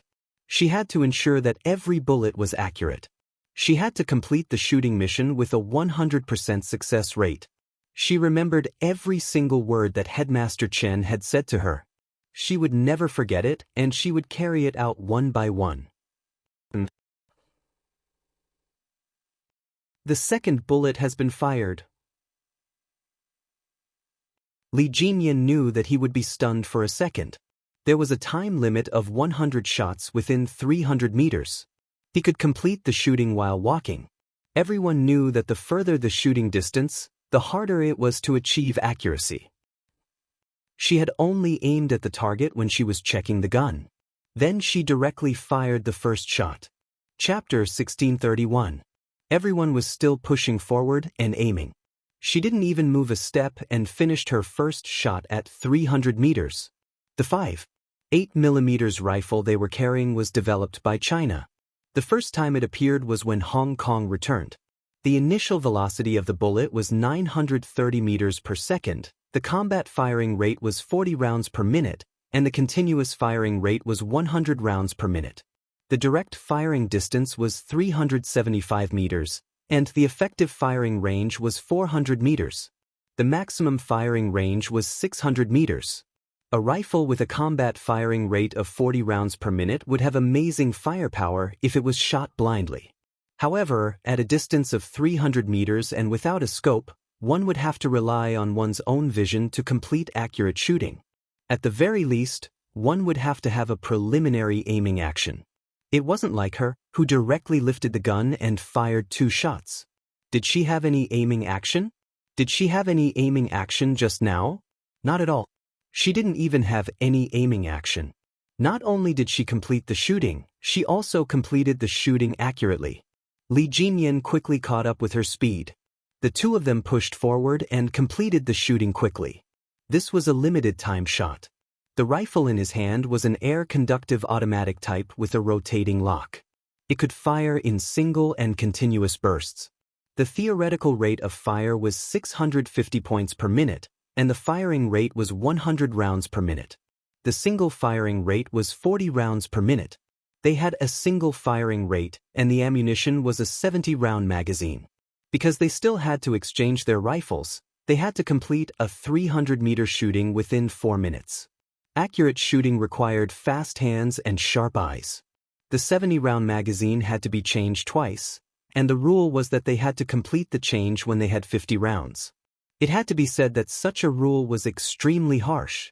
However, the training of the Special Forces was harsh. If you couldn't complete the mission, you couldn't be considered a Special Forces soldier.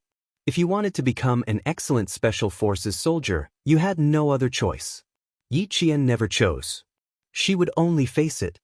Facing the harsh training that could allow you to escape unscathed on the battlefield in the future, facing all kinds of seemingly impossible missions, she had no other choice.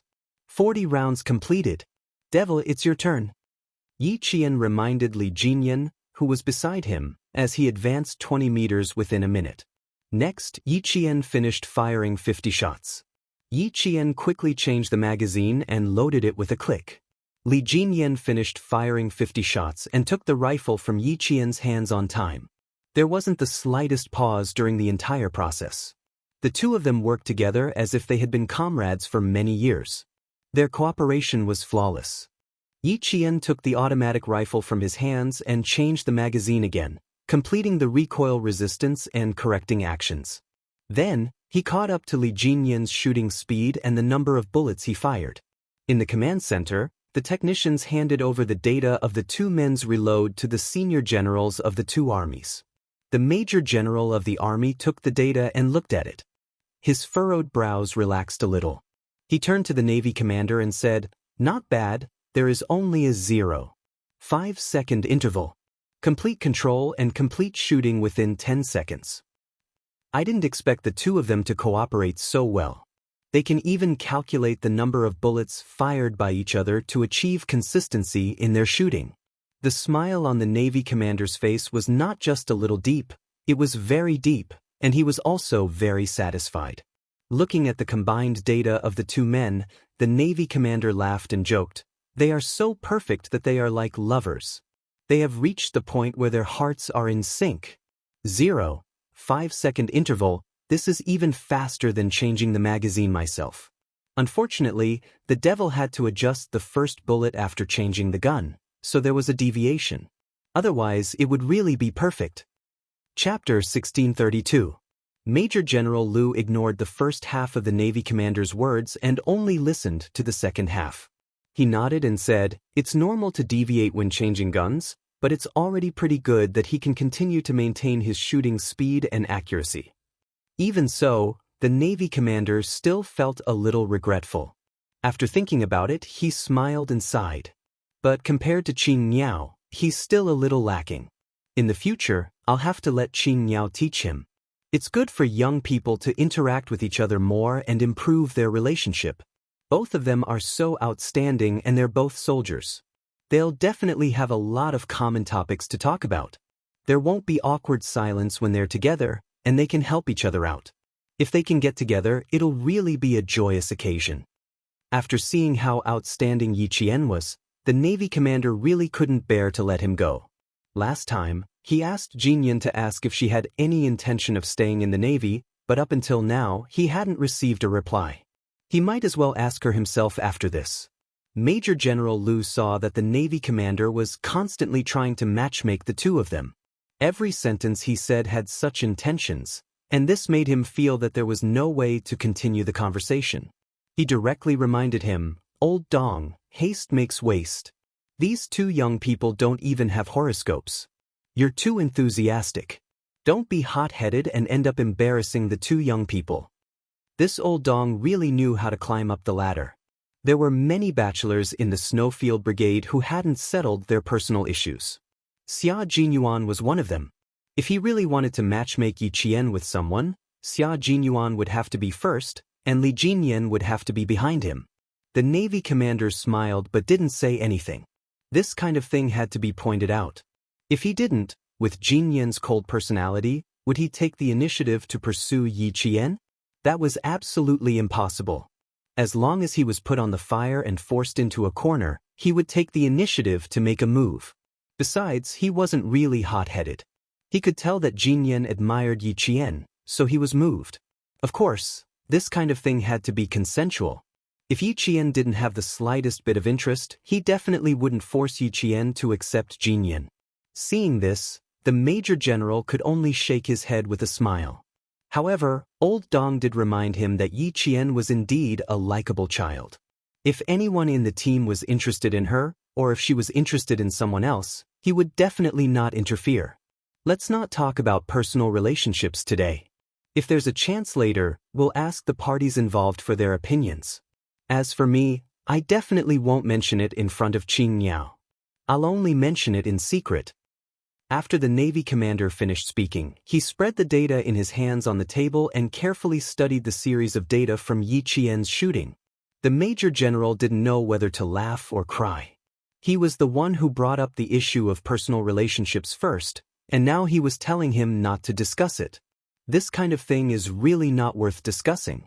If you have feelings and I am willing, then we will hit it off. If you have no feelings and I have no intentions, then it will be useless no matter how I try to matchmake you. Yi Qian had known Xia Jinyuan for so many years. When it came to personal feelings, he felt that the two of them were more compatible. As for Li Jinyan, although he was outstanding, he wasn't suitable for Yi Qian. There was no reason, but his intuition told him otherwise. The Navy commander looked at the data and pondered for a while. With a thoughtful expression, he raised his head and asked the Major General, "Old Yang, Qin Yao changes magazines very quickly. This speed is a little unbelievable. Have you seen how she changes magazines?" Chapter 1633. This. The Major General tried to recall and then shook his head. Now that I think about it, I realize that I really didn't pay close attention to how Yi Qian changed magazines. Her data is indeed a little unbelievable. Did you notice a problem? Picking up a pencil from the table, the Major General underlined Yi Qian's data from when she finished firing the 49th round to when she started firing the 50th round. The 49th round to the 50th round is when she was ready to change magazines. That's when she unloaded the empty magazines and installed the new ones. If she didn't switch guns with the Demon King, then the 51st round and the 50th round are connected. It's as if she didn't change magazines halfway through, and she completed the 50th round to the 51st round in one go. Soldiers who are very skilled in handling firearms will change magazines with one hand when there are only 3 to 4 bullets left in the previous magazine. This way, they don't even need to pull the bolt and load the gun with their left hand, and they can continue firing. But Qin Yao isn't like that. She started preparing at the 49th round, and when she finished firing the 50th round, the magazine was already loaded. That's the most special thing about her. It's obvious that she's very proficient with firearms.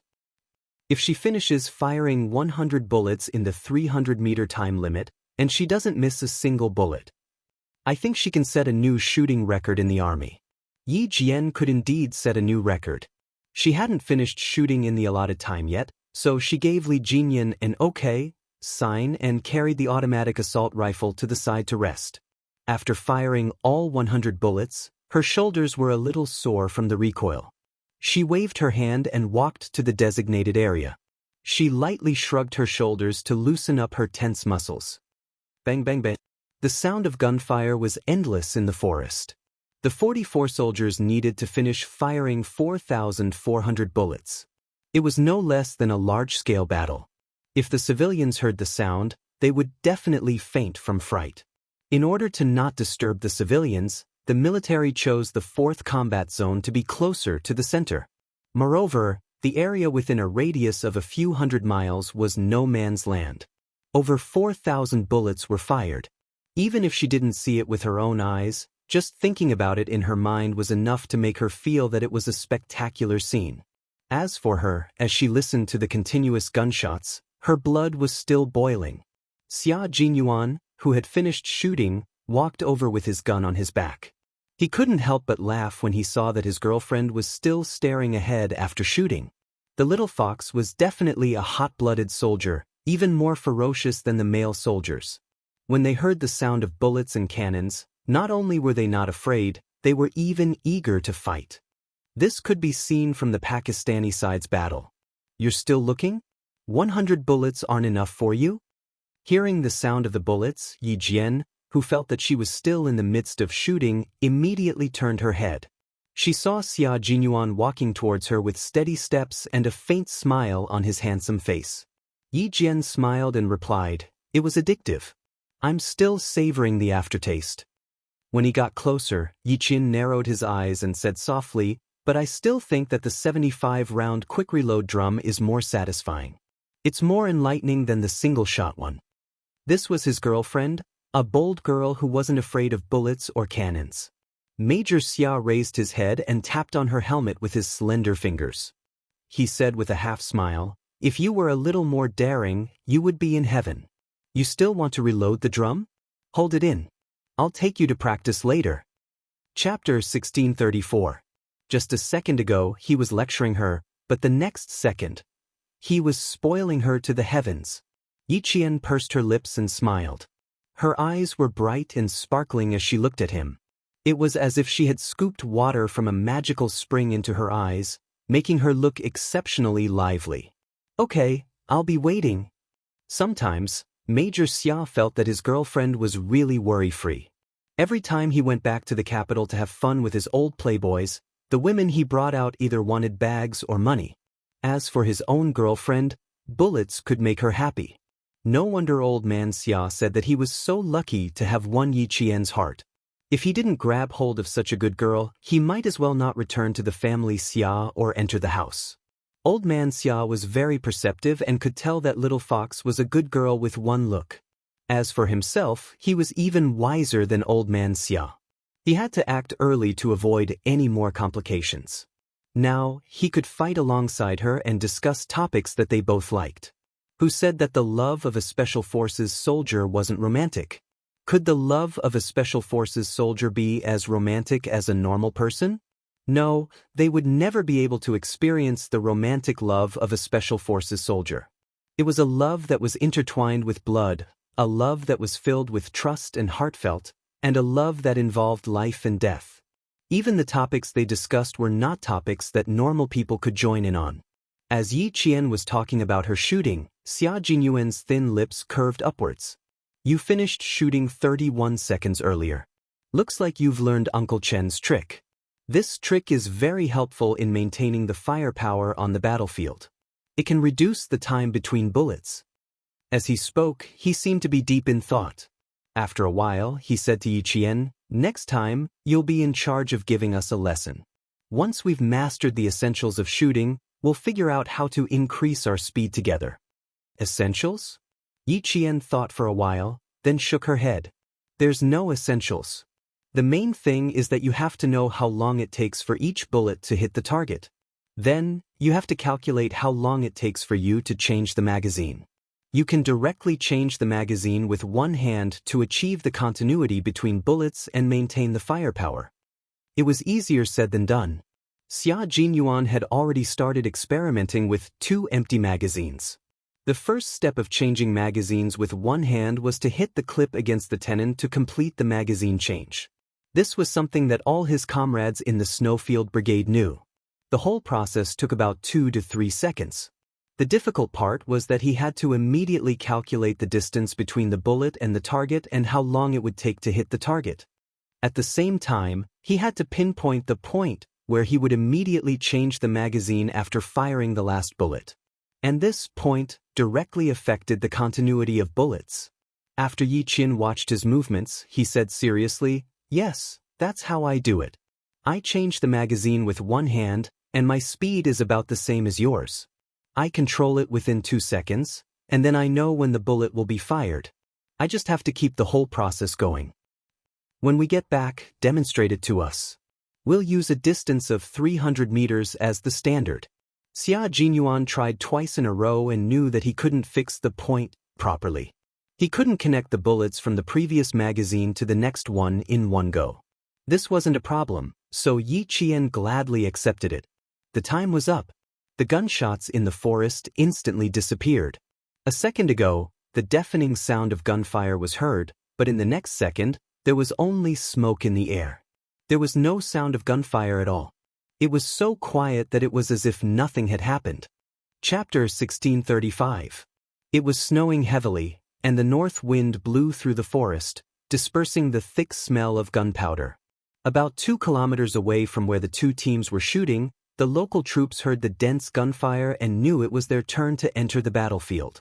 This was a nature reserve. Although it was included in the temporary battle zone for the two teams, they still had to pay attention to the necessary things. The local troops needed to help collect all the bullets. 44 comrades meant that there were 4,400 rounds of ammunition. These were all the missions of the local troops. Gather! Following the platoon commander's whistle, The two squad leaders quickly gathered their comrades. Attention, turn back. They led their comrades to their destination. It took some time to collect all the bullets, but with the help of the local troops, it saved the two teams a lot of time. The results were out. Li Jinyan and Yi Qian missed the target twice out of 200 bullets and were ranked first. Xia Jinyuan and K7 missed the target 3 times and could only be ranked second.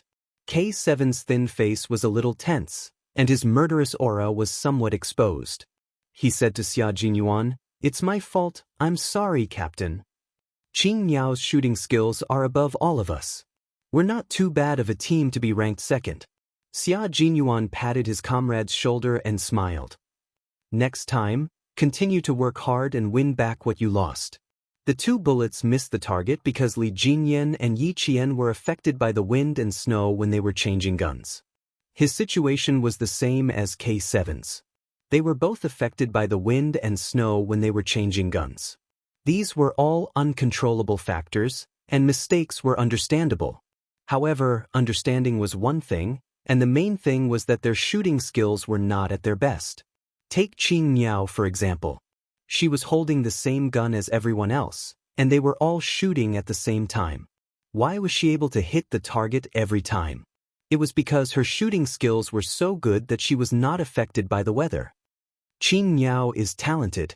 Do you still remember the mission in Pakistan? Normal people aim first before shooting, but she's different. She can directly aim and shoot when she pulls the trigger. That's the biggest difference. It's a talent blessed by the heavens.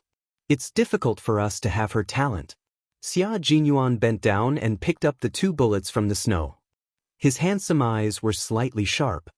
We don't have her talent, but we need to learn shooting skills from her. We can't be complacent, and we can't find excuses for our losses. We admit that we lost, but we can't keep losing like this. The snow was unusually heavy. The feather-like snow fluttered and decorated the mountain into a world of white.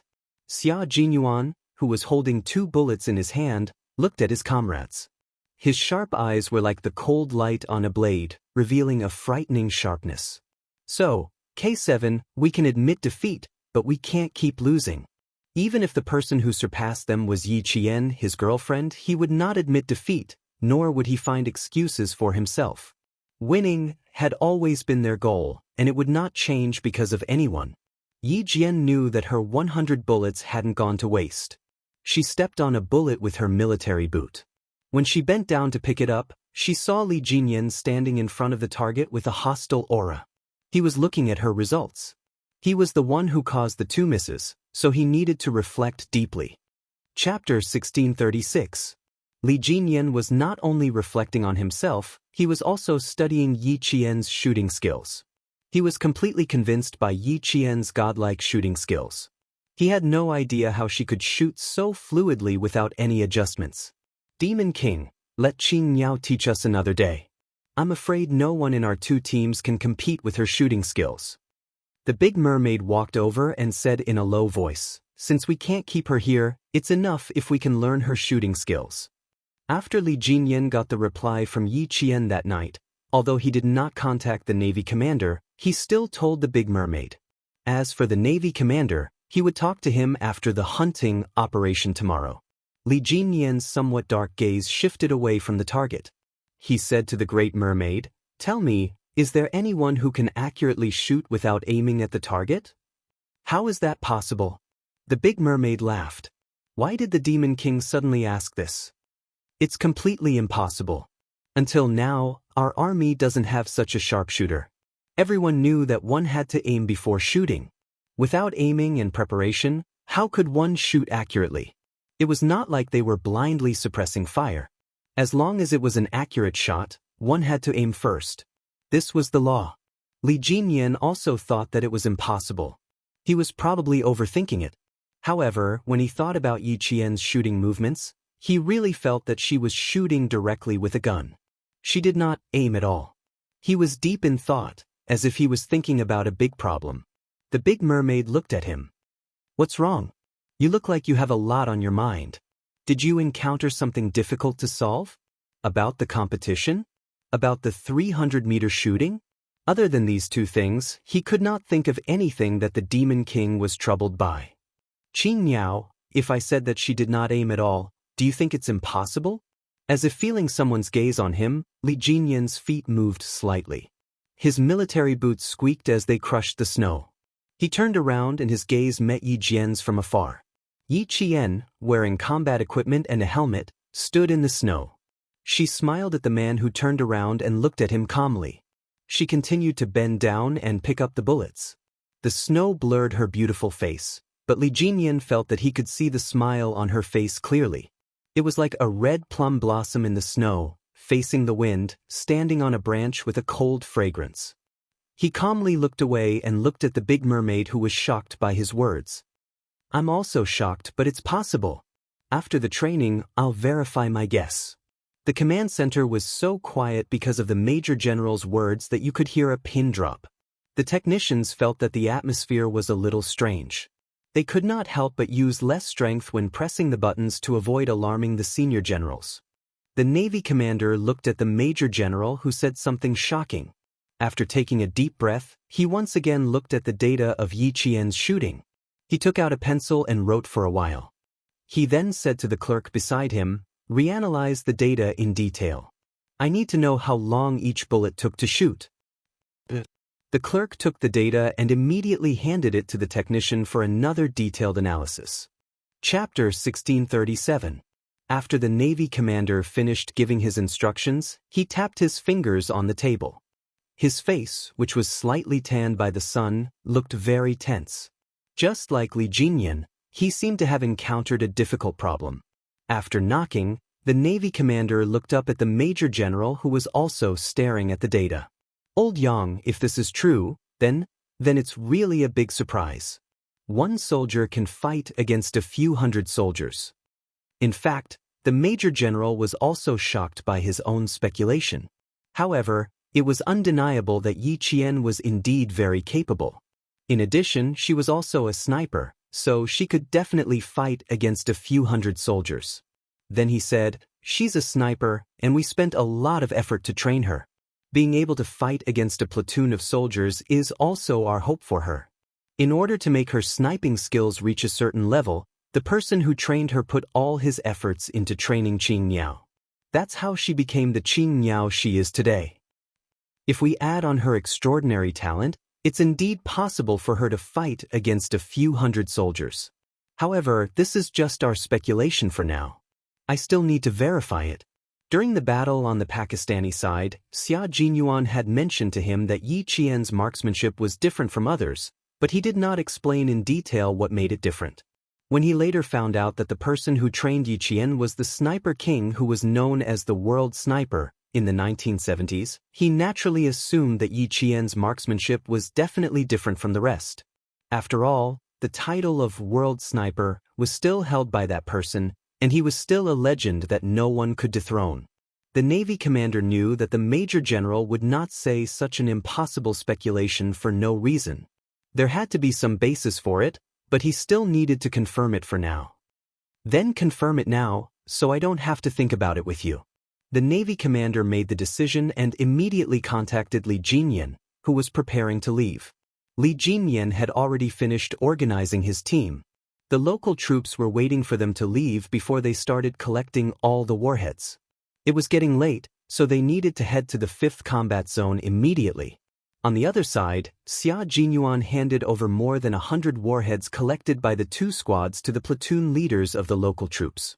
Due to Yi Qian, the storm commandos did not appear again, and the Snowfield Brigade and the local troops took care of the rest. The 10-meter distance in the heavy snow also blurred everyone's vision. Fu Dong looked forward again and vaguely saw a figure that was slimmer than a male soldier standing straight in front of him. He observed that there was only one female soldier in the two Special Forces teams. "Class Monitor Fu, your class is in charge of the west to the north. Class Monitor Lu, your class is in charge of the east to the south. 4,400 bullets, 4,400 warheads must be collected for me. Not a single warhead can be left out. Do you understand?" "Yes." Fu Dong retracted his gaze. Until now, he still felt that he had not recognized the wrong person. That female soldier was Yi Qian. Xia Jinyuan's gaze slid past Fu Dong's face without leaving a trace. He was indeed Little Fox's junior high school classmate.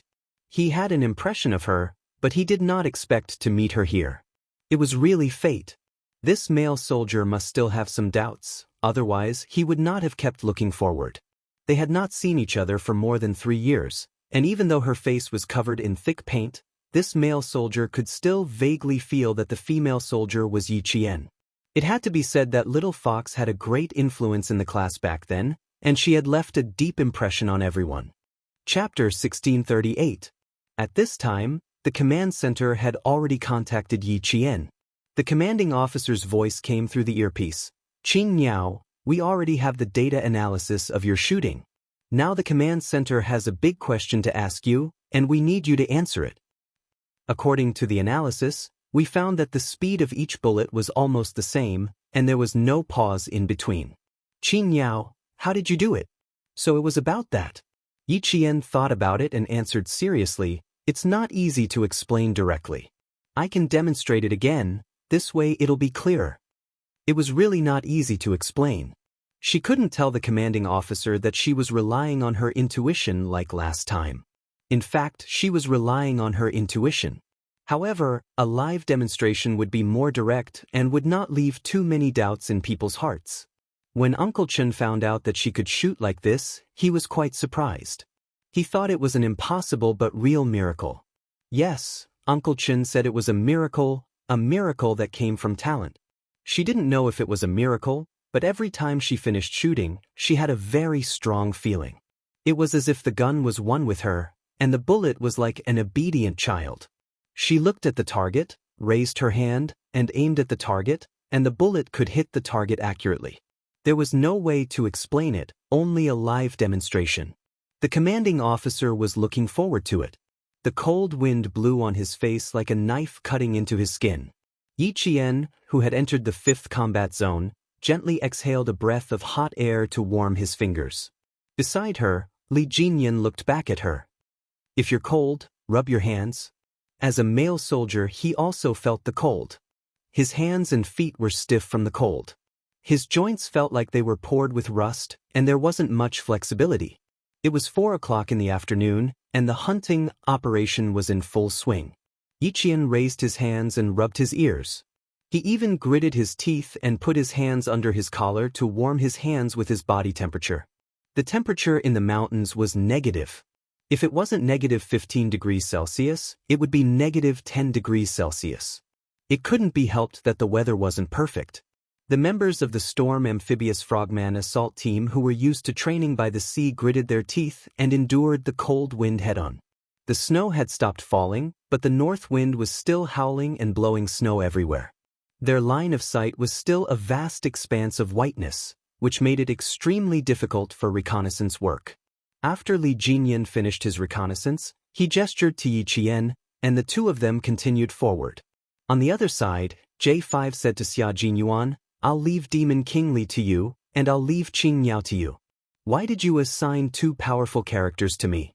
You think too highly of me, your brother?"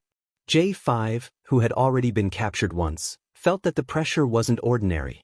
Demon King Li was comparable to Q King, and Qing Niao's assassination skills weren't bad either. He really felt that he was the weakest of the 4. Xia Jinyuan, who was bent over, used his binoculars to observe the lake. His thin lips curved into a cold smile. "The more you're afraid, the more I want you to go. If you're captured, won't you get back at them?" A black shadow swept across the lake. Xia Jinyuan immediately put down his binoculars and contacted his brothers. "Team D, pay attention. The sentry is here. Be careful.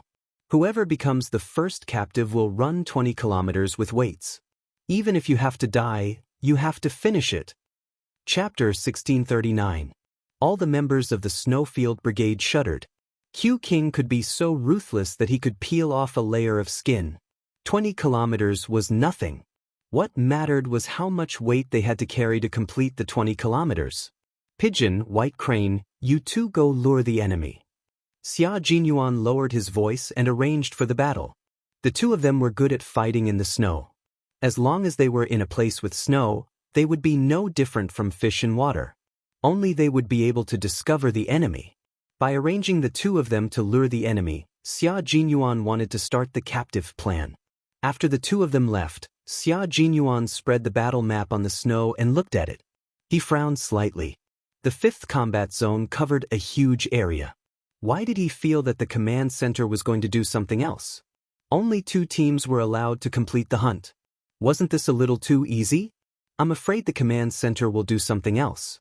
We can't spread our forces out for the time being. After Xia Jinyuan made his judgment, he immediately switched to the public channel and whispered to all the members of the Snowfield Brigade, "Stay in a triangular formation and keep our forces concentrated. Don't rush to the other side of the lake." Then he said, "The Major General won't act until he sees the hare. The Commander of the Navy is the same.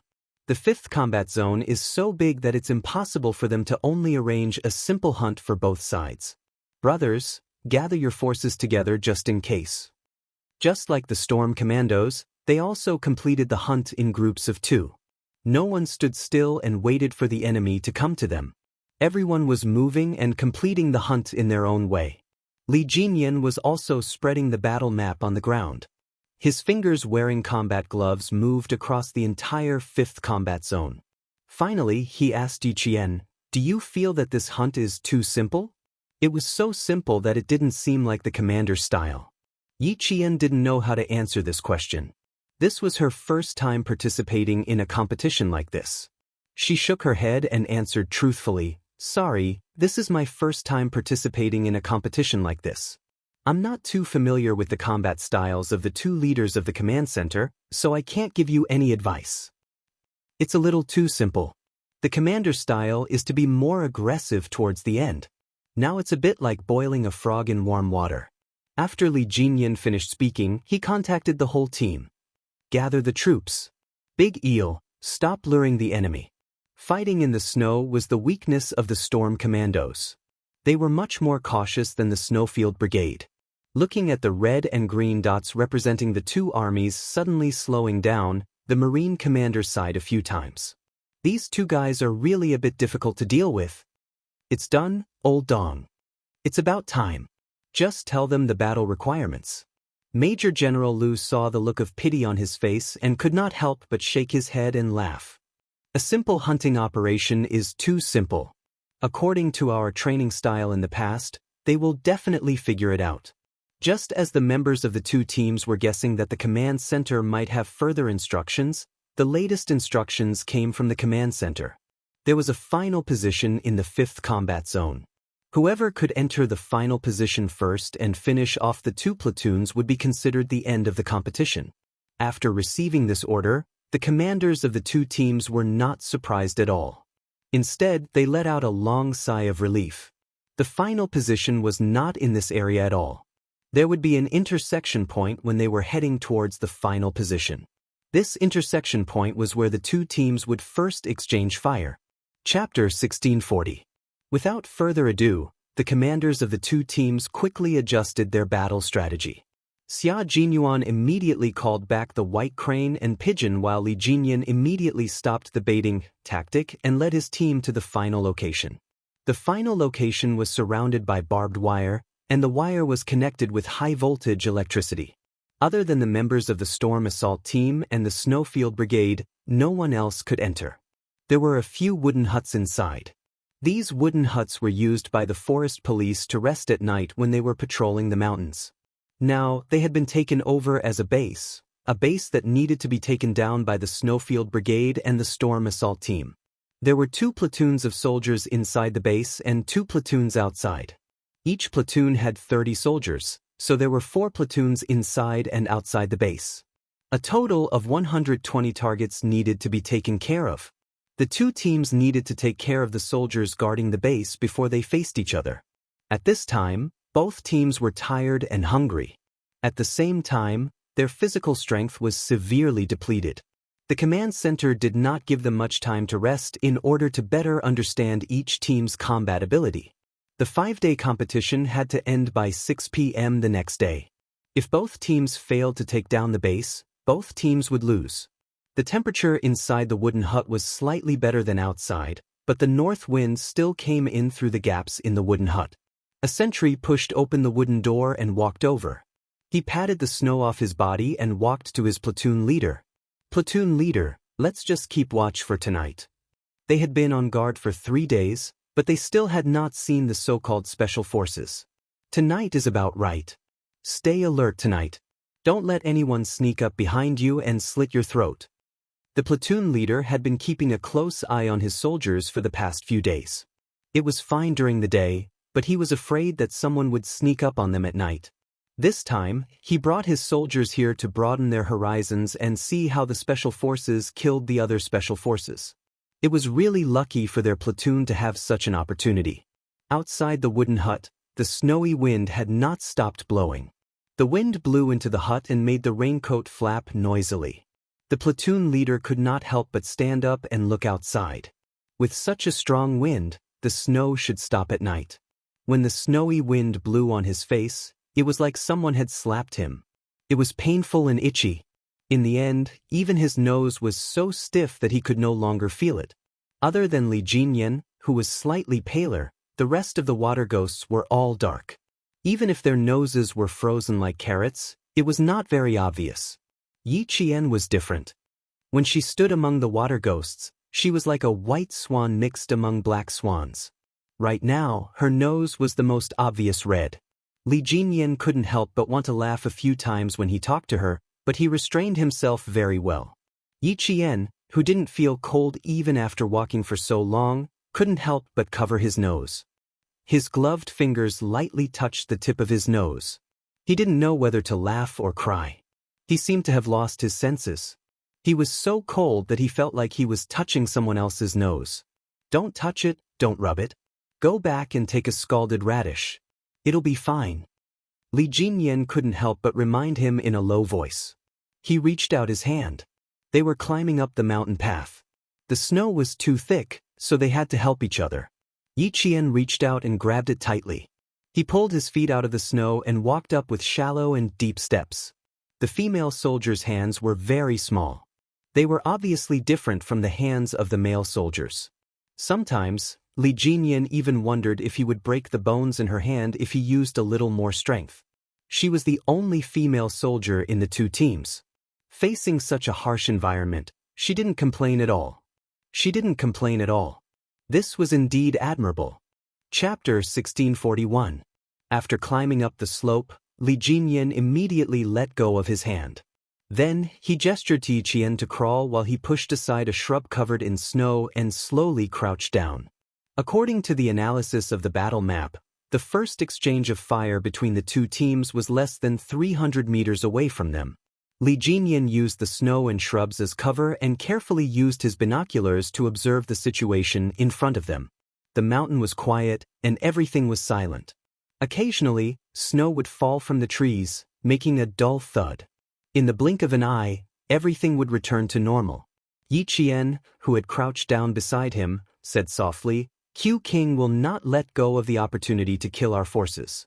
If he arrived before us, he would have already set up an ambush and waited for us to fall into his trap." The binoculars only saw a white world. There was nothing out of the ordinary. However, the more there was nothing out of the ordinary, the more it meant that something was wrong. Li Jinyan lowered his head and slowly moved his body so that he was completely hidden behind the shrubs. He crawled side by side with Yi Qian. That's normal. If it were me, I would not let go of the opportunity to destroy the enemy's forces as soon as I occupy them. Turning on the communicator, Li Jinyan contacted the team members behind him. Move forward in a dragnet formation. Each team will maintain a distance of 10 meters from each other. Deshao, 5 of your teams will head to the final stronghold. 5 of our teams will stay behind. 2 scouts will stay put. Then, he said to Yi Qian, "You go with the scouts. Stay 1 step behind Deshao and the others." At this time, Qing Niao was the focus of the entire team. How could Q King allow a Qing Niao, who was familiar with their team, to stay behind? Their first target was definitely Qing Niao. Yi Qian also knew why this was the arrangement, but she also had her own thoughts. Since they had already been targeted, avoiding them was not a solution. Moreover, she did not have the habit of avoiding them. On the battlefield, offense was always the best defense. Yi Qian sighed softly and expressed his opinion. Since it's a hunting operation, Demon King, I don't intend to avoid it. Let's face it directly. She rarely expressed her opinion when he was carrying out orders. Now that she had spoken, it was enough to show that she had thought it through carefully. Li Jinyan pursed his thin lips slightly. After a few seconds of pause, he said, "If you are not worried about being captured, you can continue to follow me." Previously, they had captured a member of the Snowfield Brigade. In this hunting operation, the other party would definitely want to get back at them. Qing Yao was undoubtedly their target. Yi Qian did not hesitate. He chose to take action. On the snow, a few sparrows were jumping around happily. Their light bodies became the only vivid scenery in the snow, leaving a string of small paw prints. Xia Jinyuan used a tree branch to pick out the snow stuck to the bottom of his boots so that it would be easier for him to take action later. "Q King, there's a situation." Baihe's voice came through the earpiece. It was low and contained a hint of excitement. "There's movement. We didn't wait for half an hour in vain." The Snowfield Brigade had arrived at the first crossfire half an hour ago and had set up an ambush. "J5, I'll leave Qing Yao to you." Xia Jinyuan threw the tree branch lightly into the bushes. The military target swept through the bushes, and the snow fell quietly to cover up his tracks. A few camouflaged figures flitted through the pure white world. They were as light as birds flying in the snow and disappeared silently. Yi Qian, who was leaning against the tree trunk behind her, panted lightly. He turned on the communicator to contact his team members. "It's about 5 minutes. It's about time to start." Baihe and Dove were scouts. Xia Jinyuan had told her that as long as they were in the snow, they would be like fish in water. It would not be easy for her to slip past under their noses. Chapter 1642. The Snowfield Brigade's target was her, and her goal was to finish off either White Crane or Pigeon. She did not have that much confidence in finishing off both of them at once. Li Jinyan was about 5 meters away from Yi Qian. He had already readied his combat dagger and was just waiting for the Snowfield Brigade members to arrive before he could make his move. The wind carried snow with it and blew against his goggles, blocking his vision. White Crane, who was wearing a white camouflage suit, moved carefully. His military boots did not make any sound when he stepped into the snow. He was mainly responsible for scouting and reporting everything he saw to his comrades so that they could carry out their mission. There are no abnormalities ahead. Brothers, be careful of traps. White Crane carefully passed through the crossfire and hid behind a tree. From afar, his figure seemed to blend into the white world. Push left and avoid the point of abnormalities. As a scout, White Crane had entered the range of the Storm Commandos. His main mission was to infiltrate the enemy's rear and scout their military movements. He also had to capture enemy captives to obtain information that would be beneficial to their side. White Crane and Pigeon did not directly hunt their targets. They only needed to provide useful information to their comrades and scout the enemy's movements. Therefore, they did not have any offensive missions. On the contrary, they had to avoid running into the Storm Commandos. Therefore, White Crane and Pigeon had to be more careful and cautious than any other member to avoid being discovered by the Storm Commandos. Li Jinyan agreed to let Yi Qian directly participate in the hunting operation. At the same time, he assigned Yi Qian the mission to kill or capture a scout from the Snowfield Brigade. After some observation, he realized that Yi Qian's anti-reconnaissance ability was quite good. Just like her shooting skills, they were on par. Xia Jinyuan predicted that Yi Qian would definitely participate in the hunting operation, but he could not have predicted how Li Jinyan would arrange for Yi Qian. He also did not expect that Yi Qian would have his eyes on the scout he sent out, White Crane. The mountain was very quiet, but the atmosphere was somber. The sparrows that flew into the snow from time to play seemed to have sensed something and flew away from the forest. Yi Qian narrowed her eyes and stared at a white figure. She gave her position to Li Jinyan and said in a voice so low that it was almost inaudible, "I found the target. He's about 3 meters away from me. Cooperate with me." "Got it." Li Jinyan and the other water ghosts who were closer to him answered through his earpiece. The three of them would set up an ambush while Li Jinyan would go deep to lure the enemy and fully cooperate with Yi Qian to complete the hunt. At this time, the sky had gradually darkened. It was about 4:30 in the afternoon, and the painful cold wind that blew against his face was even stronger than before. His body temperature seemed to have dropped slightly. Yi Qian, who had become one with the snow, was silently waiting for the right moment. She was completely buried in the snow. In the gradually darkening sky, as long as she remained motionless, no one would know that the slightly arched snow bump in the distance was actually Yi Qian in disguise. At least, White Crane did not discover it. However, he was very cautious. After entering the Storm Commando's range, he would lurk and observe every meter he walked. 10 meters, 9 meters, 8 meters, 4 meters, 3 meters, 2 meters, 1 meter. The target was getting closer. Yi Jianpain held her breath and listened to the army boots stepping on the snow softly. She heard the squeaking sound of the snow being crushed. White Crane passed by her, less than 50 centimeters away. Yi Qian did not move. For the time being, she could not confirm whether there was someone behind White Crane. She had to wait for Li Jinyan and the others to send news. Chapter 1643. Her target was the Snowfield Brigade scouts, while Li Jinyan's target was Xia Jinyuan. She thought that Xia Jinyuan's target would definitely be Li Jinyan as well. King against king, there would definitely be a decisive battle. Suddenly, the sound of fighting came from behind. Yi Qian felt a chill run down his spine. The Storm Commandos had been outflanked from behind. Even though Yi Qian knew that he was being outflanked from behind, he still maintained his current posture so that Bai He, who was less than a meter away from him, did not notice him at all. She even held her breath as she heard Bai He say, 5 meters away from me. Target spotted at 7 o'clock. K7, surround him. T6, you'll be the vanguard. Bai He quickly pinpointed his position and informed his comrades behind him to move quickly. When Yi Qian heard this, he knew that the Storm Commandos had all entered the Snowfield Brigade's ambush range. Just as Li Jinyan had said, the Snowfield Brigade would definitely not miss an opportunity to strangle their targets. This was a frontline unit that was good at ambushing and assassinating. They would only attack and would never stay in their original positions. The figures of 2 Snowfield Brigade members entered the line of sight of Li Jinyan and the other 2 water demons. Following the order to move came from the communicator, Yi Qian leaped out from the snow like a hidden snow leopard, flashing his sharp claws at the prey he had locked onto. Right at this moment, Bai He received a cold order from Xia Jinyuan. Bai He, retreat.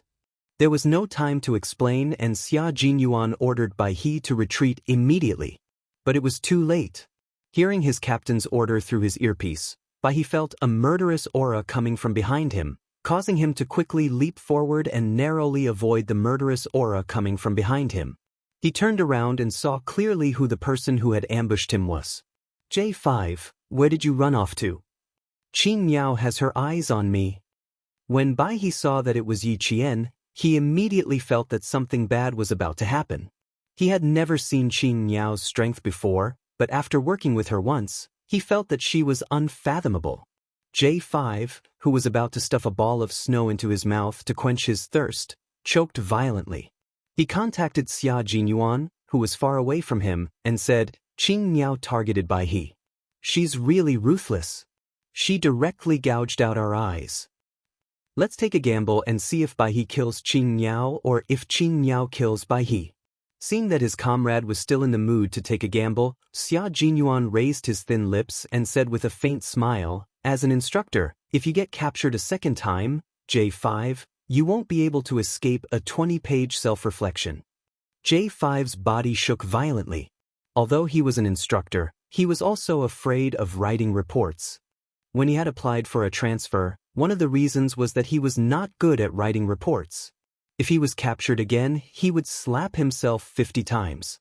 Stall the devil for at least half an hour. Xia Jinyuan approached Bai He with his rifle. The devil had ordered Qing Miao to kill his scouts, which gave him the opportunity to capture Qing Miao. J5 did not stay any longer and immediately went to stall the devil. He knew that Q King wanted to kill or capture Qing Miao first. How could Yi Qian be so stupid as to wait for the Snowfield Brigade to come to Baihe's aid and kill her while they were at it? After her first failed sneak attack, she pounced on Baihe again. She came with the wind and snow, carrying a murderous aura, and directly blocked Baihe's path. At this moment, Baihe finally understood why K7 and the others said that Yi Qian was a natural-born soldier. It was because the murderous aura around her was enough to frighten her enemies.